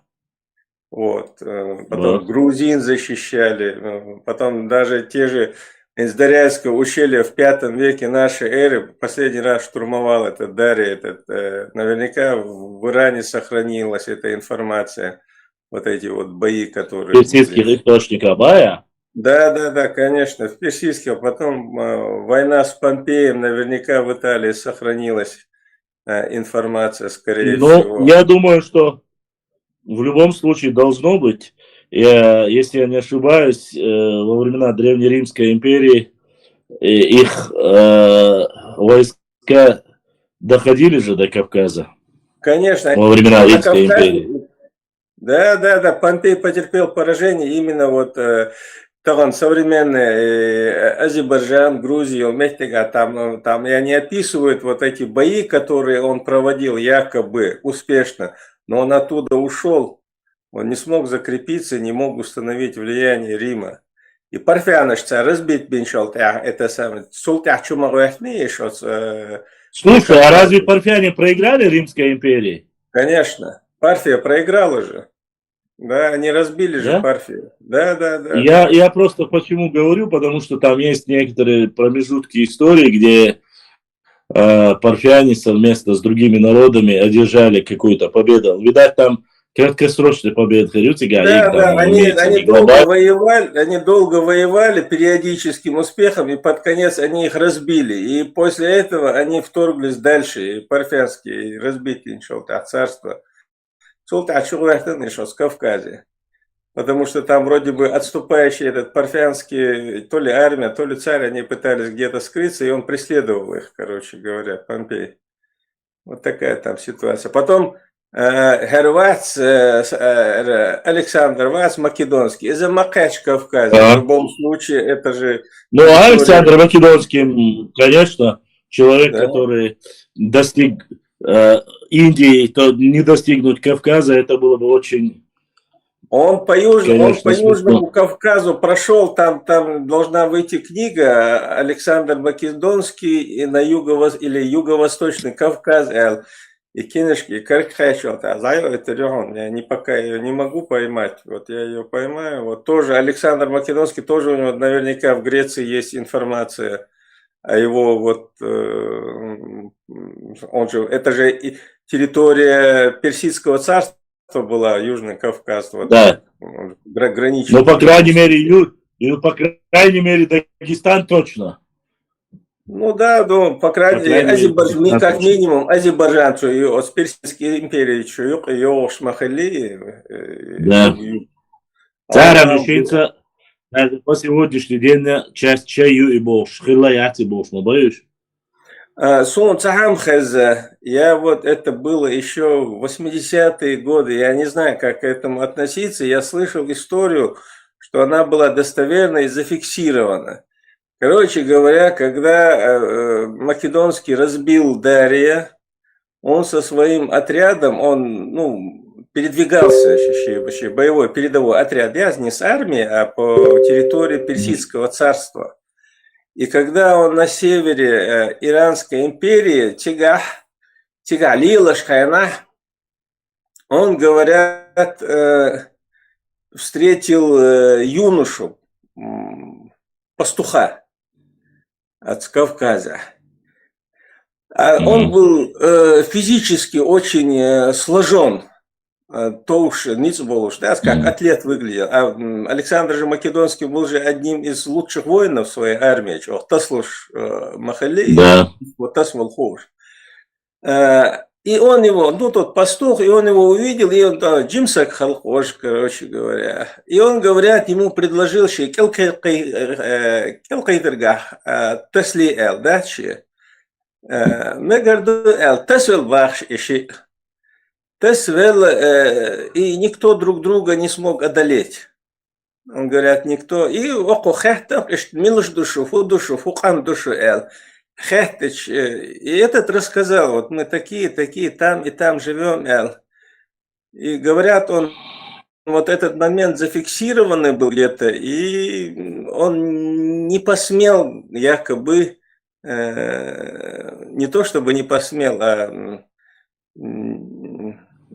как бы это сказать правильно, ну, не захотел, в общем, сражаться с таким народом, да, если проблемы. То есть даже пастухи такие албая? Да. Он, говорят, у него очень подробно поинтересовался и распространил, чем живут, как живут, кто, что. И вот когда он ему это все рассказал, и после этого, это, говорят, было зафиксировано, и он ушел оттуда. Он даже не пошел на север. Короче, чувак, Вайдолчик, вот. Я не знаю, как к этому относиться, такая была история, по крайней мере. Относиться к этому можно как к полевому материалу, не более, потому что, с одной стороны, человек, который был очень амбициозный и очень высокомерный, с учетом того, что считал, что весь мир он завоевал и покорил. Это же не фильм, все-таки многие люди Александра Македонского почему-то по фильму этому ассоциируют. А это был очень амбициозный, очень сильный, прагматичный полководец, который наплевал на все законы, всю географию, которая была написана Аристотелем, своим учителем, дошел до Индии. Амбиции ради одного человека. Трудно верится, Айса, ты сам должен понимать в это. Да, но вот это трудно верится. Ну, я знаю, что хочу сказать. Вот смотри, при наличии такой грозной силы, да, которая у него была, тем более Дарья, он Ищеншалт, он дальше Южного Кавказа, он на север не двинулся, он не пошел туда, в нашу сторону, в сторону Азербайджана, Грузии. Он ушел, потому что мне вот этот Аликберов, он рассказывал, что это где-то и Каспий, Южный Каспий, где-то Арак, селчик, там какой-то перевал, он говорит, он дальше этого перевала не переступил в сторону Вайдолчика, в сторону севера, он ушел туда, на восток, короче говоря. Почему, это уже вопрос другой, почему он не пошел туда? Это неизвестно. Да, там только могут быть догадки, Вая. Да, это неизвестно. Но Помпей потерпел поражение от именно Кавказской Албании, это зафиксировано, это практически 2000 лет назад в Алмадуе. Таязин, Хелдиш, Мадуйтига в любом случае. Вот, поэтому вот эти вот и наши историки, не то что историки, вот молодежь, которая в Европе живет, английский, немецкий, шаболша, итальянский, мабойца, да, они будут институты заканчивать, они будут в архивах лазить, и кандидатские, и докторские будут, потому что у нас в стране история, она неприбыльная, но в остальном мире доходный бизнес мою, археологии, истории. Страшно. Конечно, это сумасшедшие деньги. Доходную, страшно. Это очень большие деньги. И когда у нас это поймут, и у нас начнут этим заниматься. Но там это серьезные, не просто доходы, а большие деньги. Вот, очень серьезные деньги, поэтому они будут и в архивах лазить, и находить, и нохчомшей, лохшахакарирду, найдут все. Тот, кто хочет узнать просто-напросто, можно вот на этом черном рынке через Darknet узнать, посмотреть, сколько стоят исторические артефакты, они поймут, насколько это доходное дело. Ну, любое письмо, ну, я условно говорю, письмо, написанное, там, скажем, 100-200 лет назад, переписки, да, между правителями и так далее, они стоят десятки, сотни миллионов долларов на рынке официально. Теперь бог болош доконный переписки шиац, которые записи, переписки. Во всем мире есть, во всем мире есть специальные группы, которые охотятся на исторические артефакты. Конечно. Когда Да, это очень серьезный бизнес. Просто нам не до, может быть, не до этого пока.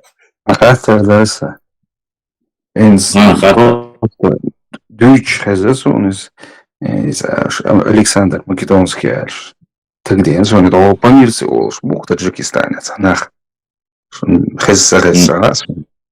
там горя Памир, горы или Памир, не знаю. Да, Памирцы есть. Да, вот македонские войска, бисен болш, это его потомки, олш, саршаш, двичесть, казахстан, балдуйте, шарварсу.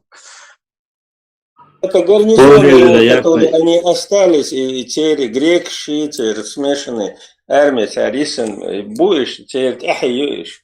У них они даже таджики, муашаймуат, бутер, они у них не таджикский язык, теперь бусал, бац, они какие-то сектанты, язычники, шей пророк убо, цауич, уцер, цана Лондон, аш. И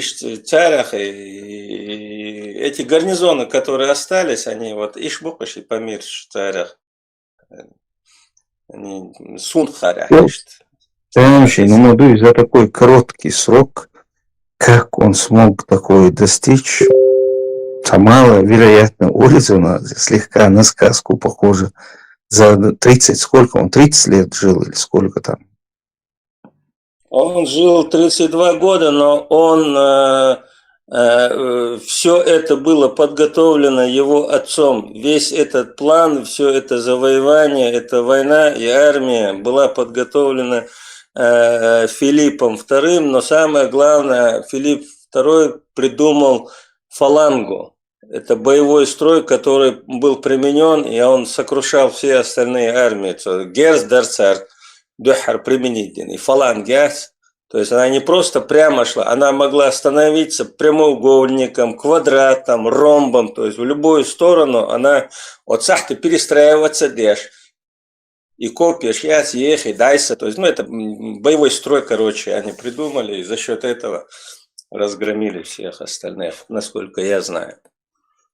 Любая инновация, которая применялась, тот же первое бактериологическое оружие использовано, считается, во времена Чингисхана. Да. Что он придумал вот этот труп, зараженный чумой, забрасывать, окружали город, морили их, потом определенное время катапультой закидывали труп, зараженный чумой, закидывали в город, и после этого просто-напросто ждали, пока люди начали умирать, и брали эти города.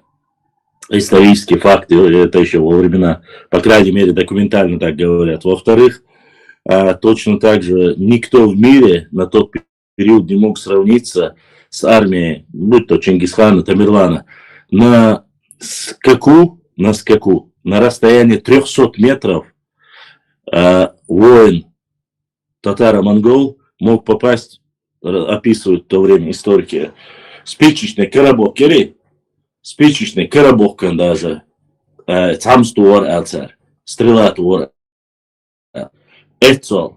И когда рассказывали, почему Европу они смогли, вот европейский рыцарь, вроде бы защитный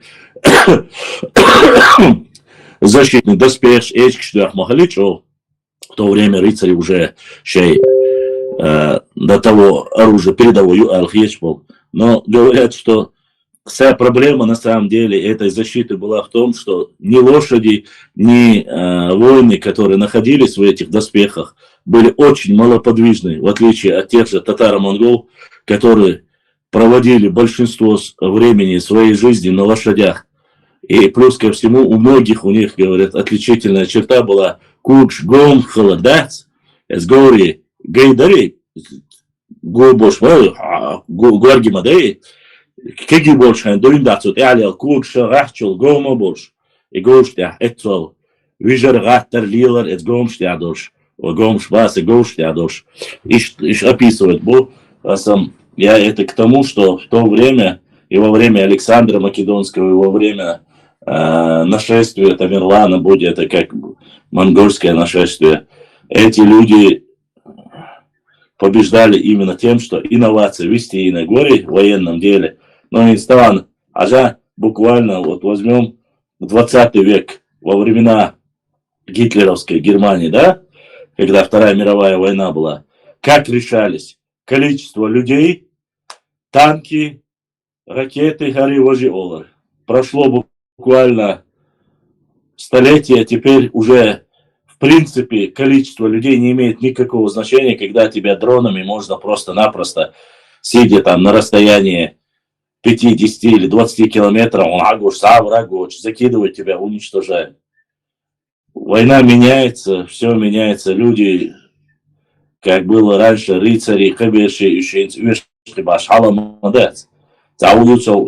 просто компьютер лилаху шелхум уаху и за десятки километров любой я уже молчу про то, что через целый этот интернет сеть можно сделать, обрушить целые города, метро, просто тот, кто знаком с технологиями, они могут сделать любую катаклизму в самом развитом государстве.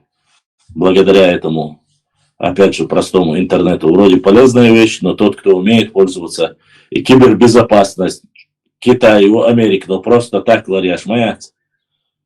Там такие вещи происходят, от которых, конечно, можно удивиться. Ой, балдык дичь вечером, да, цену?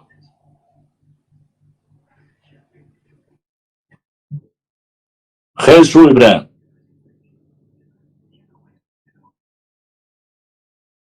Хат, Ибраим, да. Да, это, я помню этот вопрос этого человека. Чермуа лязин, он мяцун. Балдат. Неправда. Ты что, Инстаграм, Чермуа лязин, вот.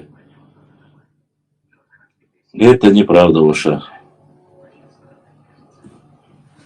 Башла. Мауд хам тахт вала تعديك ده سرتعنوخ شديك كرعدوش تصور در حدهقن تعجيم ديك ده تين تسوناخ تردوش تعديك دوسون قوز جن ده دوخش اشتات фолцер и раскопш антиквара ясен. Ну вот я вот нашел топорик и аздо это он сорта дехкан и дуй даси он дойзер мадари дари دير دوي وي خذر داري عنده يداتو وي خذر دو يداتو الخور دقوني 5 секунд مگر دو اسقان دادو اتر دهون او قيش ناردي اندو نوچو تر دوقي حكره لا تندو ديكتاس مگر نو تا проблемات ابراهيم قيوقا تردو حدايتو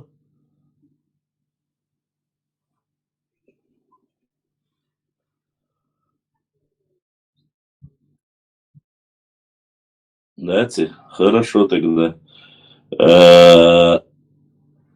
Выжри. وين уже делал сахте ласуном قيا проблемات. Ну что, кстати, сада чудартишь. Мне-то я могу хоть и до 5 утра сидеть, но боюсь, что уже чувствую, что многие вполне возможно уже в спящем режиме ладуш будете на чувство.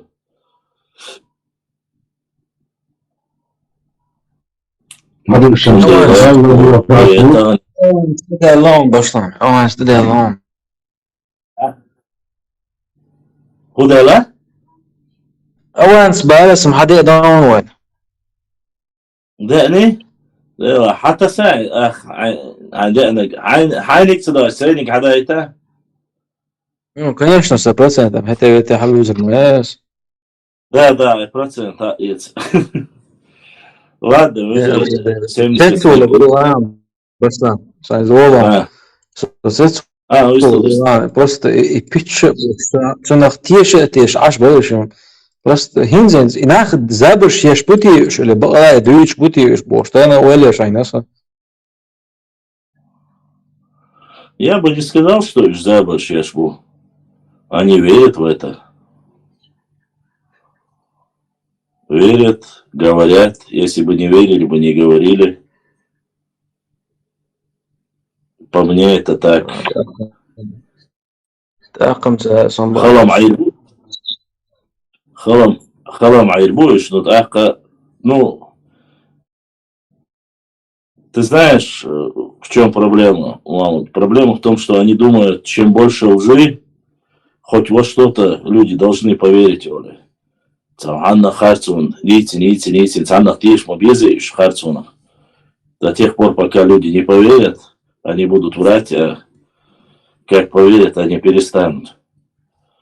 Им выгодно, по крайней мере, они думают, что выгодно врать, доводить людей до синего колена. Ну, как говорится, пич вот там проблем, да и реакция хан волма вельнацун жват долларів проблем.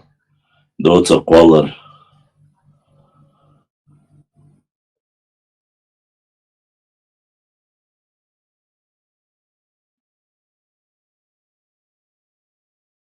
Я еще раз повторю, не было такого государства, и никакое государство Сим-Сим не было от Черного моря до Азербайджана или Баку. Я такого государства не видел, не знаю, к кому оно относится, тем более, что оно чеченское, это полная ложь и пичбу. И вайкоман си дей архамдуючум жду. Поэтому не верьте, неправда, недостоверно. Лизгины, Кавказская Албания, это была вот до Аракса, до Северного. Вот сезон, да, Сакар Боштега. Ага, Илла Билла еще Новчище Хелю. Сим-Сим. От Черного моря. Специально, да, питан дяшвай, Лизгин шукли, да, удали трашли, рушумштаризм. Кыум дать. Лизгины, Хелметтик, Термо. Единственные, у кого хорошие отношения из потомков Лекаса, это непосредственно Лизгины, Хинци, Шуандялбаху, Адыдыч, Дюйцардош Мукуш. Инже, вот на границе России и Азербайджана Самур Олуш, Хидутик Адош, Дохпхе, Тигаляч, Ахты Олуш, ну, небольшой районный центр, город. И Расула Салам давай шалте прит воричо даль шалте тигах духар междик динду, то есть это зафиксировано, это лезгины там жили, что туда арабы пришли, что там была мечеть построена, это исторический факт. Первый мусульманский университет там был открыт, лезгины мохбуя. تقعد أنت خلبات أذربيجان شيء خلبات إيش تقعد سويت عيدلو العيل متجو это все أراكسن تخاتشلتي شايل متج شابل مخ لزجيني خلبو по этой стороне. Да, вы бег твеш барвайди. Агар доцик да тецади ахтари. Солна был шамбул. ويبيجلر بالحار بقى يا عيسى ها إز وين بيت حار قار وين ترش برقي إذا عبر قاجداش قبيل شردو يا так понял ويت орган чухал шинес юқаин чухтердо قار على إسرائيل да вот органы تقيدش ما تيلوش داس ما عطعي بيزر قشتي تسقيش was organ ولا عم دربا ديش ولا دوي خوش بيش قيش بيش بو قيش تقيش بيش бу. Видно ночи название яйца. До этого названия иметь, как называлась эта местность. Ледяного бога, его связать. Но в чьях бах избавит? Ну, это арабские эти названия, равнина бах, то есть переводе бах с арабского. Да, размая лили арабских или любой тюркских или названия. Уйгар хаят солнце хутиши. Ибо оказывается, у нас были и на своих дорог и названий. Арабуни один тюркские, арабские, заимствован откуда-то там, только не наши. Арбуем уния мичер берлатиш видан.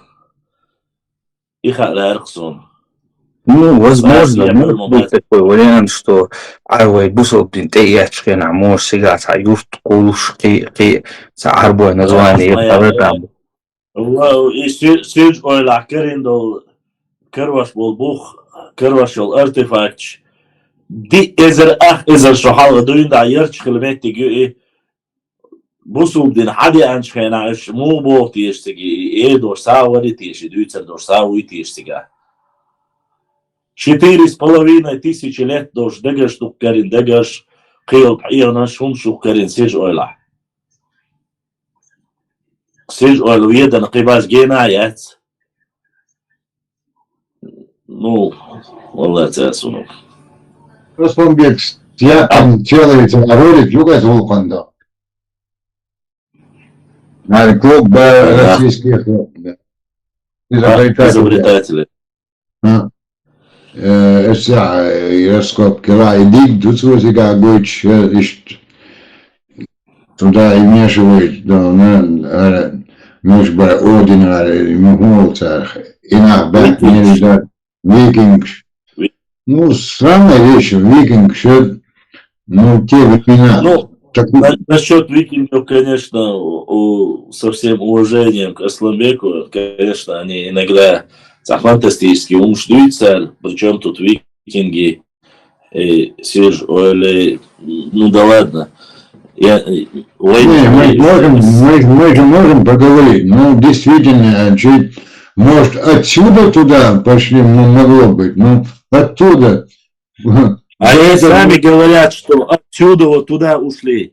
Сами датчане, шведы, норвы, они говорят, что наш предок и Один, и Борз, шей символ, говорят, шеш Норд Кавказу, Северный Кавказ, да он думал, и шеш дючвук, арвейни швук, арбел, цанчайки, да ты дайлер. Вы мот бисбарабандал, шизочуаз, жем онак, что анелдешвари, вы дал щук на сама бош. Вы дал щуде, вы мот царадин, вы дешнеш, старый дешнеш, вы мот бисбарабандал, алдешна, إتزر العبخيزر الساعة ويمت يلوش بودشنش شبع دوش دوا بوك وينوع أمالدش أالدش نالد شبع اللي قبع خلي وهذا دنديش دو أمال يوع ويستريسكي موت وين بيس بلد развитие وين زرع قوي عربش نابل ونمتش نابل وقوش ودلوخش مالي يعني زي Низ бо, их тут кланивают ролик делал, ерк, что ей на горизонт, вайпиди на это скандинавский там почал как бы нацом, что низ не дисса да. За исторический за памятник, есть я землю, цермат, бог бог не. Ю. И что вещи, это удивительная вещь, вы что футбол, ночью от бог это я сбинек. Удивительно, надо. Война Богу, то есть, что воля отдали, дикие отдали, и что санчали. Ролик загрузите, не у нас и ролик, Йоршу, есть канал, да, Йоршу. Вопрос задается, почему войдашь, что практически во всем языках, то есть народа, это матью аду, а война матью целая. И вопрос задается, многие любил. Есть же мой хороший историк, лингвист, пебеш, вымот, и вот от миграции хейнзи, хейхисов, юатель, и войдешниш дисер халарбан толшен, вот так я типа того великой миграции, шел с халя, примерно он кузова Бога, ну, Сиговец, Заманч. Вот и das было noch maar 30 было, и даже я десятый шли, Так, сами викинги и сами потомки викингов и не отрицают, что они ушли отсюда, с Северного Кавказа. Точно так же немецкие антропологи доказали, что все европейские народы, которые ушли, к белой расе относятся, они произошли и ушли с Кавказа. Это немецкие антропологи доказывают. Датские антропологи доказывают. Не европейцы, Башман. Да. И снова европейцев нету. Аж мы говорим, мы ночью духовку, и они говорят, они сами называют себя кавказианами, типа того, вот этим словом каким-то. Европа считается, что сама и Европа, и евро, и все это считается работой очень умных жиктибарей. Царь Лила Штейн, они не любят, когда говорят европейцы, они говорят обычно кавказиане. Да. И еще сталинский термин, Сталина сюкадяханду европейская, европейная раса. Это его термин. Да. Белый человек. И ДНК показывает этих народов. И ДНК печатают, что у них где-то, не помню, я точно чисто, 25, может, каких процентных отношениях ДНК кавказского народа. То есть мы... В Америке до недавнего времени тоже же не нация называлась, а белых людей кавказская раса, кавказиане называли. Америка. И что, Олушкаллак? То есть они до сих пор называют. Да, до сих пор говорят. Да, до сих пор. слегка английский мат, а может английский мат, а кино хочется сказать, а мат. Полицейский лох, ну, описание там, Caucasian, да, белый был, белый человек. Есть такое дело, абсолютно правда. Вот про викингов от Олег Первых, это последние совместные сражения лезгинов, чеченцев и викингов произошло вот в X веке, и Кавказской Албании, на Куре, когда они отбили его, армян, Шбалатигр, Хабях, Кончара, и год они держали эти территории, они взаимодействовали. Диашхаллак, оказывается, с викингом до X века, зафиксированный, говорится, совместный поход у них был. Поэтому ничего нету. За Кавказ. Да, с викингами. Лезгины, чеченцы и викинги вместе вели бой, отбивали Кавказскую Албанию за Куре. В X веке последние, когда совместный этот бой у них состоялся. А викинги Шамлила, Шмахали по Каспию, это же зафиксировано, что они заходили, плавали по Каспию. Не знаю, я в крайнем случае такой исторический что-то такого не читал, но так, если так размышлять, даже возьмем даже вот нашу эру, так примерно скажем, 500-600 тысяч лет назад, ну 1000 лет назад и выше. Расстояние какое? Вы с одной деревни на другой деревне добирались. И чтобы пройти... Они пешком добирались, а Хахкан по Волге проплыть. По Волге вниз по течению, тем более как раз попутно ветру дул. Это не такая проблема была, чтобы проехать, проплыть. Это, конечно... Да, ман, они что делали? В верховьях Волги они перетаскивали корабли и заходили в Двину, короче, западная Двина, и Циги, и еще какой-то, в Днепр заходили, в общем, Цига, под Тверью, Цига, Тихаяш, и корабль, Дихадох, и они уходили туда, на север, короче говоря. Вот так они двигались, перемещались. Дракары же были вообще легкими, в принципе, они не были тяжелыми. Да, они их перетаскивали, то есть по суше сколько там, небольшое И в расстояние. каких годах это все описывают? Я же тебе говорю, в X веке последний Бельто. раз совместное было, X век нашей эры. Бельто, 1000 лет назад. скандинавский, Айса, освободила, скандинавские версии Хазион, появление викингов и династии Рюриковичей. В повести временных лет говорится о том, что в IX веке 3 брата Синиус, Рюрик и Тревор основали династию Рюриковичей. Они пришли из скандинавской версии, он российский,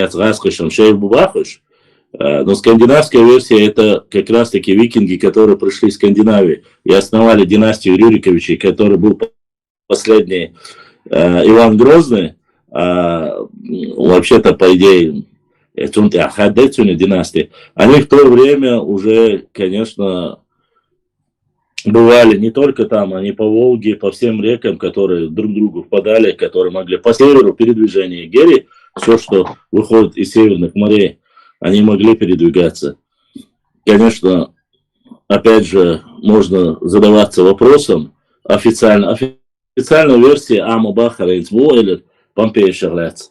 Точно так же нужно смотреть, откуда такое количество доспехов, оружия и вообще писаний про викингов может появиться на Кавказе. Об этом очень много пишется, очень много. И причем с фактами.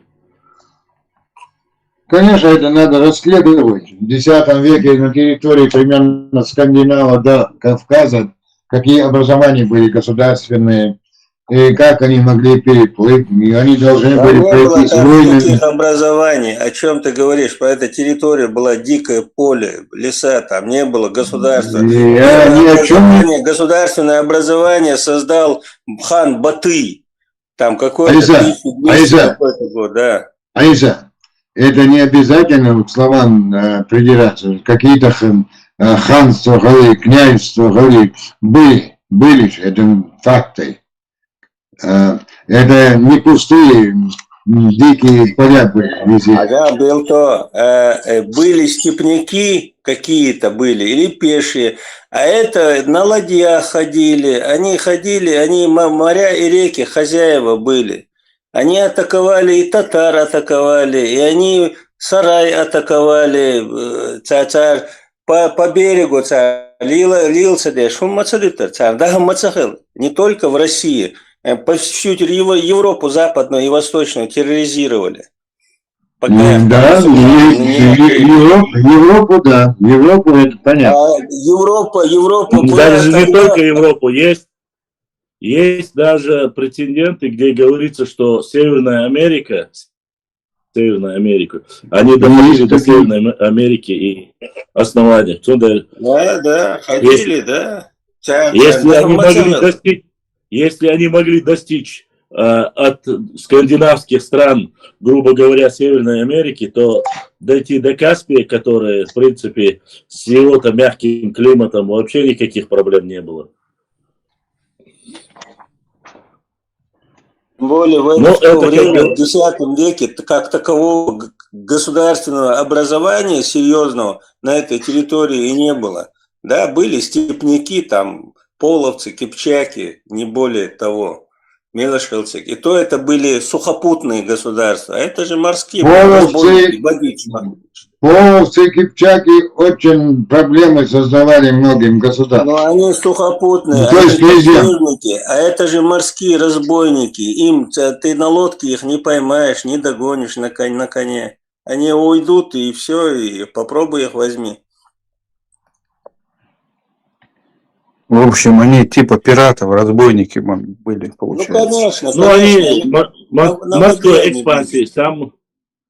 Да, у них самая сильная морская экспансия была. Почему? Потому что в любом случае они в этих вопросах, мы знаем, что разные периоды, в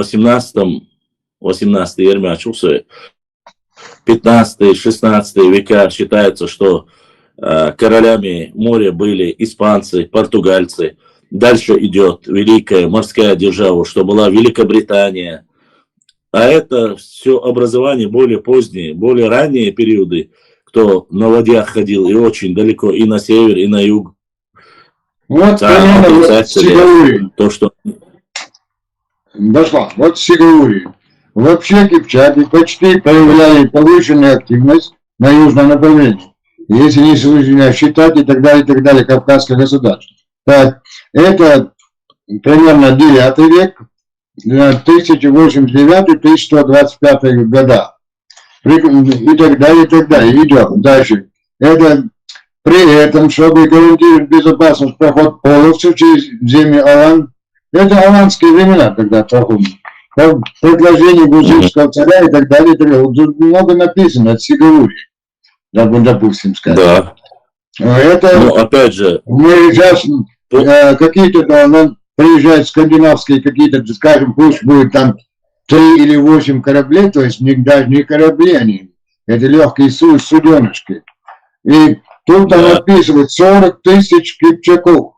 40 тысяч кипчаков вместе с их семьями. Короче, они пошли там в Грузию, пригласили и так далее. Вы представляете, какое это было?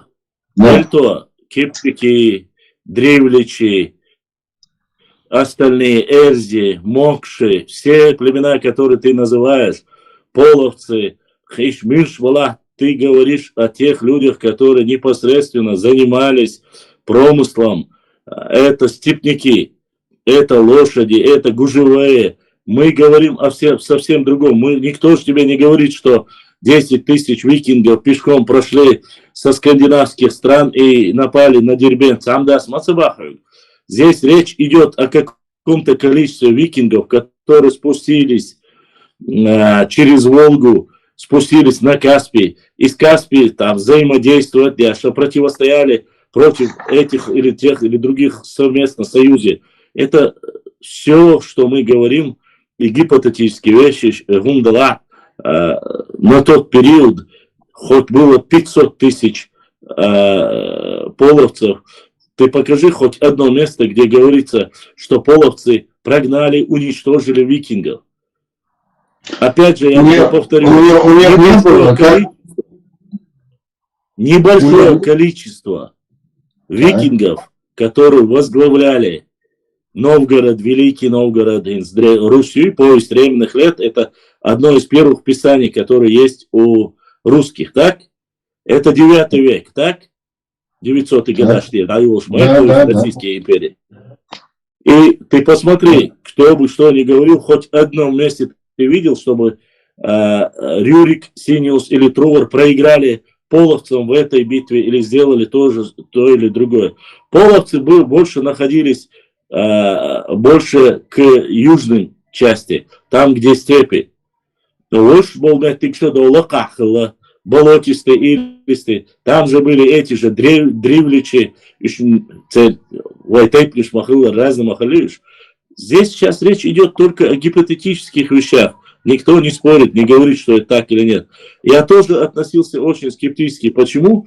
Я относился к этим вещам каким? Когда у нас есть определенное количество людей, которые занимаются исследованием, они говорят на полном серьезе, что с Каспийского моря через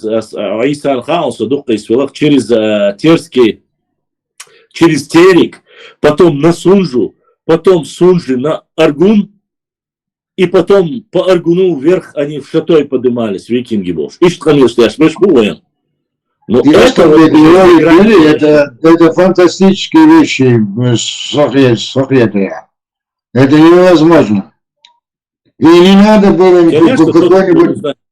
Зачем им надо было пойти, когда по дороге были столько городов, примерно, скажем, вот этих равнинах прикубанских, скажем, сегодня Ставропольских и других местах, где было довольно много... Самого Шельцара, у них это хобби было, то есть такое развлечение, да, скорее всего. Ребята, это несерьезно, самого за это расстояние... Вот смотри, Билто, вот смотри, в истории, российской истории зафиксировано, что викинги напали на Сарай и разграбили его. Это столица татарской империи. Это Крым, Это крымский имеешь, да? Не крымский, на Волге, сарай был на Волге. Сарай, столица татаро-монгольской орды. Они напали и разграбили его, и казну его утащили. Там несколько тысяч их на лодках подплыли, резко заскочили, разбили их всех. Этот город был не защищен, потому что он находился под охраной огромной армии. Это 1200 какой-то год, я так правильно говорю, да? Ну, где-то в этом промежутке зафиксирована история, что это произошло, что вот это как спецназ это оказался, викингов, они заскочили, их разграбили, утащили казну, деньги и ушли, короче говоря. И ничего не смогла Великая империя сделать. Они то же самое сделали и с Великобританией. Разве они не сделали это? Сделали. Да, и с мусульманской страной на остров, разграбили. Да. Приплыли, разграбили, ограбили все церковное золото, серебро, шайк. Это айна.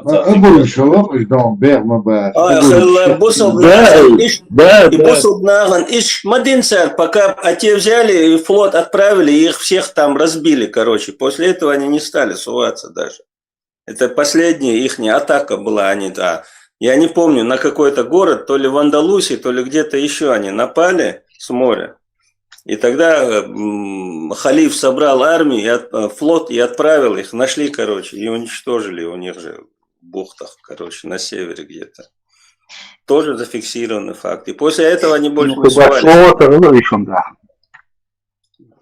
Не, Серхула Хайон, Анзор, у них самая внезапность, внезапность и внешний вид страшно просто. Внешний вид. Они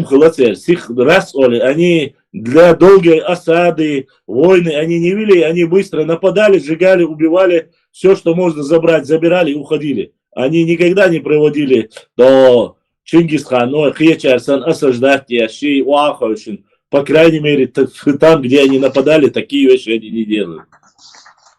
Вся история, вот посмотрите викингов, что Хордушел, все их завоевания, Дабанат это лучше наяхн больше рабство абалус без абалбаш и умбяшлаться. И все. Морской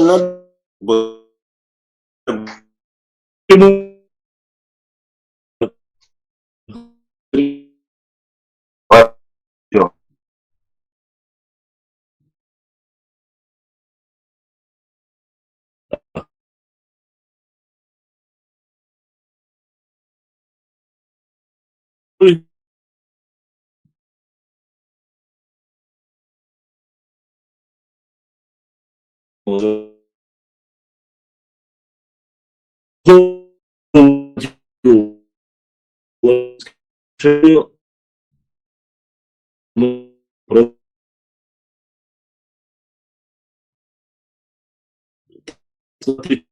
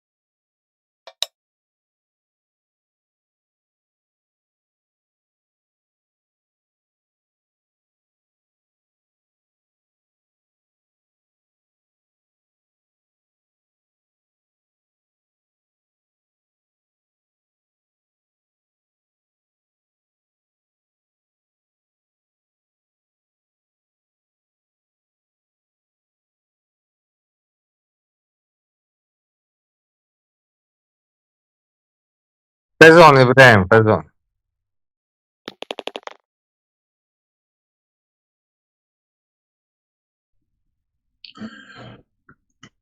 Хешвуйса? Хорошо. Дидо.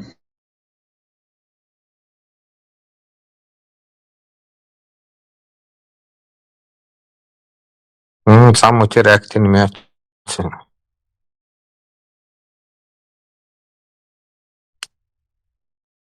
Что-то вы засиделись, Эль.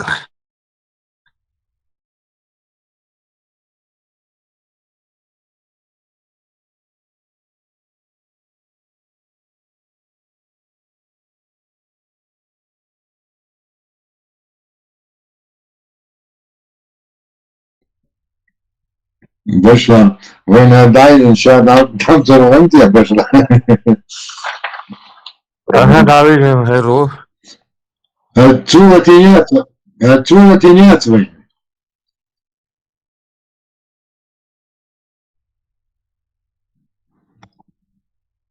Диятер, да, خليه.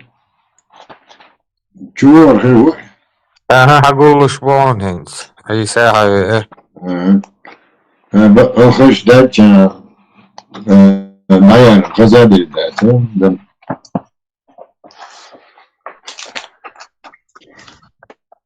Doğrudan. Айдо был, что лейтенсу, он что-то на выезде был, это надо чистить раз, а ночью, а он бокал, гелду бог, здесь рухсу, дуй бог. Это она, теннис был, герство, дул, что хаяч, пулемет, вот я хату, юлин, сечуста хороший, очень вабишен, да? Вот, сот, хатияч, вот это я шпулемет. Чинюхаешь, барбохи, голову, было и нормас, пулемет халевать, и нам завжди. Вышла в Аларуде, нам завжди.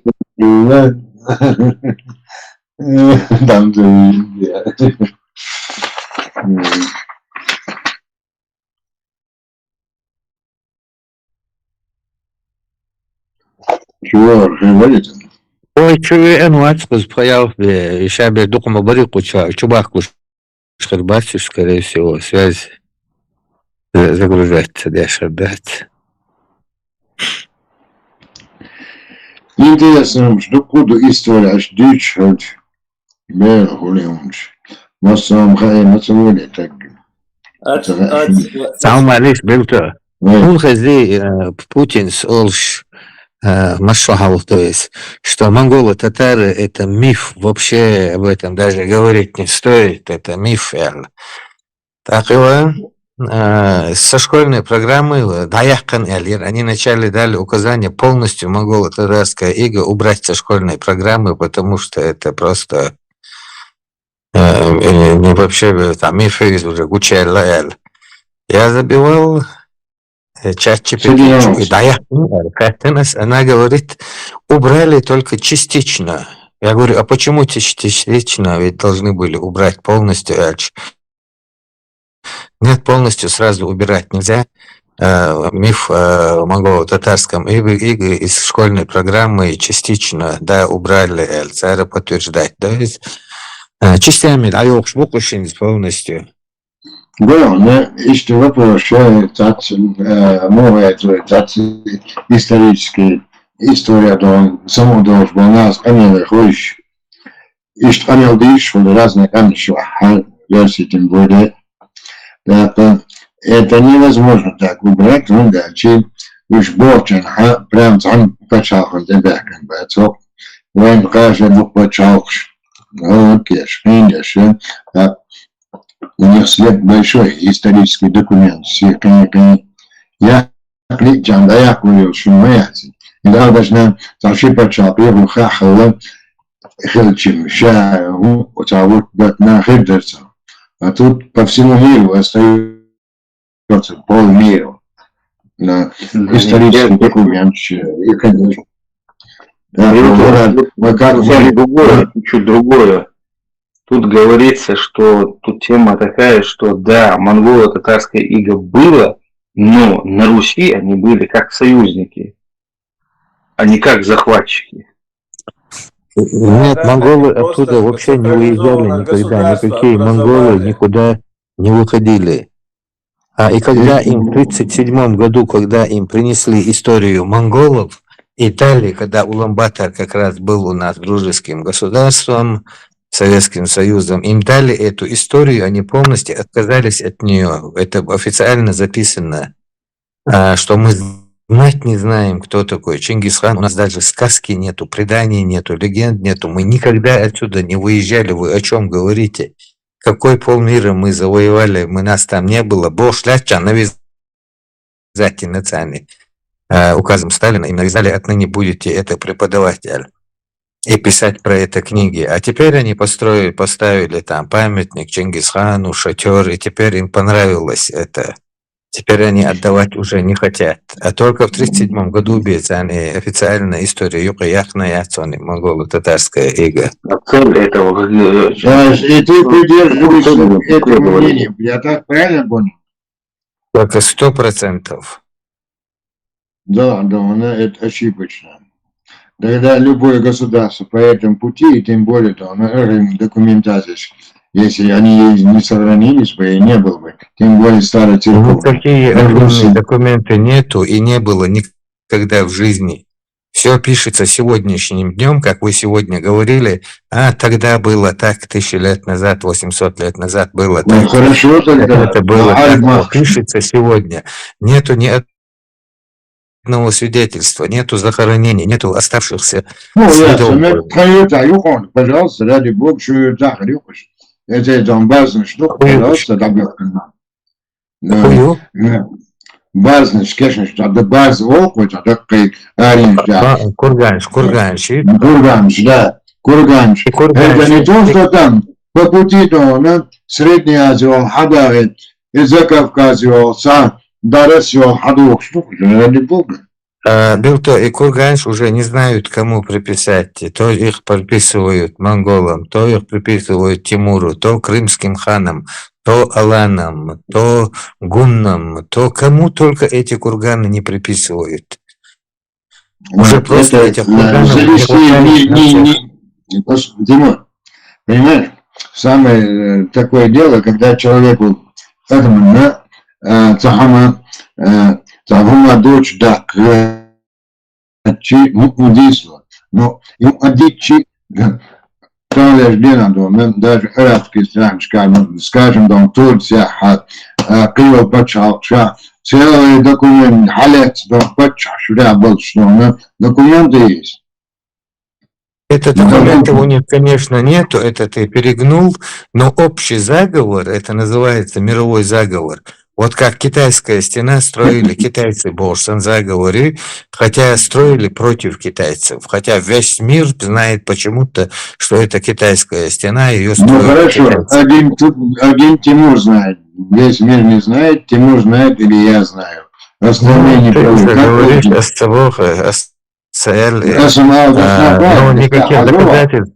никаких доказательств нету. Просто есть вот эти вот художественные вот эти придумки, которые они в качестве истории пускают. Но нету есть вещи, которые можно опровергать, допустим, скажем, действительно был что. Но когда над этими во всем мире, да, историк, что ли, да, действительно, ученые люди, историки, написанные и современные, в каждых веках, и происшествия, и события, учено, и по дороге, везде есть документация, я смотрю, не смотрю.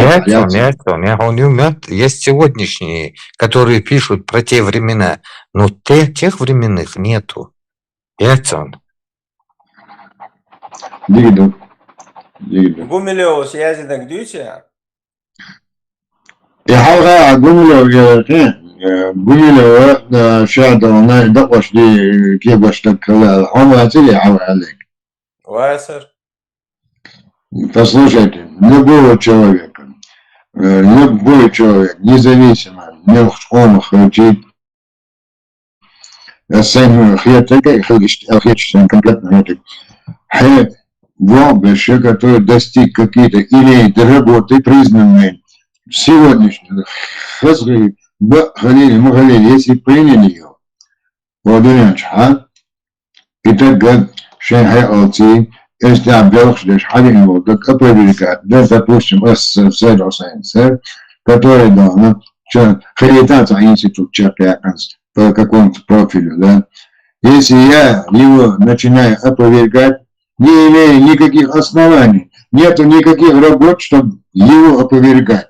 Сам Белов сказал, где опровергать, чтобы люди признавали. Не то, что со стороны пришел какой-то эпизод, нет, это неправильно. Не, но если Леон, ты просто не знаешь. И рабочий. Очень много работ. Я тебе даже дам авторов. Фоменко, Носовской. Ага. Мы разговариваем, кто-то мешает. Я не знаю, кто не включается. Вот зеленый его, но кто-то лезет в разговор. Я не знаю, кто перебивает. Нет, кто-то перебивает, Бога сбил то. Нас с тобой кто-то перебивает. Я не знаю, кто. Не показывает. Фоменко, Носовской, вот послушай, у них тоже есть опровержение, есть доказательства, есть. Потом еще другие, я уже фамилии забыл уже. Фоменко, Носовской, Фоменко, Носовской. Альтернативная история, Бош, канал Хажа. Просто про этих Чингисханов послушай. Был автор, я много вот этих версий слушал именно по этой теме. Если они сегодня опровергают это Кантон, будем не круглый, а ровный Бог, который опровергает, как Горгоду Бог. Мало что говорят. То, что написано сейчас, вот в начале 20 века, то, что написали, это уже является истиной и не подлежит никакому сомнению. Бог, а так. Бог,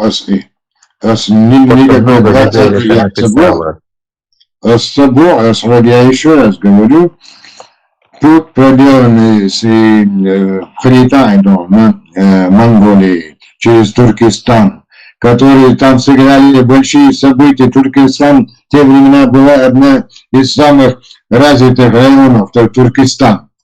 Оттуда, как это их цари убежали, ты же много читал эти вещи. Женкам, как там сопротивление к партизанской теме. Много литературы написано, и художественной, и много другое. Художественное оставим. Да, художественное, да, вот именно много написано художественное. Мы и говорим, и так же, она же не просто взята. Художественная, она просто украшает основном. А сама события, которые происходили в каком-то отношении, они есть, и также документально они же находятся. В 19 веке впервые вот этот Ян Бохшорк, поход к последнему морю Ереза, тут я надул дельдуиз, раньше у моя мясо. Ни одному человеку какой-то дикий, да, монгол, чтобы его вознести до небес, никому это не нужно.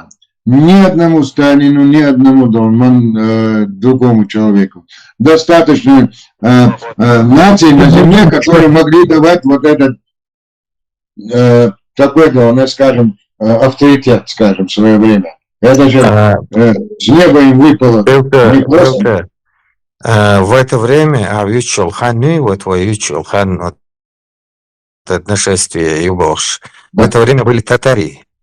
Куда делись, почему про эти тартарии не написано, и как они с ними воевали, и куда эти тартарии делись, на всех картах есть, а про это ни слова нету, ни одного слова про эту тартарию.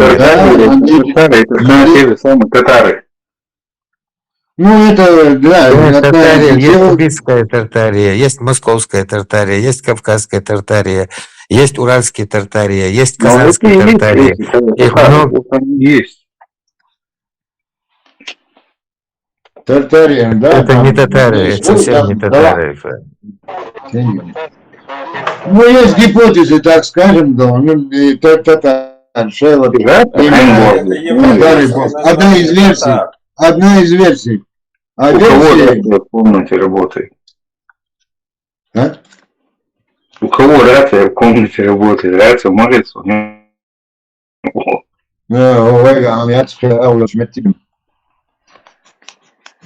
أغراني عم بوه بيشخلوه وينيور أغراني بوه Возможно. Да, وين شو صوت نيجي أشوف وجارتي نيجيس Белтрон. ها؟ Ele me tirou, né? خوش كوليرو قلت إذا ديكتو عيال قشقر درو إنت спор летко и قشقر ди бога китюрске мата добро пожаловать бог тилла не бог это осяц бог. Он раньше назывался Берсбюр Ерис. Отенгерути. Самостандер. Берсбюр قشقر دي إذا гонки дошло. Еще одна версия была, я читал доктор Долсон, Хошкар ди бога, Хошкар ди. Комикский яц название. И Хошкар ди всегда он бинаю, цыгаши приграничный елш. И кого они там приглашали? Добро пожаловать, отцов мирные. Как раз и тем, я и хочу эту тему поднять, производитель нового.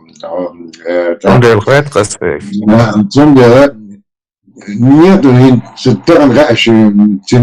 основной корень яйца. А есть предположение. Вы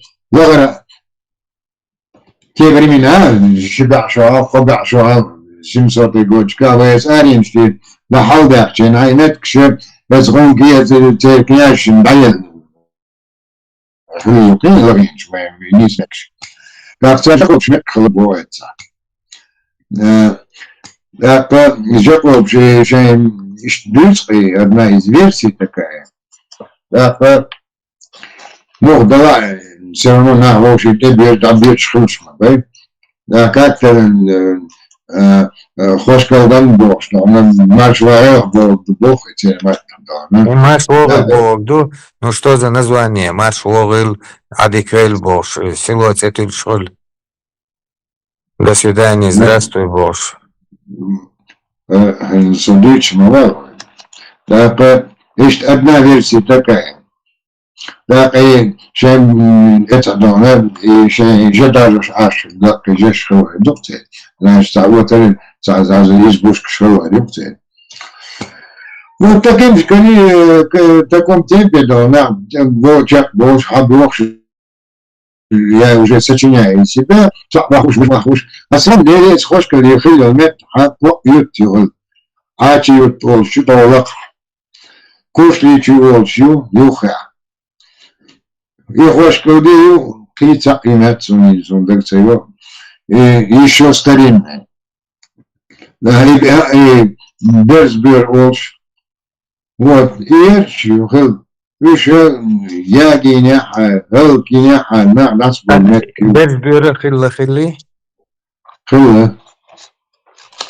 А теперь вот хотя версия Ерчун, хинти Ерчуй, а яйценел Ерч.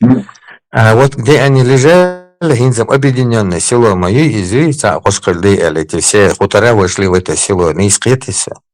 Чакает, Хошкальды был, это отдельный вид, выше намного вперед были. Ага.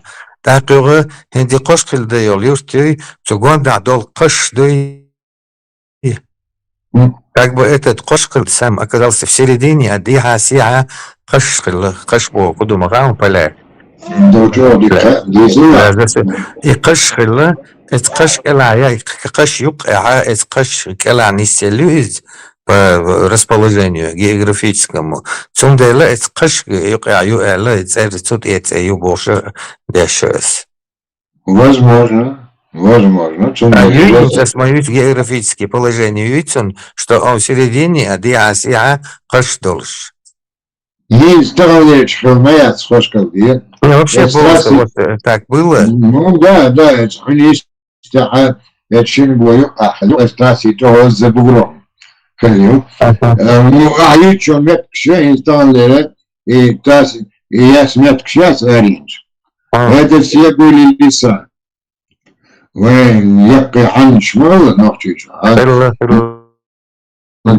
это наши هو يقيد دانا مش دانا خيدايش إنسان يش هو переоформлял. Ну да, вырубайте, просик сейчас. Да. Это был не вот они до какая говорили, что должен мацал. Казмеш кшен кашдох, на. Короче, был-то сунул и сам весь сеются на ахитага именно игванда их адучтол и кашдой ждаха даха цу кашкел анисел юрта сундел ол что газдасон и кашкел дел. Хорошо, давай разберем вот это слово тогда. Каш подходит. Кашкел.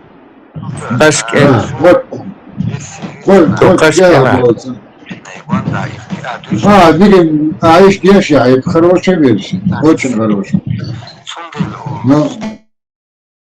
Я читал, что действительно сегодня географическое, не сегодня, даже раньше пускай, это географическое положение этого села Кошкильды, что действительно и Гобайка, не Кашхилла, и чуть выше Хилла, чем село на подъеме. Да. И поэтому это название 100% туда подходит. Оно так было, а здесь я сам не жил там, я не знаю. Но читал я так. Она хорошая версия, но слово самое подогнано, опять-таки, если и так было, четко под кумыкский язык, ему тюркский язык. Я думаю, может, постепенно, может, его звучание раньше было чуть-чуть по-другому, но сегодня она звучит темат почему-то. Рекомендации дата. Советы кумыкские, то, что они сегодня подгоняют. И Тумхали, видишь, как они подогнали под кумыкский язык и Тумхали. А на самом деле Итон Халиду из Кадутига Аляча Кашду Итон Кэлью из Итона Чантиши Предаку Ацуиланю Юрт Итон Кэлью из Шинзен Даязинютига Садик. Они подогнали при России, подогнали под Итум Хали, как бы там ушли собаки, дари, сам подогнать, динацари, инзам и иштати цадик. Дила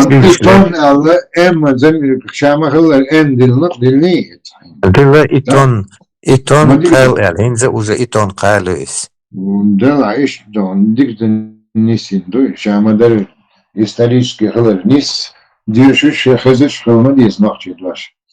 Yani Qo'bolna aldashna Dagestan, xo'sh ko'rdik,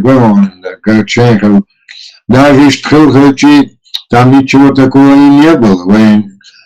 Шезану Жанец Цакочдон, наш Албаха, Дахтек наш, Делилат наш, это временно Шезану Штхилхун Шду, это зазорного такого ничего и нету, но мовчим. Ну как можно, село как можно назвать добро пожаловать? Это же вообще такого названия и быть не может в природе. Добро пожаловать.